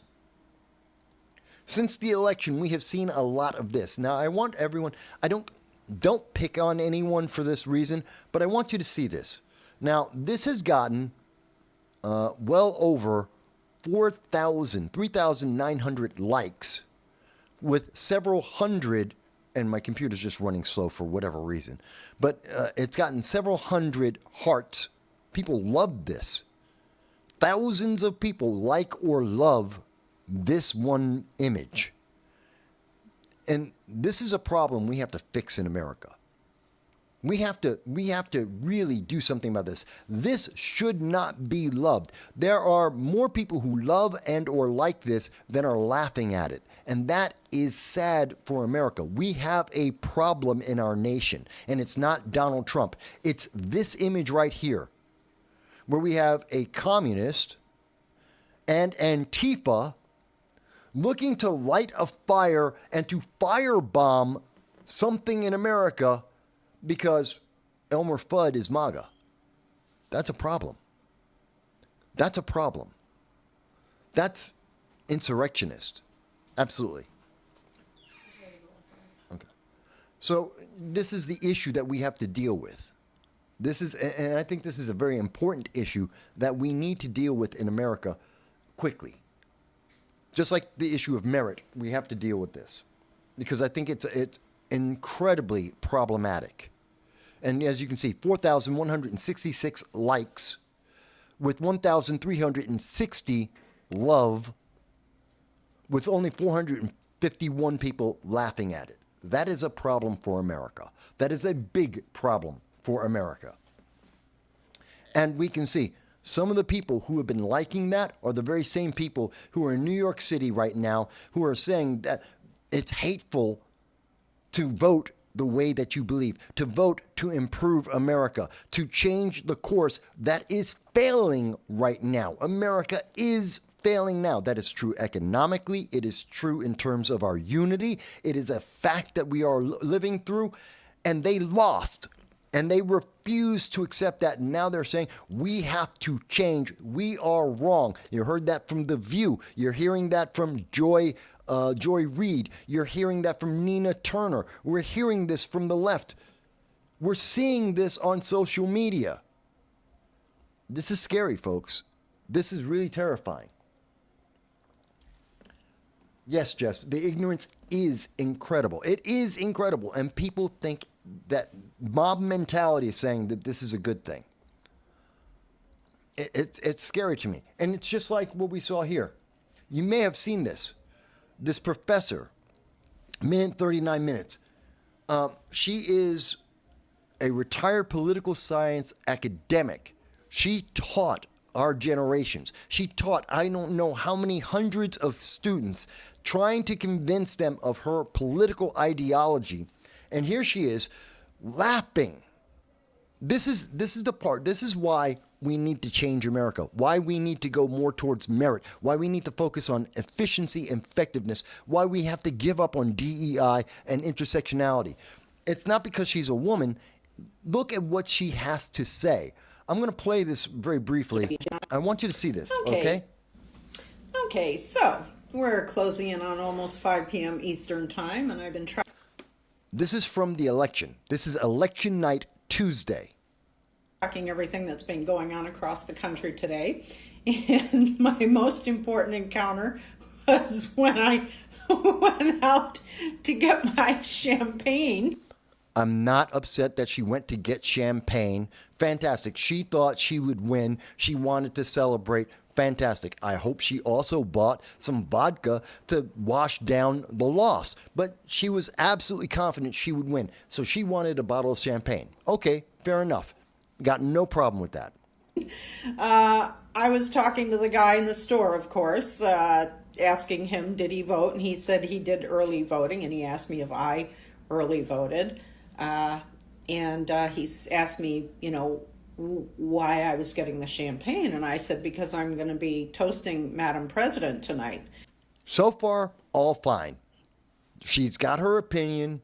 She shared with someone that she voted and they voted, and that's all good. Everyone's part of the American system. This is a good thing. Fantastic. Celebrate Americans being involved in our election process, and she is supporting her side. She has absolute confidence. Fantastic. And he just looked at me with kind of like a smirk on his face. And I said, she's going to win this, right? And he says, oh, well, it's very, very close. And I said, no, it's not. Okay, so he is saying, well, could go either way. Who knows? All right, that's fine. He can have that opinion, especially since he's working in retail. He wants to make the sale. Why piss off someone? So he's going to take the neutral position. Okay, fair enough. And she now is pressing her opinion on him. Oh, no, that's not good enough. To be neutral, especially as a retailer, not good enough. No. She's saying it's going to be Kamala. You have to accept that. You have to acknowledge that. You have to agree with that. Why? He says, well, what do you mean? I said, no, it's not. The women of America are making their voices heard. As it turned out, yes, they did make their voices heard for Donald Trump, not for Kamala Harris. But do you see the arrogance coming through? Do you see how she's trying to force her will and her ideology onto someone else? Reproductive rights is what it all comes down to. Reproductive rights was about 10th. It was the least important issue in every single poll. I've shown you this for months upon months throughout the entire year. Virtually every single poll that came out asking voters what they thought were important. Reproductive rights, in other words, abortion. Let's call it what it is. It wasn't reproductive rights, it was abortion. Abortion was roughly 8, 9, 10 in terms of importance in almost every single poll for the entire year. Yes, many Democrats, many leftist Democrats were very impressed on that and found that to be very important. But the American people overwhelmingly, poll after poll, said, no, that's not the biggest issue. She goes on to say, and the women are voting in numbers relative to men that are unbelievable. She's won this. And I said to him, she's going to take every one of the swing states plus. Well, we know that didn't happen. So plus Iowa. And that really didn't happen. And he said, oh, but the numbers are so close. I said, I'm a political analyst. I'm not a political analyst. Well, I am, kind of. And no, I was right. She was wrong.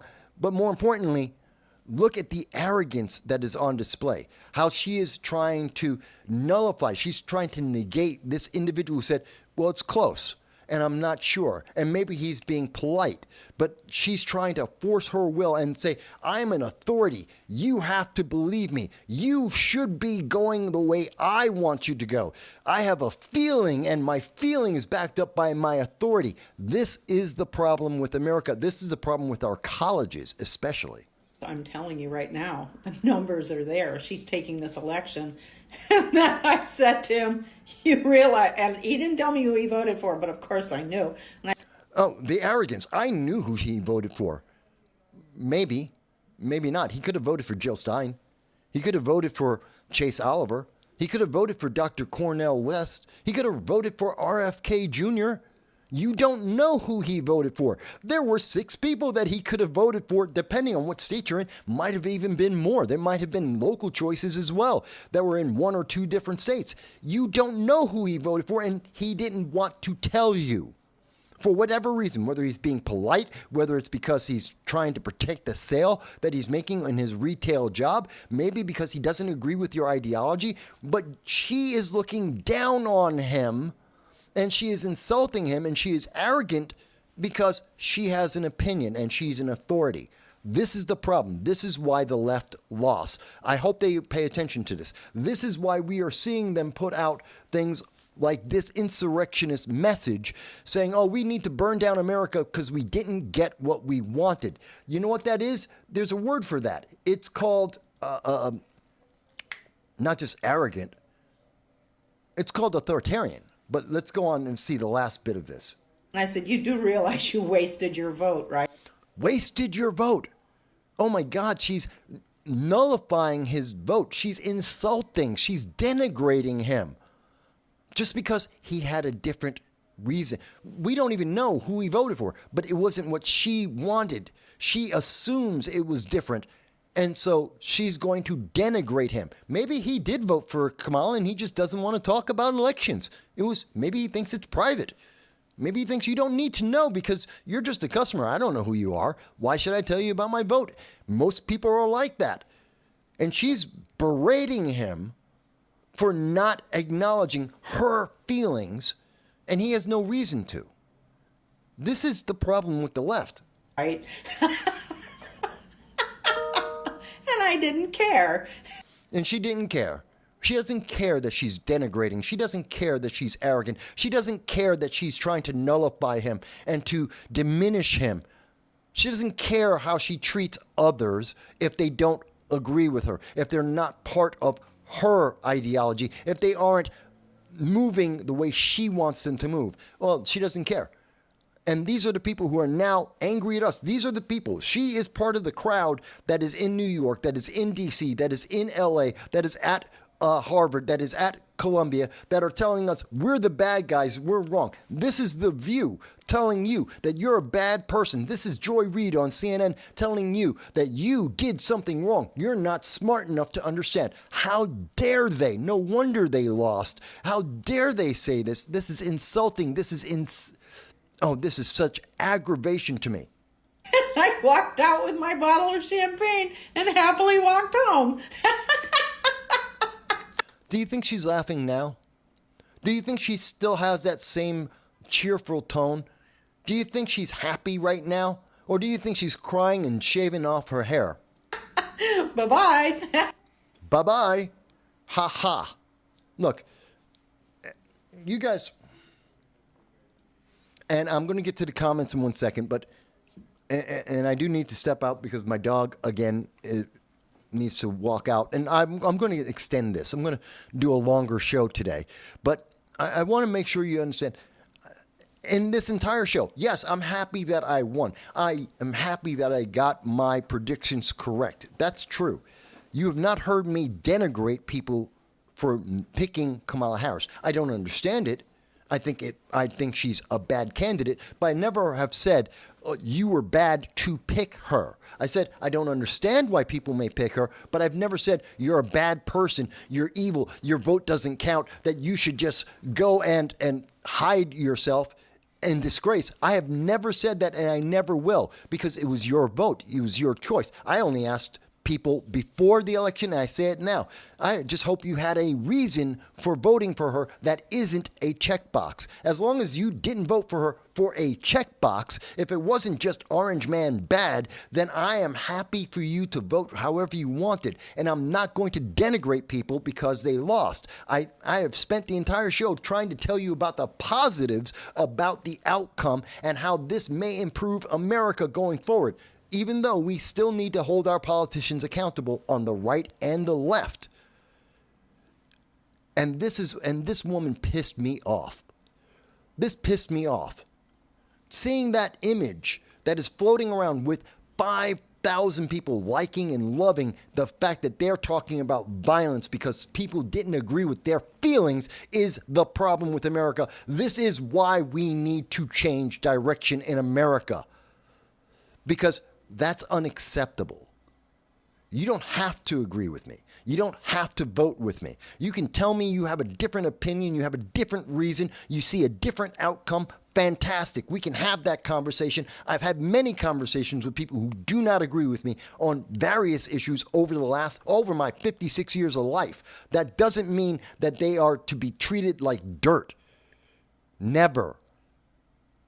This is the problem with America right now. This is the problem that's dividing America. This is the problem that is leading to people marching right now because they do not respect you. And I have a problem with that. And that is being promoted on MSNBC, CNN, on ABC, and the New York Times. They think you are dirt, and I am angry at them for daring to say that. You're an American citizen. You have agency. You have reasons. Whenever you voted, you have a reason, and I respect that. And how dare these elitists look down on you or denigrate you because you don't agree. That's the greatest problem with America right now. Okay, and I see you have a comment, Hal. I do see that. I see another comment from Jess. I see another comment from Joel. I'm going to get to all of those comments, but as I said, I was just told my 13-year-old puppy is having a little bit of an emergency. Okay. And so I need to take another short break. Give me a moment. I need to find, I'm going to play something for you guys real quick. And bear with me as I try and find something. Bear with me. Do I have something? I'm looking for like half an hour. Give me a second to just find a quick half-hour video. Like everything I have is either like 2 hours long or like 10 minutes long. This is the problem with doing I've done thousands upon thousands of videos. And so I have either stuff that's way too long or way too short. Just a ton of it. All right. Let's see if I've got...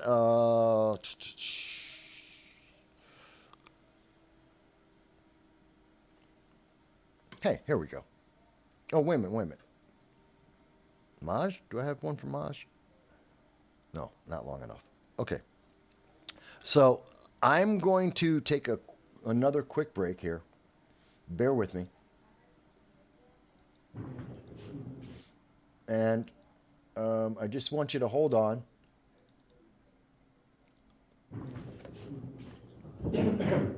Okay.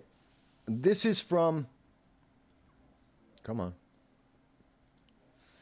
This is from Hello, everyone, and thank this you year. for joining me. That's right. It's No And we'll be right Soundbites back. Allowed, brought to you by Larry Sharp, my very good friend of well over a decade, and we are at Freedom Fest 2024.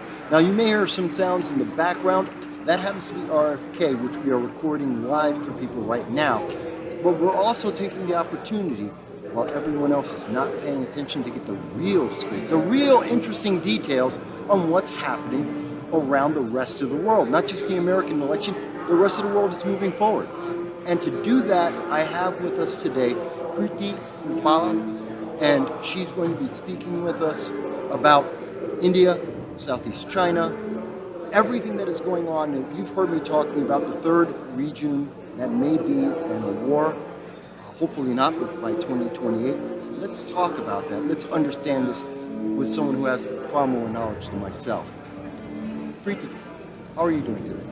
Namaste, namaste, and thank you for inviting me on your wonderful show. It's such a pleasure and an honor to have this great conversation, a very important conversation, I think. And it's great to be at Freedom Fest speaking, and it's been quite a great event. Spectacular turnout and so much conversation on what it means, I think, to be American and America's path forward. Oh, yeah. That's what this is all about, the path forward and how how we're going to shape the world. And the world will shape us too, but we will shape it very definitively. Now, we got lucky because we just ran into each other yesterday, and we wound up into this very deep conversation and said, more people should hear about this. So this will be a little bit more free form, although we have a couple of things we want to hit on. And I think it'll be very informative for a lot of people. Before we do that, a little bit about your background. Share that with my audience.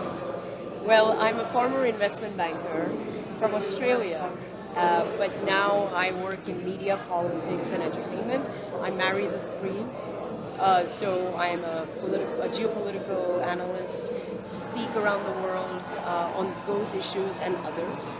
I am writing a book, but I do a lot of writing for various publications. And I have my own show as well, the Preeti Experience, where I I have conversations with global leaders on these very topics. I talk a lot about diplomacy and peace. And my whole perspective is the international point of view. I think we are all global citizens. I know I am, and the world is a global village. I think sometimes that gets lost, especially being here in America. You don't realize that there's this great big world out there. But I'm still very connected to Hollywood as a presenter and a producer. I do many other things too, but that's just a brief, sort of bio of what I do. I work with governments all around the world and think tanks, and I have my own company too, my own think tank called the Omnia Institute, and we advocate for peace, diplomacy, we talk about soft power, working with governments, consulting on geopolitical risks, and talking about geoeconomics and so on. And for those who are wondering, if you want to go to the Preeti Experience, that is Preity. Just so you know. I know everyone's saying it's pretty. No, it's Preeti. Gotta get it right. So, obviously there's a lot in that. As a woman, as a mother, that's a lot to handle. That's a huge resume there. And no one would ever expect that she's a mom of 3. Trust me. I've seen her walking around. You wouldn't have expected that. It's fantastic. I am not a mother, just letting I thought you know. said 3. No. Oh, I missed that. Oh, see, I had 3 children and I look like this, I would be the happiest person on the planet. I thought that's what you said. No, I don't have children. I'm an idiot. See, I get things wrong too, folks. Sorry. But I thought you were kidding there for a second. I thought I heard you. No. I misheard. That's fine. Not a problem. Which still doesn't take away from the resume of all the things that you've done. It would have just been an extra addition. But we're talking about global impact. We're talking about world peace, which is in danger at this time. The 2024 election will be important. Right now we have Prime Minister Modi just won his election, which upset a few people. Tensions with China are rising, as China is also raising tensions with the Philippines, Japan, South Korea, pretty much all simultaneously. Pretty much all of their neighbors and non-neighbors. And North Korea Yes. is not to be taken lightly in this process either. So, with all of that happening, and the United States is really focused on the election, some of us are looking around the world. How is the world looking at the U.S.? Wow, well, I just spent 2 months in Europe and Africa. I just got back, literally a week ago. And I have to say, the global consensus on America is very poor. They are laughing at us. We are the laughing stock of the planet right now. They think our leadership is a joke. They don't trust us. They think we have a circus running the show here, and they don't believe that we are the leaders that we always claim that we are, and they just don't. They're even skeptical of sort of getting involved deeper, and this is just the street. I imagine, political and government level, it's very similar. So it's very sad, I have to say. I think America is lost right now. It's trying to find its soul.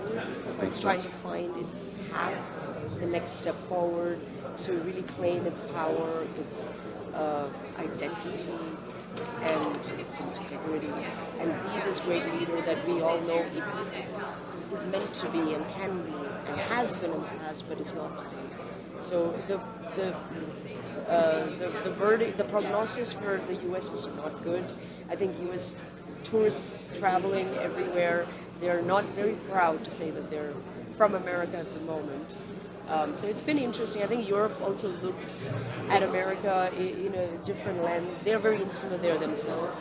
They like to make, like we are the big, easy target there. For them to make themselves feel a little bit more significant and a bit say, everyone does it. But in Europe, I've noticed it's a little interesting. Asia, it doesn't happen so much.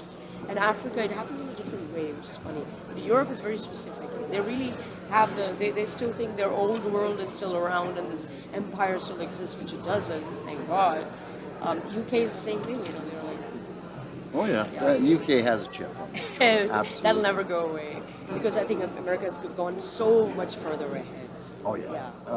They're our distant cousins at this point, rather than being our brothers.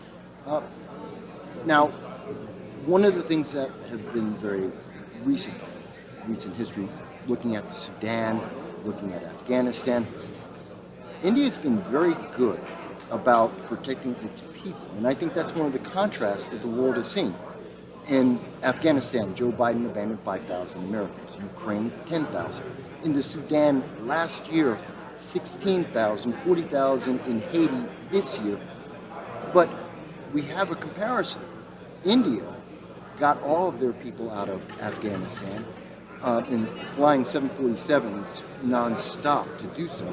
And in the Sudan, they had 8 times more people were taken out of Sudan, and 16,000 Americans were left behind. America got 300 people. And I think that kind of reflects why we're seeing the rest of the world say, well, America's missing a step.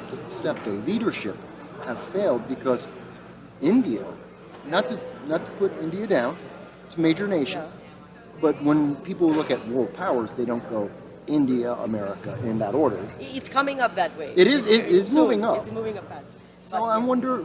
Like, despite its lack of all the resources that the U.S. has, it's still doing in many departments it excels, and this is one of them, I think. So it's always been like that. Even 50 years ago, the one thing the Indian state has always done is never abandon its citizens anywhere around the world.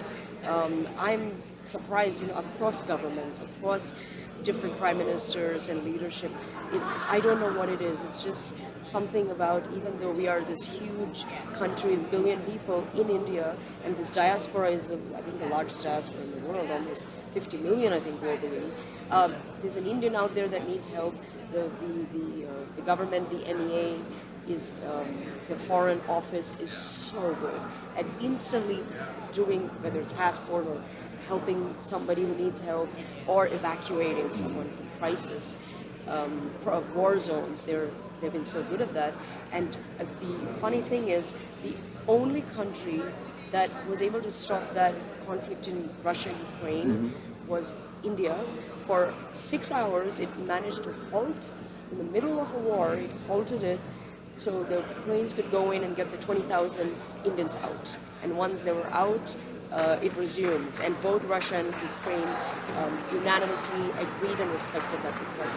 Even if America had asked that, they wouldn't have said yes. And that's really impressive and somewhat scary, considering that the U.S., we have Ramstein Air Base in Germany. 2.5 hours. We could have flown C-130s, picked up all the kids, picked up all the moms, and flown them, it would cost $5 million, and it's nothing.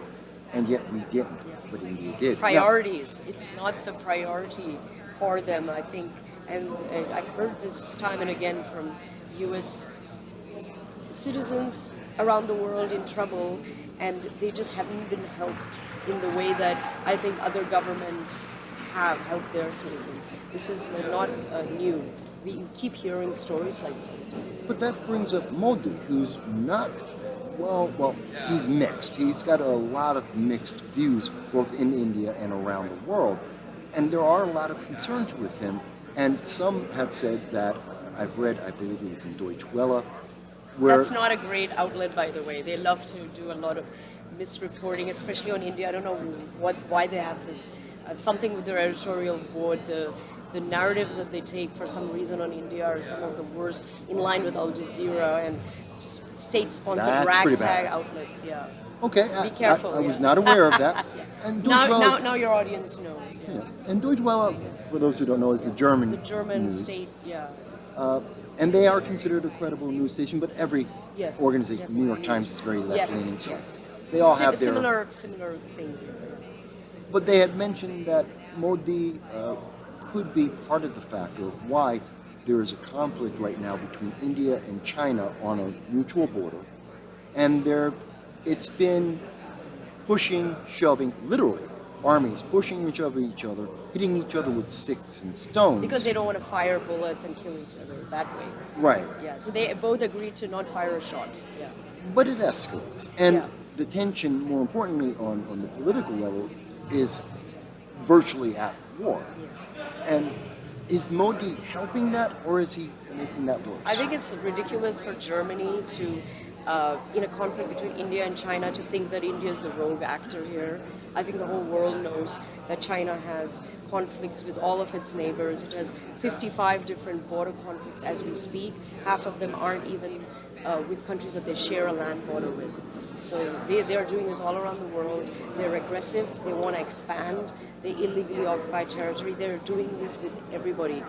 They all illegally occupy Tibet and many other regions. I think everybody knows this. So despite knowing all of that, if your takeaway, big takeaway with this, what's going on Indian-Chinese border is that India is the aggressor, I think you need to get some help and really go back to reading history. And like seriously, I'm shocked at some of the reporting, because it's funny, because every other outlet that has reported on this particular conflict, they never say that India is the aggressor. No. It's always like China is illegally occupying parts of Indian territory that probably India wasn't keeping an eye on or didn't protect. So it's pretty sparse. The area is pretty sparse where they're fighting. It's very porous, it's very ambiguous, but that doesn't mean that you just come and take it. And, and the Chinese saw an opportunity, and India has, thankfully, definitely, they've acted on it. So there's, I think, either 100 or 200,000 strong armies total. These are the two largest armies in the world. They're literally facing off each other. And it's funny because we don't have a nuclear holocaust, even though these two nuclear states are, because both are mature. Even China has agreed that they are not going to escalate in that way. They escalate in different ways, maybe, but they're not going there. So thankfully, they're both level-headed. Had this been two other countries, it would have been very ugly by now. So we don't expect it to be more like, say, what China's doing in Southeast Asia Sea with Philippines, where they've been encroaching on the Coast Guard. Yeah, Senkaku Islands and all of those, they do it with Japan and all over. All of these countries have their grievances with China. They have had for decades. They try to get the West to intervene and do something about it, but the West doesn't do anything. And it's funny, Europe always has this, they're addicted to the Chinese fix. They need to cure themselves, I think, from a trade perspective and all of that. They have to, because it's all intertwined.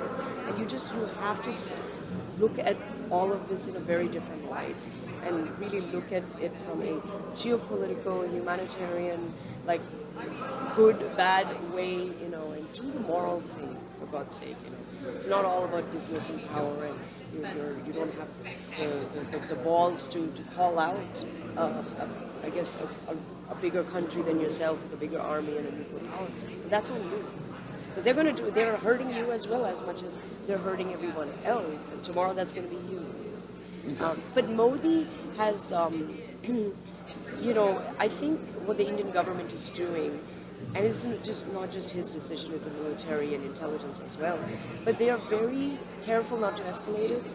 They're careful not to make it uglier than what it is, and they are definitely not trying to be the ones to, they don't want to take the first steps here to make things worse. The level of self-restraint that they have, I don't think any country in the world has had. Because despite being bombarded by everything, they don't act accordingly. Like, they don't give right back in the same manner. They've always been restrained, and that's actually worked out for them because the damage done is less, and things don't escalate, and eventually they fizzle out.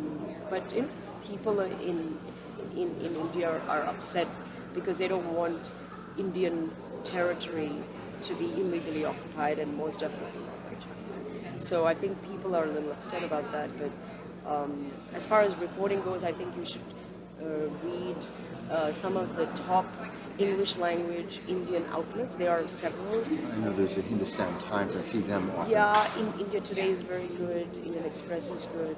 Republic, WION is fantastic. First Post is fantastic. There are several amazing. They specifically focus on this geopolitics and defense issues. They're honest and they're fair.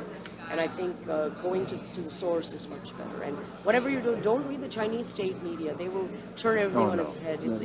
They're Al Jazeera. It's like a comedy show. Oh yeah, they're delusions. Just like Al Jazeera. And I never look at them. I have seen WION. I've seen a lot of fantastic. Their work. They do Very great good. work. Yeah. Well, that kind of makes us talk about the economy. And maybe here's a question. Is there a way, if America has a strong leader going into 2025, if we have a strong leader, what could that leader do in terms of economics that would both help India in its battle for the land, but also to help stabilize Southeast Asia overall? Is there something you could point to? Yeah, absolutely. So I have to say the Trump administration took the Indo-Pacific region very seriously. They, during those 4 or 5 years, the Quad, which is India, Japan, Australia, and the US, this is they call it the Indo-Pacific, apparatus, I guess. It's a security apparatus over there, specifically set up to counter what China's doing in the Indian Ocean, in the Indo-Pacific. And during Trump's administration, it was really on fire. Like, they were meeting a lot, they were tough, they were amped up. It was amazing to see these leaders come together. They're all on the same page. And then when there was a change of leadership, the Quad was the first thing to go. The Indo-Pacific wasn't anywhere in when you think about security threats. And this was the number one concern, I think. That region, Indo-Pacific, is so pivotal. If so much can erupt from there, so much damage. Micronesia has had a lot of volatility, give or take. The whole years. thing, South China Seas and then the Indo-Pacific. The heart of U.S. foreign policy should be the Indo-Pacific, and the Quad is very much at the center of that. So I was shocked when this Biden administration didn't take it seriously at all, and then COVID happened, and suddenly this Quad, instead of being countering China bloc, it became some COVID delivery thing and human rights, and I don't know what the hell it became, but that's not why it was set up. Very, very unfortunate. So a strong leader has to reset the foreign policy around that region, which is so important. They have to really get all these countries on board, and U.S. has to lead. They don't share a border. They're not present in that region, right. But they want to have influence. So you're going to have to do, if you want the benefits that come from having influence and a say in a region that you're not even involved in, and these countries are letting you have that power, then you have to work with them, help them, fund them, invest, do what you need to do. You have all the resources, go in hard with them. So that I haven't seen America do. They have not taken the leadership. Well, not in the last 3.5 years. Yeah. So I'd like to see that. I think a strong government, strong military is very, very important. And I think the U.S. foreign policy needs a reset. You need to know who your friends are, your enemies are, your greatest threats, because I think their eye is, I think what they think is a threat isn't really the big threat. The real threat is over here, and they're completely ignoring it. Well, very, very scary. It's interesting because we're seeing the world militarize. I mean, Greenland and Iceland have been militarizing over the last year, 2 years. That's insane. I mean, really, Iceland, Greenland, who's going there? Why? But they are, and that's just the example of pretty much every nation has upped its military budgets and its military posture within the last 2 years. So, looking at the U.S. focusing in the Southeast Asia region, I think we failed. I mean, Japan is now building its first army after 45 years. I think that is a wonderful expression of where we have missed. But what can the U.S. do? Bring in resources, increase more trade, and work more closely with India, with Japan, against China. Yes. These are things you're saying that can have an impact. What is it? But a lot of countries are afraid of the American military. Hell, there are people in America afraid of the American military. I think China is not, which is really... I think that's because of the leader, not because of the military. I agree, yeah. But is there a way that we can increase our posture that could better help all of Indo-Asia? Is there a way we can do that and yet not be oppressive? Well, I think you can't be... Maybe we're at the stage where you have to really pick between one or the other. I think you can't sort of walk on eggshells and then also try to be a strong man and defend yourself both all at the same time.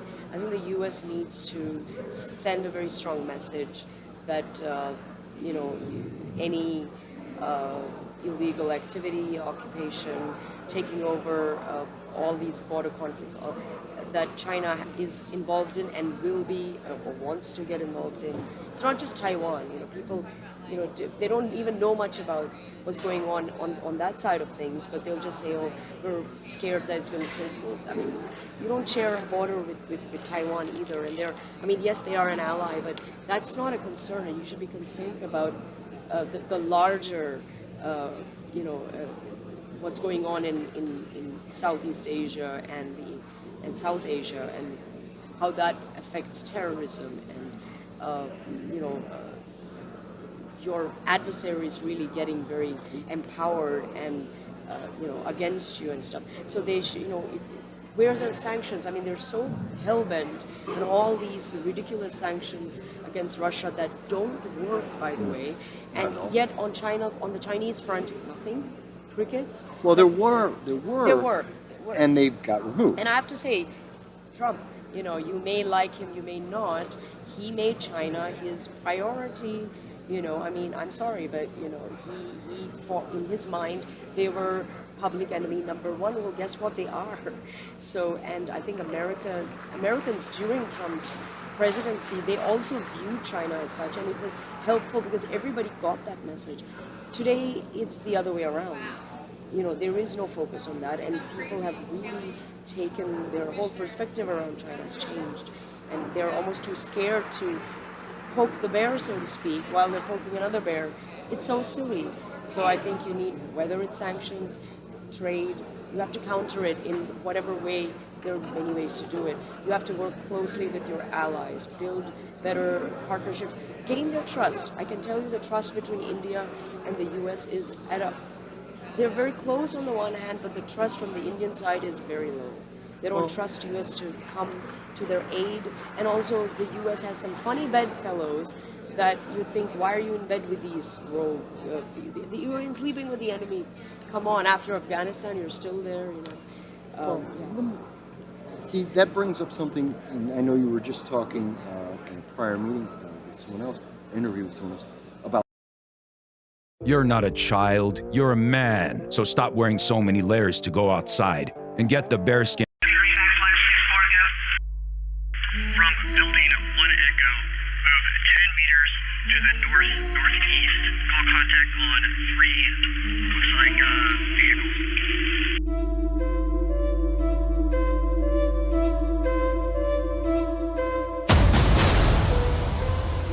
We will cut our enemies down in droves.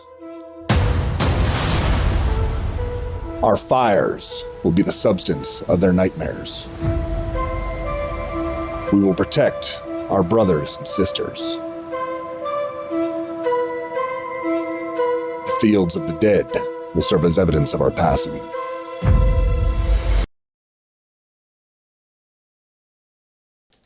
All right, here we are. I am back. Thank you for being patient with me and my puppy as we were talking. Well, I know he needed to go out. There we go. Let me double check on some of the comments. Now, I know there were a lot of comments because that Twitter profile, that professor, retired professor of political science, really upset me because of the denigration. And we're seeing this throughout. It's in Hollywood. We're seeing that in entertainment. We're seeing it in politics. We're seeing it in the news. As we were saying before, it's really upsetting. But I know there were several comments, and I wanted to get back to some of the comments. Now, let me see where we left off. Joel had mentioned that merit-based selection should naturally reflect the makeup of the population. We don't need DEI. I think that was the last comment I had reviewed, but then Jess was saying, it is very sad, gets me upset, tired of that grouping and pressure that we see. She goes on to say, the ignorance from this photo, the photo that I showed you just a moment ago, and I'll bring it back up for you guys just so you can see what I'm talking about. This photo, the ignorance of this photo is just incredible. And the fact that there are thousands upon thousands that see this as a positive, that see that this is the way forward in 2025 is upsetting. Mind you, there's a majority of people who absolutely do not agree. I know. And there are tens of thousands for these thousands. There are millions of people who do not agree. But it's these voices, this image that is getting amplified. It is this message that is being said by these kinds of professors in our colleges, teaching the next generation, in our high schools, in our junior high schools, even in our kindergartens, as we have seen from the libs of TikTok, as we've seen from observing what our kids are being taught in 2020 through the remote learning. This is the kind of ignorance that is out there. And I don't think most Americans agree with that. I'm sure that most Democrats, most Republicans, most libertarians, the overwhelming number of people who are independent do not agree with this denigration, this insult. Going back, Joel said, social media algorithms create echo chambers. I bet every post she saw was 100% Harris winning. I've heard that from a lot of people. In fact, I had a couple of people who were commenting just before the election. I put out a short video going over my predictions, the exact numbers, the exact population, all of the things that I've gone over before with you guys. And I had someone come back and say, you're wrong. You're just wrong. I said, why am I wrong? And the answer I got from him was, oh, because 538, a left-leaning website, had a different prediction. I'm like, well, why is that different? I'm a member of the press. I'm a political commentator. I've been doing it for 18 years. Why is 538 better than me in terms of predictions? He goes, well, they're popular. They're authority. I know who they are. They're funded by all these organizations. Yeah, so they're big, they make money, but that doesn't mean they're better, doesn't mean they're right, doesn't mean the criteria they were looking at was right. So you're right on the mark there, Joel, that these algorithms are meant to isolate us.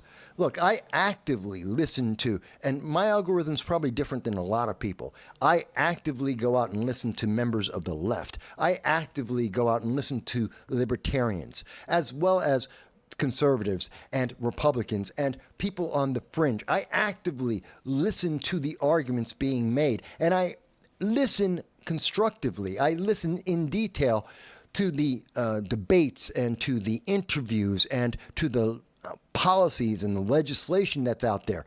I'm different. I'm a political junkie. This is my job. This is what I do for you guys. Please like, share, subscribe so that I can continue to do this because it doesn't make money. This is not the career path you go into if you want to make money. Let me be honest with you there. Maybe as a Democrat, but as anything but a progressive Democrat, you're not making money doing this stuff. You're not.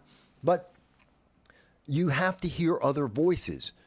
And it's really insulting that when you don't hear those voices, even if she had never heard or saw any sight, any kind of indication that Kamala Harris might lose, that doesn't mean be arrogant and belittling and demeaning to someone else who has a different opinion. If anything, she could have said, this professor, what she could have said is, why? Why are you voting for someone that isn't Kamala Harris? Because that's what I always ask. Why? Why would you vote for Kamala Harris? Give me a reason. And maybe that reason is compelling. Maybe it isn't. Let me tell you what my reason is. Let's go through this. Is the number of positives versus negatives more or less depending on our conversation? See, that's constructive. That's meritocracy. That's earning the vote. Just telling me, well, you're just wrong. And I laugh at you because you're on the wrong side of history. That isn't a reason. And I'd be more than willing to talk to Dr. Arlene Unfrilt. I don't even know how to pronounce her last name. I think it's Unfrilt.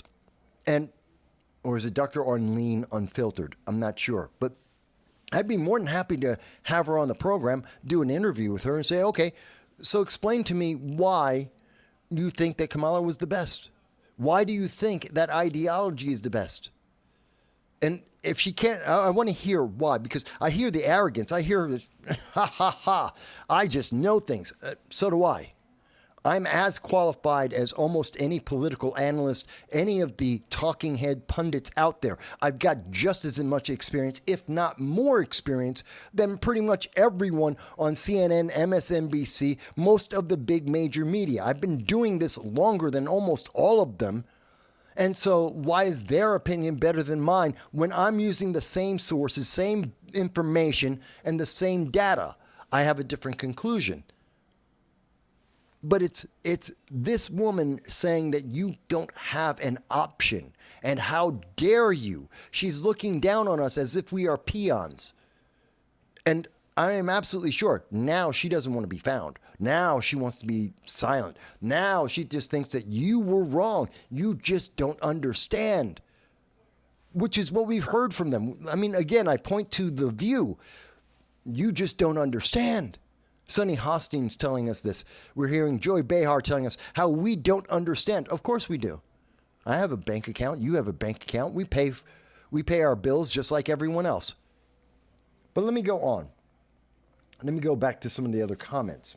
So Jess says, yes, every poll showed abortion was not a top issue. Every poll. I'm sure there was one out there somewhere that showed that abortion was in the top 5. But honestly, I looked at most of the major polling across the nation for an entire year. I shared it with you guys on a regular basis. It's not a top issue. It never was. Because women aren't losing the right to an abortion. It's based on your state. The federal government has nothing to do with it. We've already heard from Donald Trump saying he's not going to touch it. If you want to make that argument, if you want to have abortions, if you want to have late-term abortions like New York State, like California, talk to your legislators, talk to your governor, talk to people in your state and try and give them a reason why you should kill a baby in the 3rd trimester. Please, give them the reason why you want to murder babies like that. That's my opinion. You don't have to agree with it. You don't have to like it. That's how I feel about it. But if you have a different feeling, fantastic. Go out, get a website, go out, talk to people, run for an elected office, go and get votes for whomever is your elected official that will support late-term abortion in your state. You have that right. No one is stopping you. No one is stopping you. Women haven't lost a single right in America. And everyone says, oh my God, we've lost all our rights. Really? How? What changed? What's planning to be changed? There isn't a single Republican in Congress right now who's voting to take away women's rights. There's not a single Republican, conservative. There's no one in Congress or the Senate that's saying that they want to take away the rights of black people and make them slaves. Not one. No one is that insane or dumb. That will never pass. Donald Trump could never make an executive order that says he's going to take away the rights of women or blacks or Hispanics or gays or trans. Can't do it. He will be overridden. The public will not let that happen. So how are you losing any of your rights? You didn't. No one did. But let me go on. Just said, I looked up so many for long. As a woman, other women don't get to speak for her on how she votes or on her beliefs. And I agree with that. Everyone has their own belief. There are many women who are actually against abortion. Many women are pro-life. Some are pro-choice. There is a spectrum here, and they aren't all just one way, and they're not going to vote just on one issue one way. What about the difference between having a national Roe v. Wade, a national abortion issue, trying to make the nation pro-abortion, which America isn't, most of Europe isn't pro-abortion, but you're going to try and force that on people. Meanwhile, we have problems with inflation, we have problems with housing, we have problems with terrorists, we have Iran, we have Russia, we have China, we have a lot of problems. That really isn't one of them. To be fair, that's not one of the top pressing issues in America when you can get an abortion. And I know they say, oh, but women will die if they don't. No, there is no doctor, no hospital in America that will turn a woman away that has urgent life care needs. They know they will get sued to high heaven. That hospital will go bankrupt. That doctor will go bankrupt if they allow a woman to die and they did nothing. That's just not going to happen. And they know that. There's no law in the nation that says you can't save a woman's life, period. There isn't. But this is what you've been told. And because you were told that, that's fear-mongering. Oh, this is going to happen to you. Same thing as in 2016. We're going to go into World War III. Trump is going to start World War III.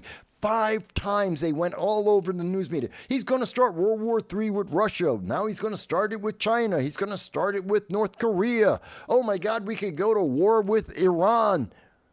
You heard that from 2016 all the way through 2020. You were promised that this was going to happen. It didn't happen. We weren't even close. Not even close. Again, it's fear-mongering. And they're betting on you being emotionally swept up rather than taking a moment and breathing and saying, wait a minute, but what's really changing? What are the realistic odds that this will go away, that these rights will disappear, that these people will be infringed upon by the federal government? What are the odds of that in 2024? If we were in the 1800s, we'd have an entirely different conversation. If this was 1950, we'd have an entirely different conversation. It's 2024. Hal also made a comment, and Hal said, I agree. The left should be more gracious in defeat. Well, yeah, to say the least. But I have to tell you, Hal, if they're not gracious in defeat, if they are laughing in people's faces, this wasn't defeat. Let me make it clear. She didn't do this in defeat. This was her victory. This is how she reacted in victory. She did this on November 5th before the results were in. It was about 5 p.m. She had no results back. This is the arrogance that we see from the left in victory. This is the denigration, the disrespect, the lack of awareness or recognition of the agency of individuals in victory. She thought she was winning. This isn't, yes, you're right. This is when people lost. This is what happens when the left loses and how they react. This is how they lose their minds when they have lost. But They're not better when they're in victory either. They're the same coin. There is no other side to it. It's you are wrong. You need to obey. They are better than you. Obey. This is the problem. There is a huge influx of this mindset in America, and it is harming people. It is harming our nation. It is dividing our nation. It is causing conflict in our nation where it is unnecessary. There are plenty of things that we can all argue about, but we don't need to argue about these things. This is artificial division. This is meant to subjugate. This is driving America away from freedom and into autocracy, into a dictatorship or an oligarchy. Hal goes on to say, they could learn a lesson from the right in 2020 on how to best handle an election loss. Well, yes, because in 2020, Republicans lost. Donald Trump lost for various reasons in dubious ways, absolutely. And guess what happened? There was a peaceful transfer of power. And I know everyone wants to point to, January 6th. They want to go to the 6th of January. Okay, you want to go to the 6th of January. Did the government get overthrown? There were 300,000 people. We have seen Mozambique, we have seen governments across this world that have been toppled by dozens of people, hundreds even. There were 300,000 people in D.C. that day. There were over 150,000 people on the lawn at the Capitol that day. If they wanted to take over the government, they would have, because no one could stop them. That could have happened. It didn't. And for all of the hype about all the violence that was there, only only right-wing people were killed. Ashley Babbitt was targeted and killed. Police weren't killed. Members of Congress weren't killed. The building wasn't burned down. The surrounding buildings weren't burned down. Yes, some windows were broken. And there is an argument whether that was the FBI. There were some members of the Antifa that were there that have been identified as Antifa. And yes, there are even some right-wing individuals that were there that broke a couple of windows, maybe a door or two. And the building was intact. Almost everything was intact. We're talking a couple of $100 worth, real world, a couple of $100 worth of repairs, maximum. We're not talking about this being Minneapolis. We're not talking about the riots in D.C. when the left burned down a church. Yes, the left should take a lesson from the right. Because while the right will protest, there's nothing wrong with that. And I'd take a few windows being broken, and yes, those people who broke them should be punished. Absolutely, appropriately punished. But that's a far cry from trying to take over the government. And you know what? That isn't saying what we're seeing here on Facebook, where they're saying they want to burn down our cities. They want to burn down our government. They want to attack other American citizens for daring to not have the same communist or Antifa ideology. There's a big difference between the two. Massive. So I hope you see what I'm talking about there, Hal. Jess said, Jess came back. Hello, Jess. I had to step away too, so thank you for coming back. Forrest Mommy says, I think your opinion is, but thank you. Forrest Mommy goes on. The Colorado abortion stuff that passed is sick. Puts it in our Constitution, provides public funds, and adds taking away parental notification. I have a problem with parents not knowing what's happening with their kids because it's their kid. It's their family. You may not like that. You may not agree with what that family may say. That's their children, their family. The government doesn't have a right to be involved. Unless there is abuse happening, and we have a process for that, which is way too lenient, or rather overreaching. It is far too much. CPS, Child Protective Services, is insane. And you can't prove yourself not guilty of whatever CPS wants to charge you with, guaranteed. I've seen it happen to my friends all across the country. If the government says you are a bad parent, you're just a bad parent. So we have too much power in that agency, but there is no reason why they should be involved in the way a child is raised. If a child is pregnant, the parents should deal with that child. They should talk about their options. They should go through the responsibilities. They should make that decision as a family, whether it's adoption or raising the child, whatever it may be. That's their choices, or maybe it's abortion, but they should have that conversation. Unless, of course, everyone agrees incest, rape, and the life of the mother, not the health, because a headache is health. Feeling depressed on any given day is health. Having a cold is health. And you think I'm saying those things arbitrarily? No, because the way the law is written is explicit so that anyone can say, I have a headache, I have high blood pressure, I feel tired. That's affecting a woman's health, therefore they can get an abortion. It is written specifically to be as vague and all-encompassing without taking into account the life of the baby, because a baby has a life of its own, especially if we're talking about the third trimester. You don't have to like my opinion. You don't have to agree with my opinion, but it is an opinion and it is based on a logic. Going on. Let me see. Forest Mommy is talking to Joel. Jess says, why do they always push for abortion as the choice and not lift up adoption? My first love and I chose adoption when I was a senior in high school. That was my choice. Well, that is a valid choice. And, you know, if you ask me, Mike, should we spend an extra $100 million on adoptions and helping parents raise kids, or $100 million on abortion? I'm always going to say, let's spend the money on the adoptions. Let's spend the money on young parents. I'd rather, if we're going to spend the money, I'd rather spend it on life than on death.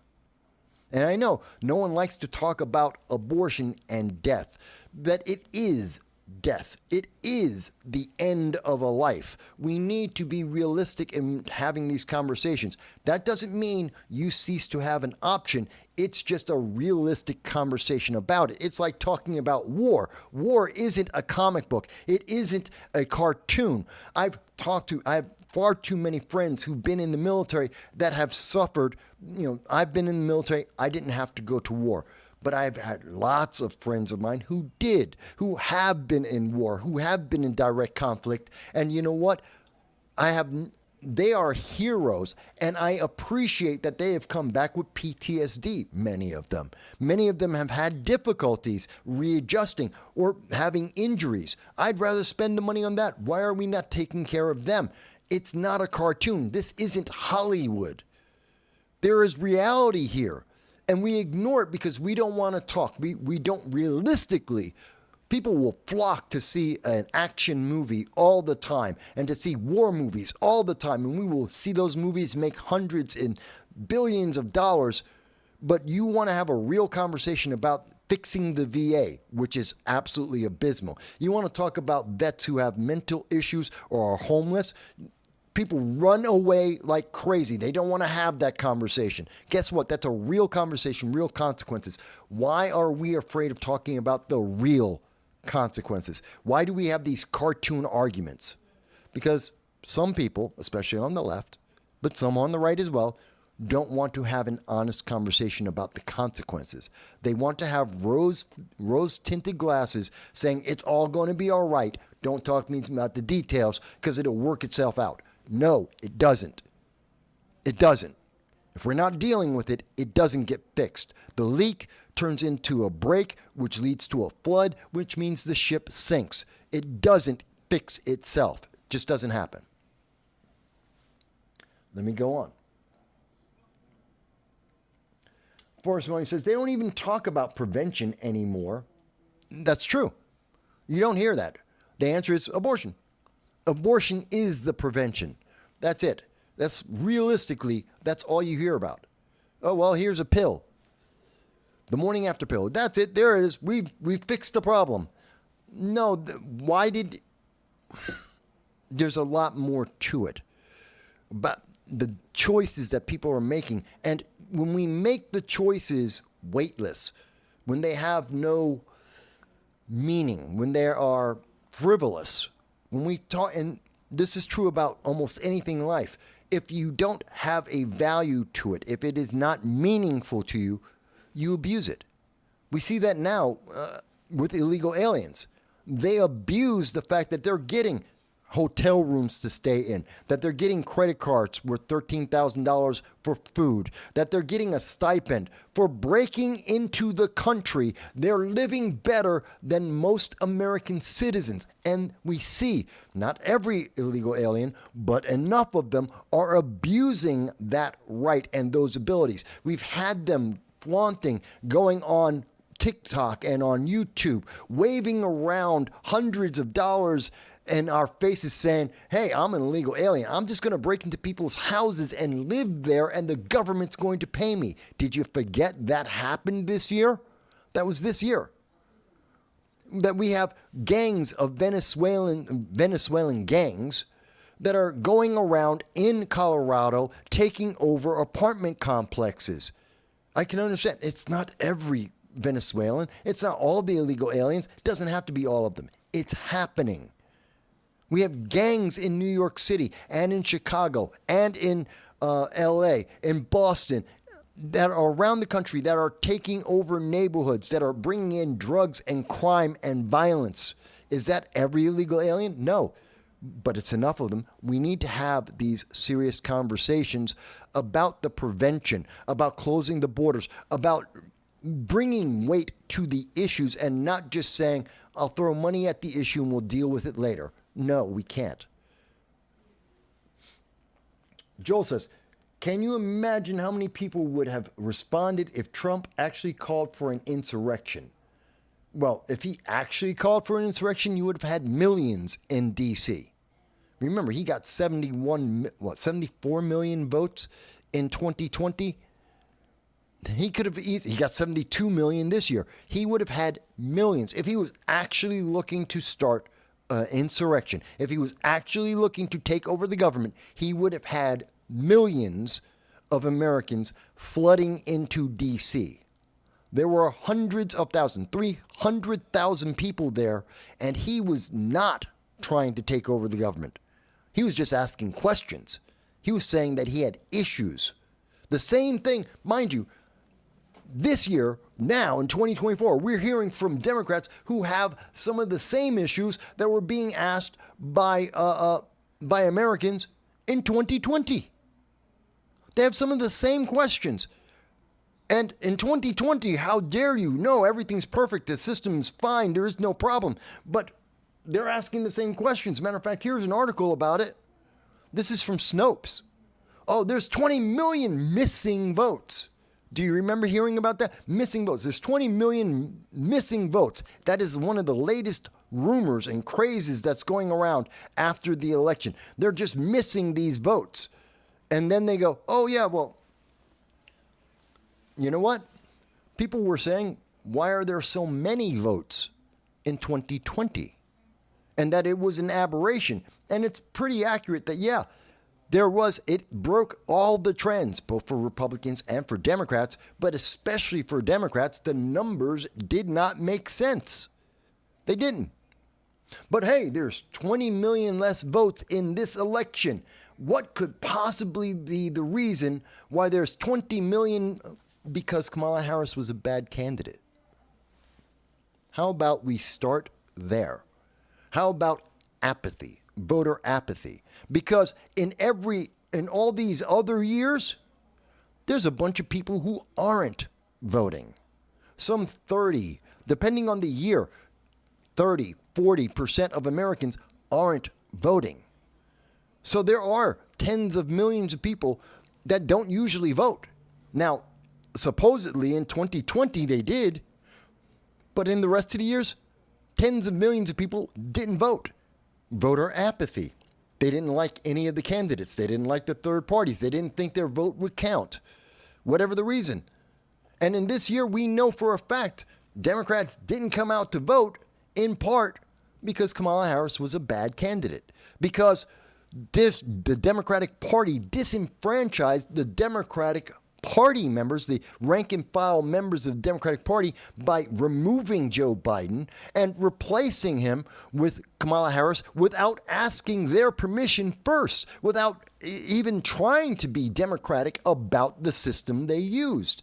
Many of them were upset because Joe Biden, they lied. The DNC, the leadership, knew that Joe Biden is a part-time zombie president and didn't tell anyone. Kamala knew and wouldn't tell anyone. She was complicit in that lie, in that abuse of the American system, just like the DNC leadership was. That's one reason why people weren't voting. There's a lot of reasons why people didn't vote. It's not that votes were missing. They just didn't want to be involved. They didn't want to. Some of these Democrats didn't want to vote for. They didn't want to vote for Donald Trump. They didn't want to vote for Jill Stein or Chase Oliver or Dr. Cornel West or RFK. So they didn't show up because they couldn't vote for her. They're blue. They vote blue no matter who, except when they don't show up. So, again, we hear these things. It just doesn't make sense when you think about it. Again, take the emotion out and think about it, and it doesn't make sense. Let me go on.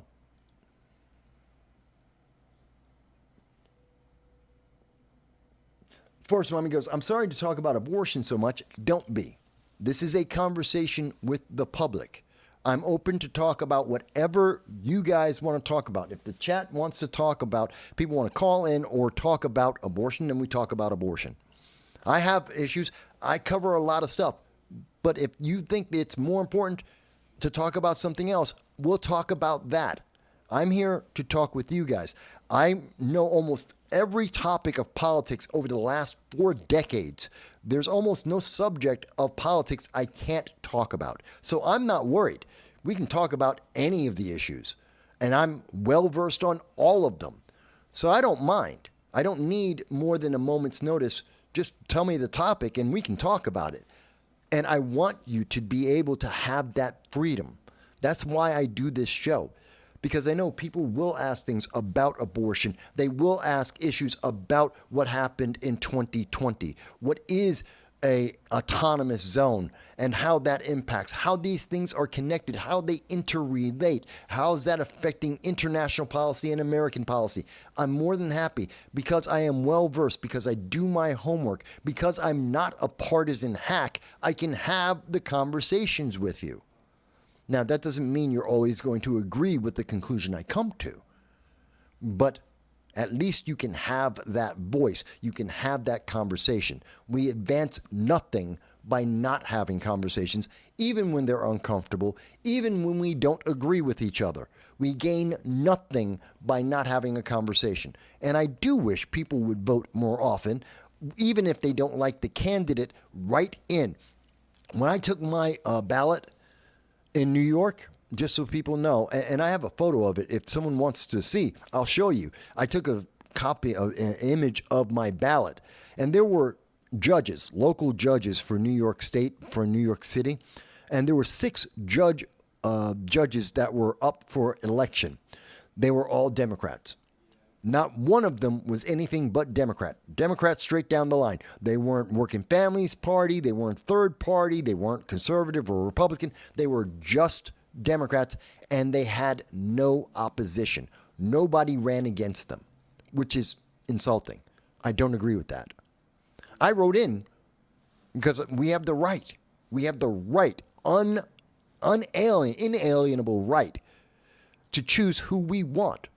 I wrote in several candidates and several individuals that I know, and I wrote their names in instead of those judges, because there should be opposition. There should be a challenge. There should be another choice. And if anyone thinks, Mike, you didn't really do that, I will show you the image of my ballot. I have no problem showing you what I voted for. I have no problem saying this is how I voted, because I've been honest and open about how I would vote in the first place. I have no problem. I'm happy with the votes I made. And someone will say, but Mike, those votes didn't count. They counted. They did count.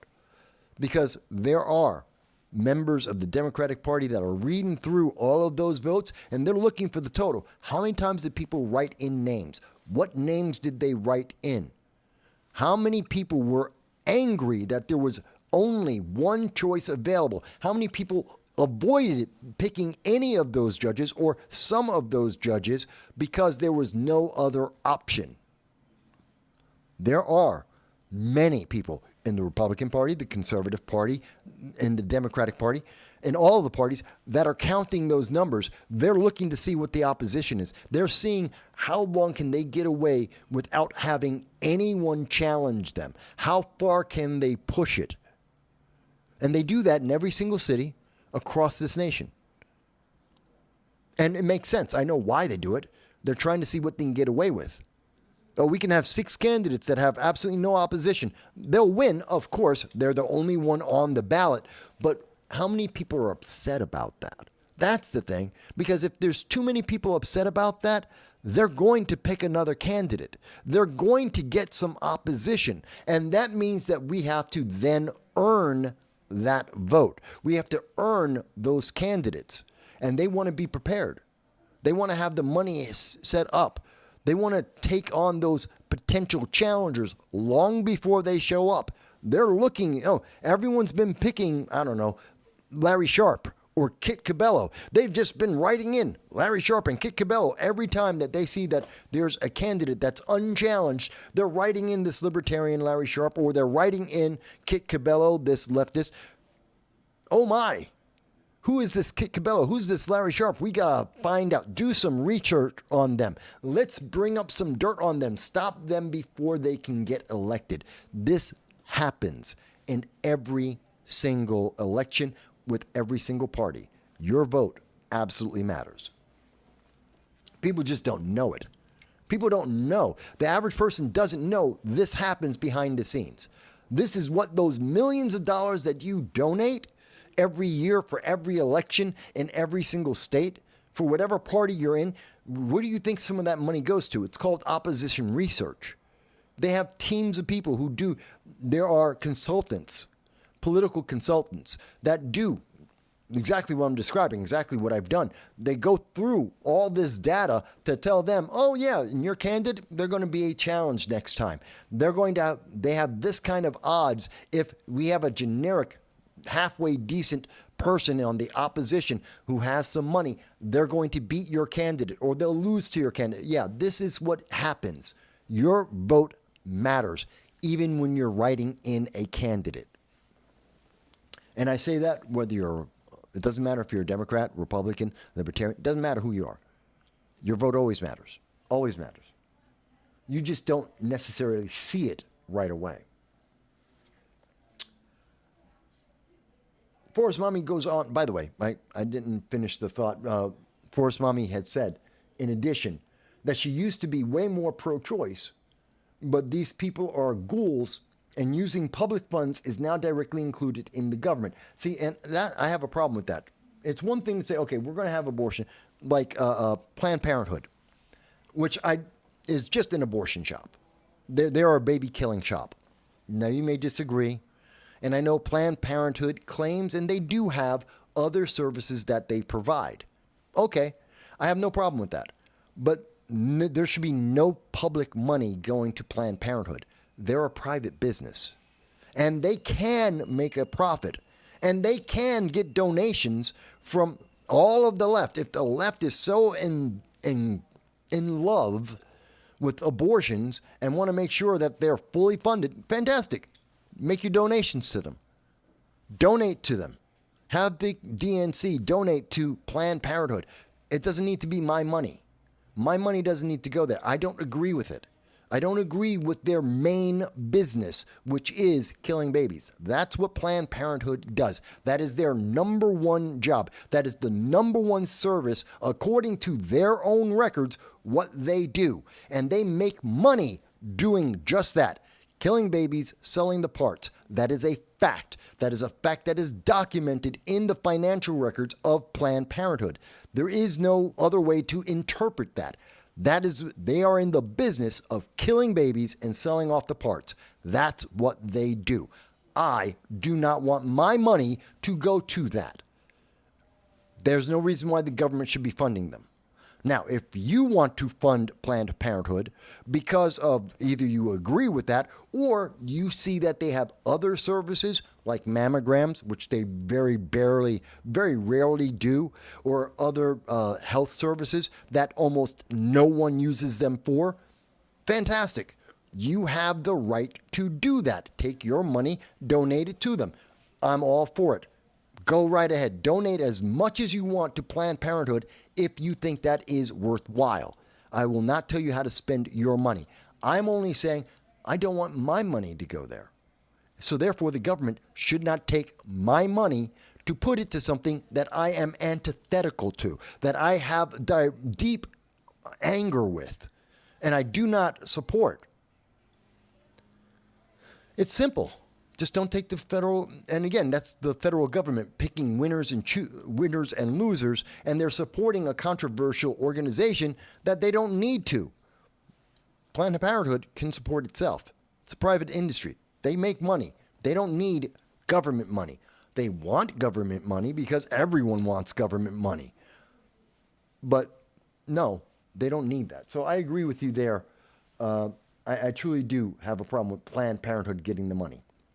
For us, mommy. Joel says, the Democrats spend a lot of money on abortion. Rovember, as in Roe versus Rovember, as in Roe versus Wade in November, I guess. They tried to make it the biggest issue. They tried. It's just not. My stepdaughter is totally convinced that she lost rights because Trump won. And I keep saying to people, what's the right? Look, I'm not picking on your stepdaughter, Joel. I'm not picking on anyone out there. I'm only asking, what right did you lose? Okay? If one, Joe Biden and Kamala Harris are still in the White House right now, so you lost nothing. And the day that Donald Trump gets in office, what stops happening? What law? What piece of the Constitution, what amendment suddenly ceases to exist just because Donald Trump is president? He was president in 2016. No rights were lost. Not one. No one lost a single right. No one lost the ability to do anything. You were just as American the day before Donald Trump was president as after. Why is 2024 going to be any different? I need to impress that upon people. Rather than shave off your head, take a moment and breathe. And think about this. What changed? What legislation changed? Donald Trump isn't God Almighty. He doesn't get to wave his hand and all of a sudden laws just disappear. That's not America. That's not how it works. Even if you're afraid that we're becoming a dictatorship, which there's a lot of reasons to be afraid of that, we're not there. No leader can just make things happen just because they want to. You cannot just wave your hand and take away all of people's rights. Even like, as an example, gun control. I use that. I want you to, I'm trying to use other examples so that you can understand when you take your emotion out of it and you think of it realistically. Because people say, oh, abortion, lots of emotion tied up in that. Okay, let's step that. As a woman, okay, do you lose the right to own a gun? No more so than you did now. If you can own a gun now, you can own a gun on January 21st. No law has changed. No one has stopped that. And no president has the power to stop you from being able to own that gun. That didn't change. Okay, can you drive a car?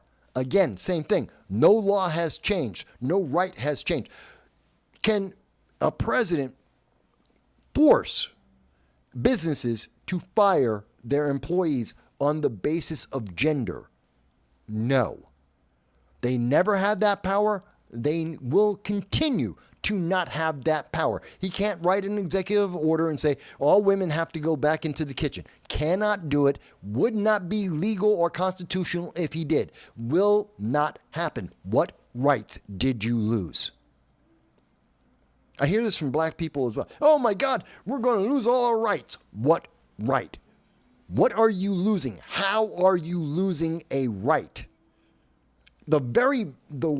I'm going to steel man that argument for people. And when you hear these things, steel man, that means I'm going to make the best argument for this issue as I can. Okay, you're losing rights. You know what would be required?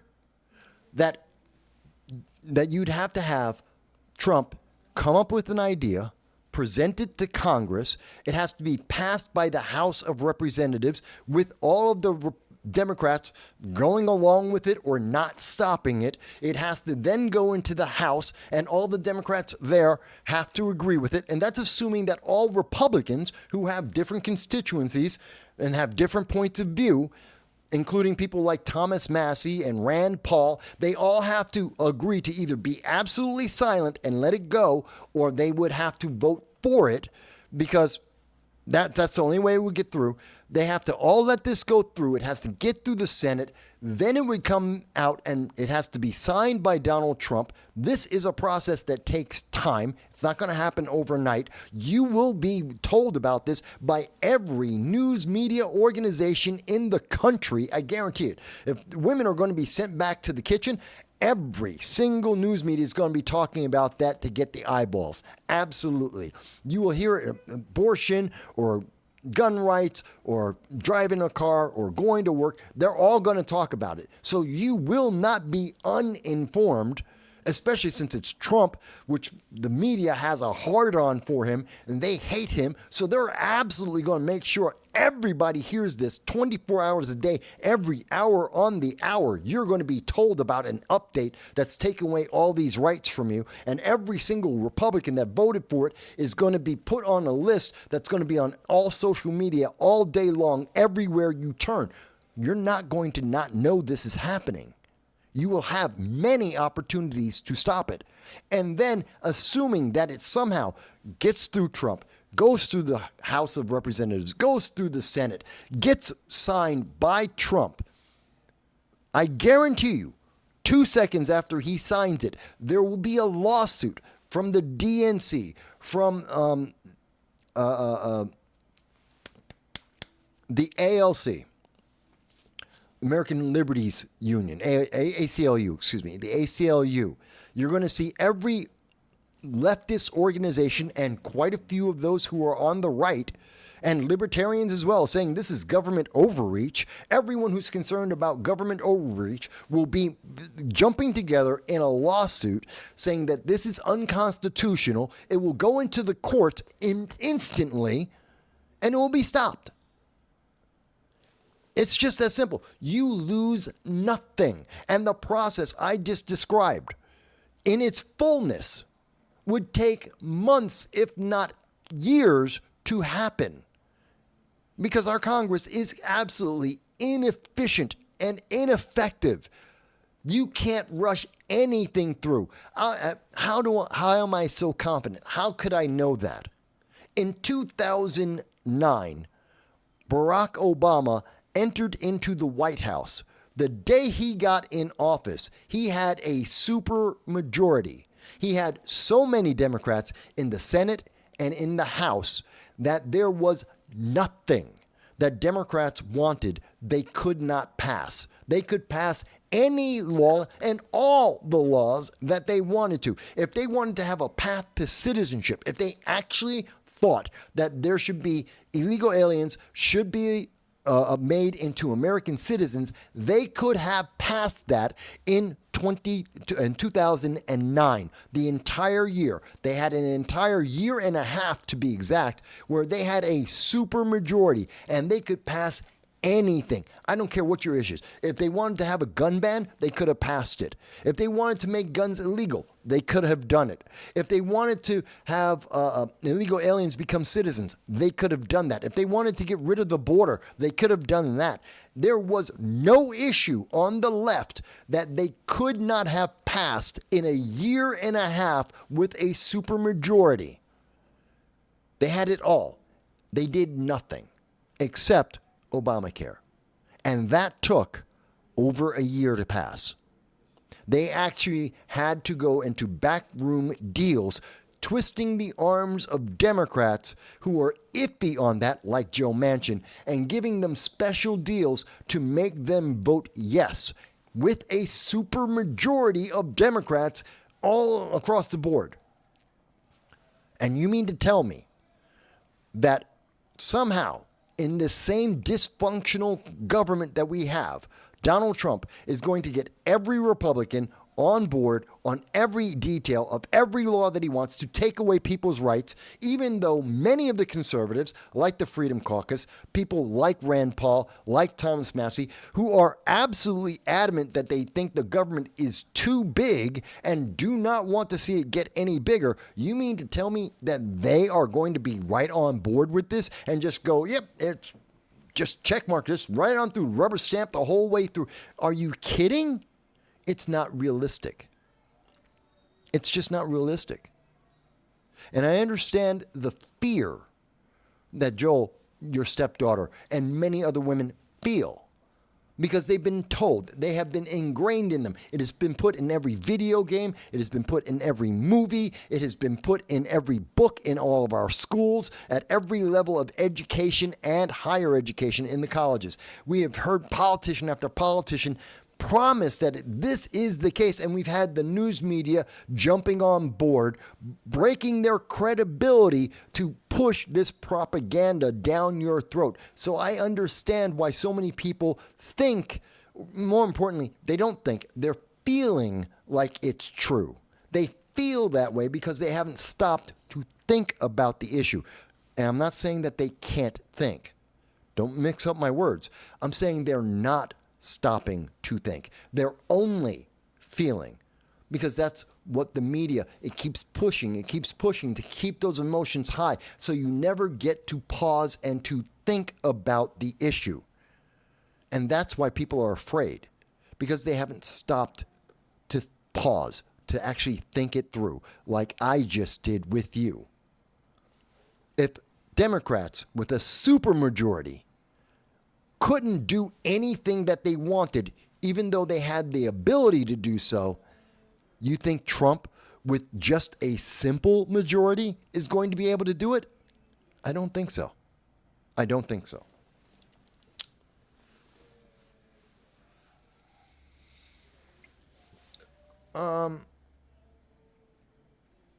So let me see here.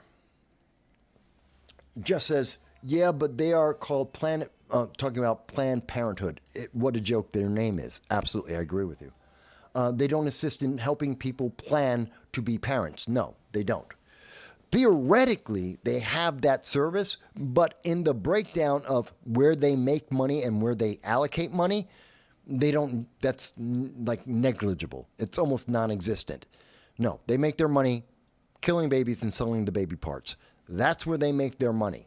Everything else is like a couple percentage points. Like, I believe the last time that they had their numbers publicly available and were reviewed, it was something like 70% of their income comes from killing babies and selling the body parts. And everything else is like 5%. Each of the other services, like mammograms, it's like 5%. That's it. That's all their services. It's a joke. They're nothing about Planned Parenthood. It's about planned murder. And this is, of course, what their creator, the woman who started Planned Parenthood, was a unabashed racist and wanted Planned Parenthood to be able to eliminate any defectives in the nation. That's her words. Margaret Sanger. Look her up if you don't know. She created Planned Parenthood to plan the obsolescence of people that did not fit her worldview. She was a eugenicist. She was evil. And again, folks, don't take my word for it. Look it up. Margaret Sanger, eugenicist, Planned Parenthood. It's public information. This is not new news. Joel agrees and says exactly that his stepdaughter is still too angry to have any sane discussion about her rights not changing. And that's the thing. People need to calm down. Don't shave your head. Look, if you're shaving your head, and I agree with my friend Larry Sharp, he brought this up, that if you're shaving your head, if you're on TikTok or on YouTube Shorts and you're screaming and ranting in your car, and you're shaving off your head, you're virtue signaling. You're either virtue signaling or you have a mental issue or you want attention. You're a narcissist.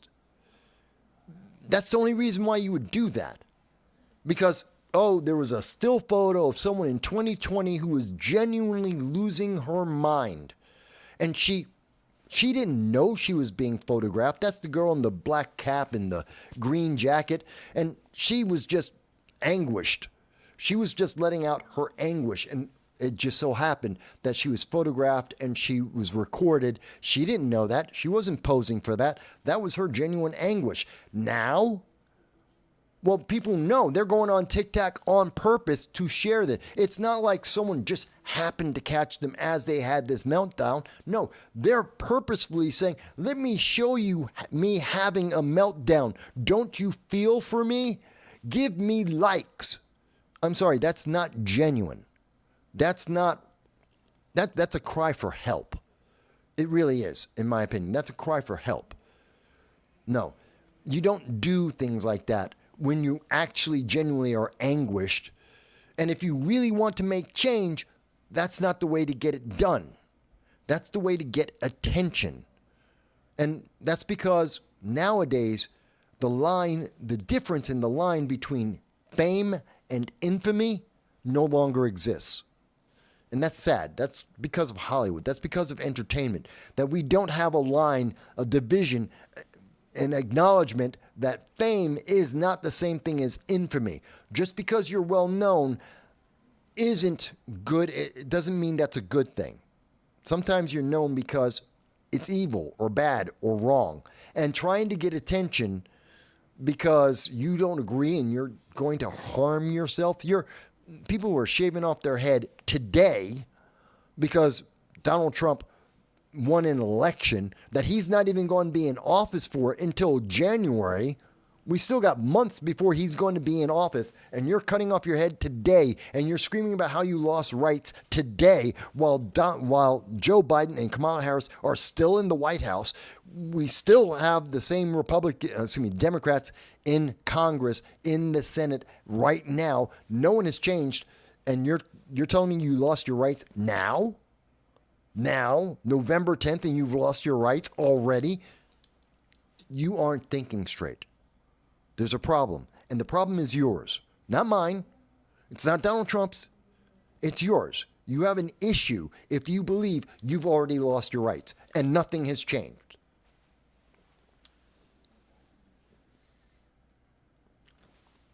Slow down, folks. If you're one of those people who thinks you've lost your rights, slow down, think. You don't have to agree with me. Slow down, think. Think about the situation. Because one thing is an absolute fact. It is empirically true that you have lost nothing. Nothing. As of this moment, you have lost nothing. It is unlikely, it is improbable that you're going to lose the rights that you're being told you might lose. And even Kamala Harris, even Joe Biden, even the left are all backtracking. It's the news media, it's the pundits, it's the political organizations. They're still trying to radicalize you. They're still trying to pump you full of emotions because they're taking advantage of you. They are using you to get more political power, which is sad, and you're giving it to them. But I guarantee, and this is a minority. The majority of Americans don't want this. Slow down, folks. Think about it. Okay, let me go on. Forrest Mommy knows Margaret Sanger's name and says that she was nasty. She was literally, yes, she was a eugenicist, absolutely. And she wanted all the brown removed. That's absolutely true. She was also part of the early part of the WHO, World Health Organization. That's true. Even Jess also knows who Margaret Sanger is. Joe says, I saw a meme that Rosie O'Donnell is joining the 4B and not going to have sex with men, which is funny because, and you know what? I do have something about that. Here it is. And I did want to bring that up, and this will probably be the final thing I'll be talking about in the live stream today. But I did want to bring this up that there is this movement, which is called the 4B movement. And we see some women, not all women. I love this. Newsweek says women embracing the no sex. No, all women aren't embracing this. It is a small sliver of certain types of women. And when I say certain types, I mean political ideology. Certain ideologies of women with a certain ideology, I should say. Women with a certain ideology, a sliver of them are embracing this idea of no sex, no kids, no men. This is the 4B movement. Now, I kind of find this funny because if you ask most Americans, they don't know what the 4B is. And that's because it's in another language. The reason why it's called the 4Bs is because it's in Korean. And the 4Bs represent the Korean words. This is a Korean idea for their Korean politics. And now it's being adopted by feminists in America at this time. And the leftists, the far left in America, are now adopting this Korean idea in 2019. And that is to have no marriage, no childbirth, no dating, and no sex. Who is this punishing? Women. It is punishing these women. Now, mind you, and I said this before, I think I was talking with Larry Sharp this week on Thursday, and I said, well, no one wants these cat ladies anyway. And I know that was mean because some of my audience do have cats. And just because you have a cat and just because you're single doesn't mean that you're trying to shave off your hair. It doesn't mean that you're into the 4B movement. So to be fair, a lot of the people who are into this 4B movement, at least from what I can observe, these are the people on TikTok. These are the people on the YouTube shorts. These are people who are absolutely repugnant. Their personalities are repugnant. Most of them look like they come across repugnant. I'm not saying that every woman in the 4B movement is ugly. I'm saying that the ones that I've seen are ugly. I can say that. The examples of the 4B movement that I've been able to see on TikTok and on YouTube and on social media and the news, yeah, they all seem to be repugnant individuals to me. Not necessarily because of their looks, but definitely because of what they say, of their attitudes, their thoughts, the way they express themselves. They're repugnant. And generally speaking, when there is a human being that is repugnant in their speech and their mannerisms, they're single. They don't get to have marriages. They don't get to have babies. There was someone out there, I thought I had it. There was a person, I'm trying to see if I have this here. Was it this one? Nope, not that one. I thought I had an article. There is an article somewhere where a woman is talking about maybe it was in that original article I was showing you, where a woman was saying that she her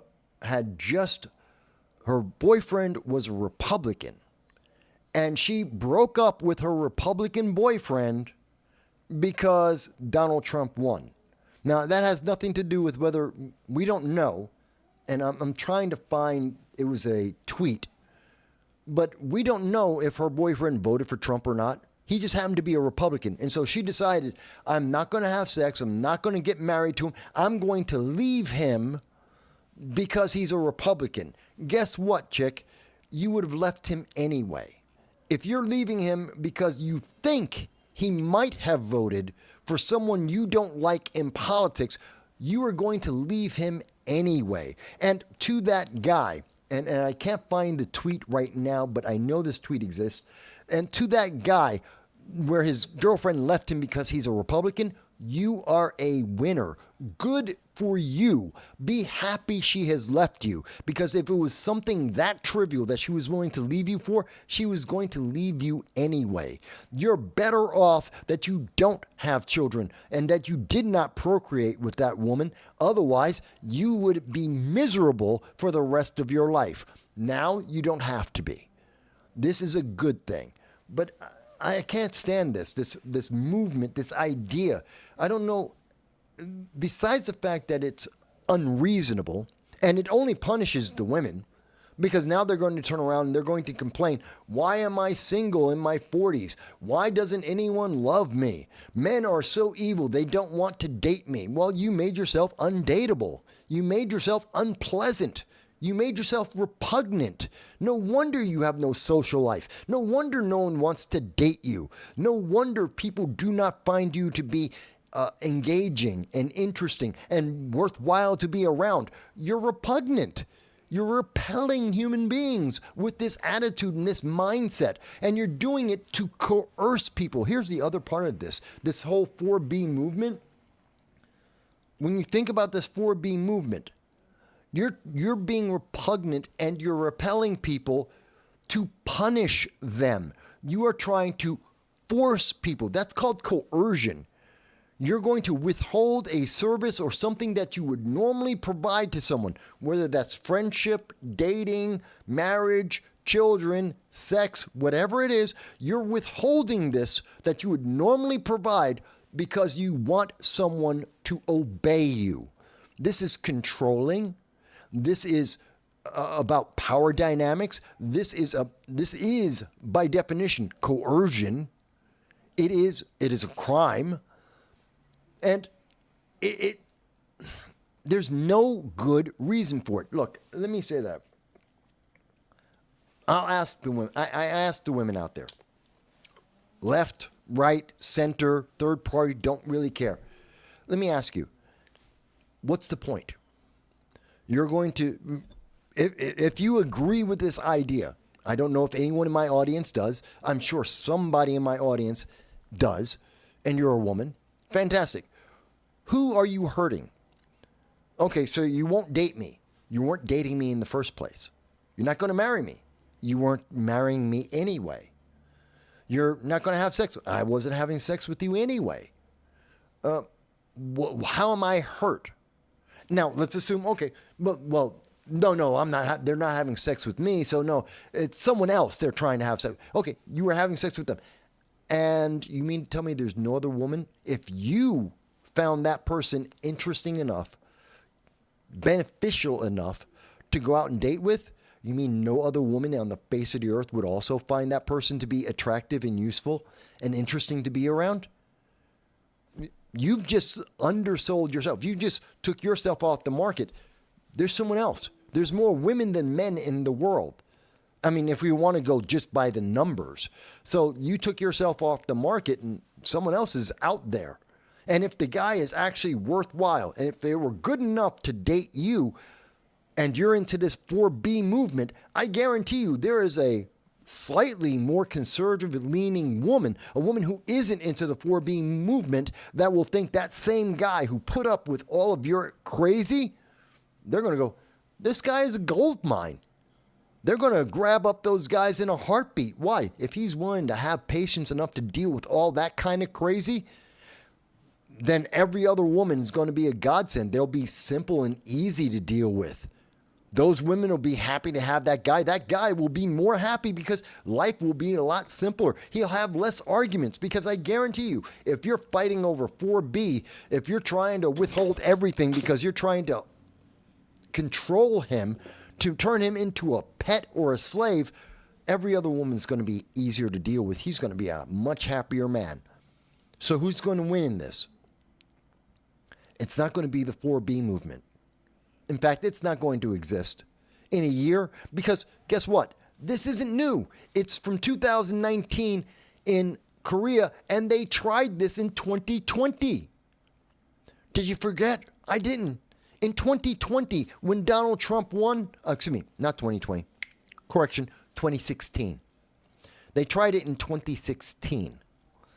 And it was the same thing. Donald Trump won. Oh, we're not going to have sex anymore. They did this when Roe v. Wade, also, Roe v. Wade, when it got overturned. They said, oh, we're not going to have sex with men anymore. We're going to punish them because it should be Roe v. Wade. Codify it now. That movement went nowhere. This isn't new. It is coercion. And all it means is that social Darwinism. That's what it means. You're not going to procreate. Your genes are not going to continue to infect the gene pool. I don't feel bad for you guys. You're going to be single forever. And that's probably better for society. That's my opinion on that. Now, you may think that's mean. I'm not saying that it's nice, but I don't think it's wrong either. You may not like that, but if you're that kind of crazy, I think there's other issues going on. Go and see a therapist.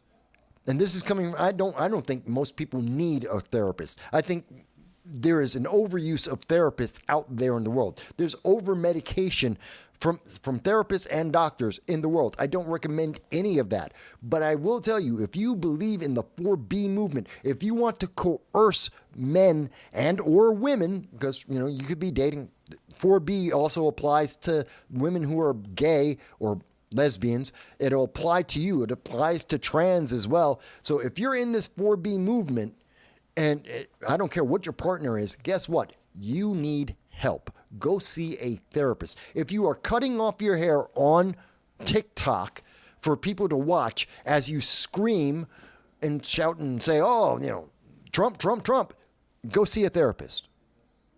Save your money, save your hair, go and see a therapist. You have a problem. You have mental damage.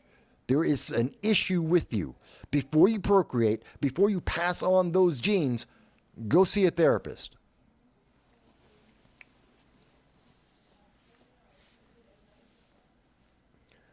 Jess asked a very great question, and I love this. So if they abstain for 4 years, does this mean there will be less abortions? Yes. So we win. There's a great point, Jess.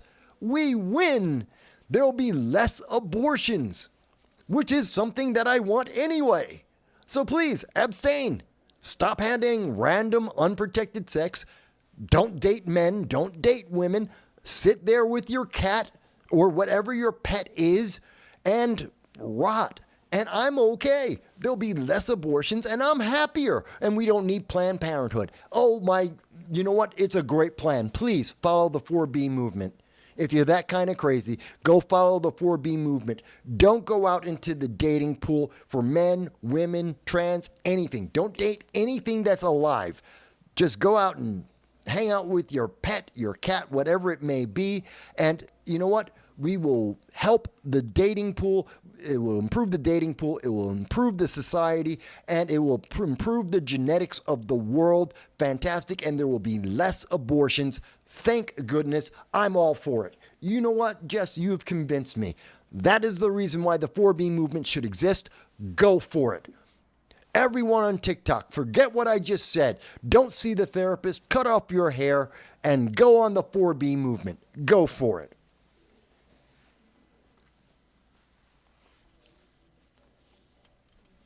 Oh man, these people are insane.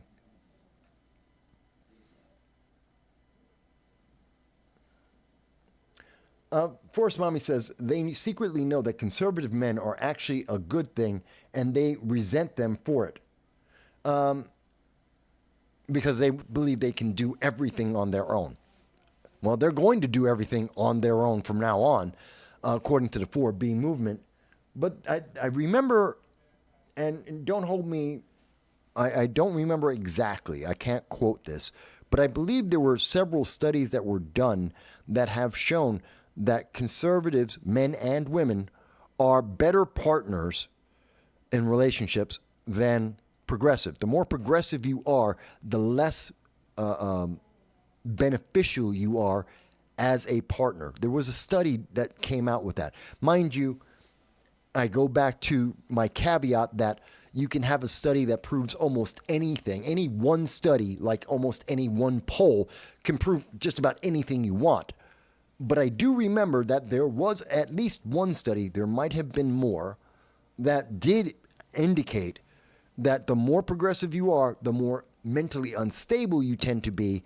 And there's also one that says you are worse in a relationship the more progressive you become. I remember that. And now that we see the 4B movement, I tend to believe it more than I did then. Even though I say, any one study, probably not accurate, you can prove anything. Any one poll, not necessarily accurate, you can prove almost anything. But when you look at the 4B movement, it tends to make it seem more credible, at least in my opinion.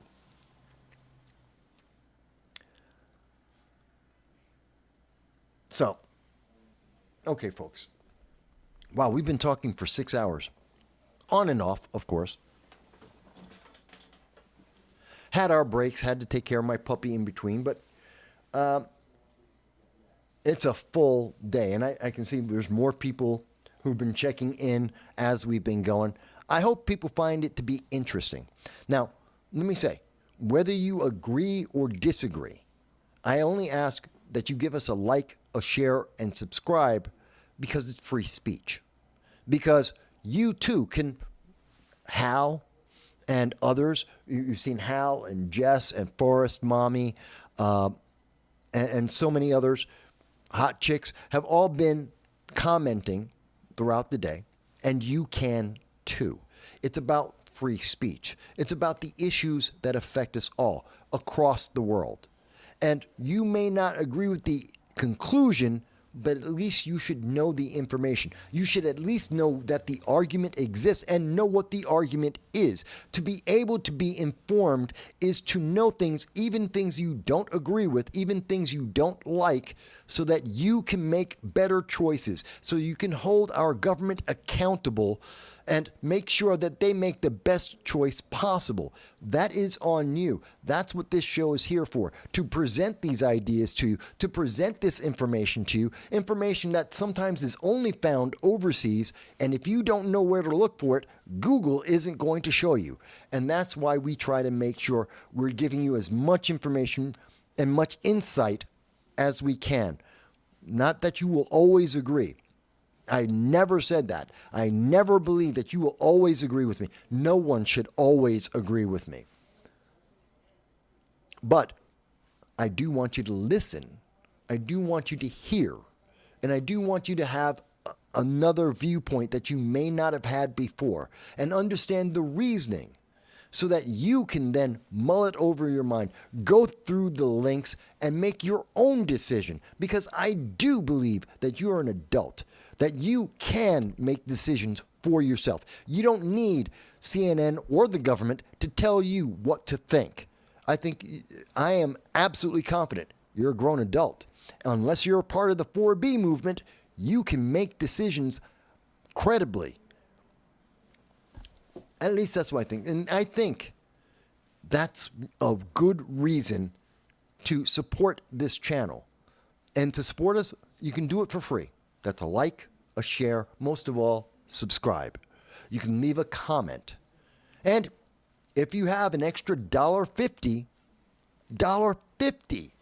with inflation, that's almost like a quarter back in the 1950s. But if you add $1.50, fantastic. Donate.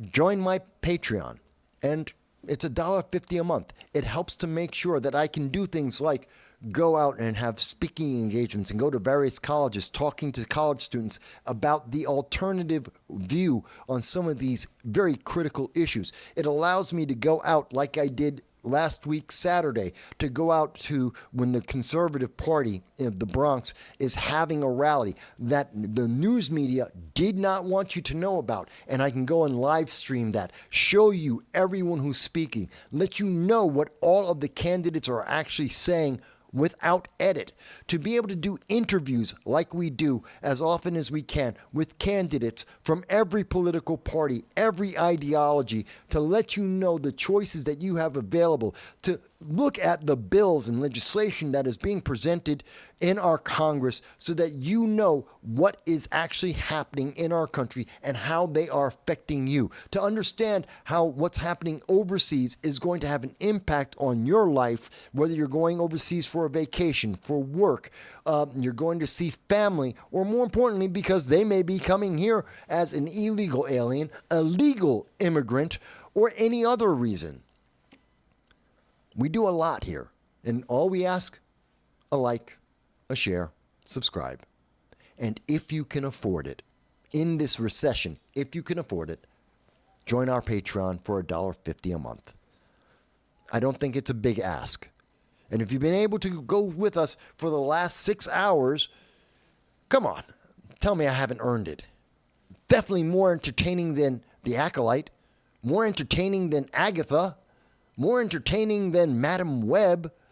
You spent $20. You haven't seen a movie all year that you really enjoyed other than Deadpool, Wolverine. Guess what? Save $18.50, give me $1.50, and you can go and rent one of those other movies. You'll have a great time. So anyway, am I plugging myself? Yes. Why not? Why shouldn't I? Of course I am. Everyone else plugs themselves too. It's not a bad thing. All right, folks. So it's been 6 hours and about 15 minutes. I do want to see if my friend Larry is on. I know he was doing a live stream as well. I want to see if I can catch the end of that. I do appreciate each and every one of you and everything that you've had to say in the comments, everything that's going to be in the chat. I look forward to whether you saw us on Rumble or on YouTube or on Facebook. Doesn't matter, wherever you were. I appreciate, even if you were here for 5 minutes, if you were here for the entire 6 hours, I appreciate each and every one of you. I look forward every Sunday at 2:30 p.m. Eastern Standard Time to talk with you about whatever issue is going on and whatever issue is important to you.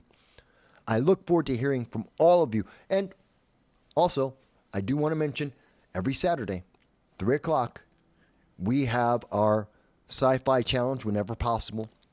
And we talk about sci-fi 3 o'clock on Saturdays because man cannot live by politics alone. He does need bread, beer, and of course, sci-fi. So we take a break from the politics every Saturday at 3 o'clock for about an hour, maybe two, just to break it up a little bit, to give you, because I know everyone likes, whether it's your basketball or your whatever, your sport, or you like the Housewives of wherever the hell, 90-Day Dumpster Fire. Well, you can also do sci-fi. So anyway, thank you guys. Thank you, Forrest Mommy. Thank you, Joel. Thank you, Jess, and everyone else who's watched the show. Whether you left a comment or not, I appreciate each and every one of you all across the country, across the world, in fact, because the show is watched in about 100 countries. So we appreciate each and every one of you. I want you to have a great rest of your night. If you want, you can join me over in the chat for Larry Sharp if he's still talking. I'm going to jump over there. Semper Fi to all of my Marines out there. And that's why I'm going to see Larry to see what he's saying to the other Marines. I want every Marine. You be safe. Veterans, we'll talk to you tomorrow. Tomorrow's your day. All right, guys.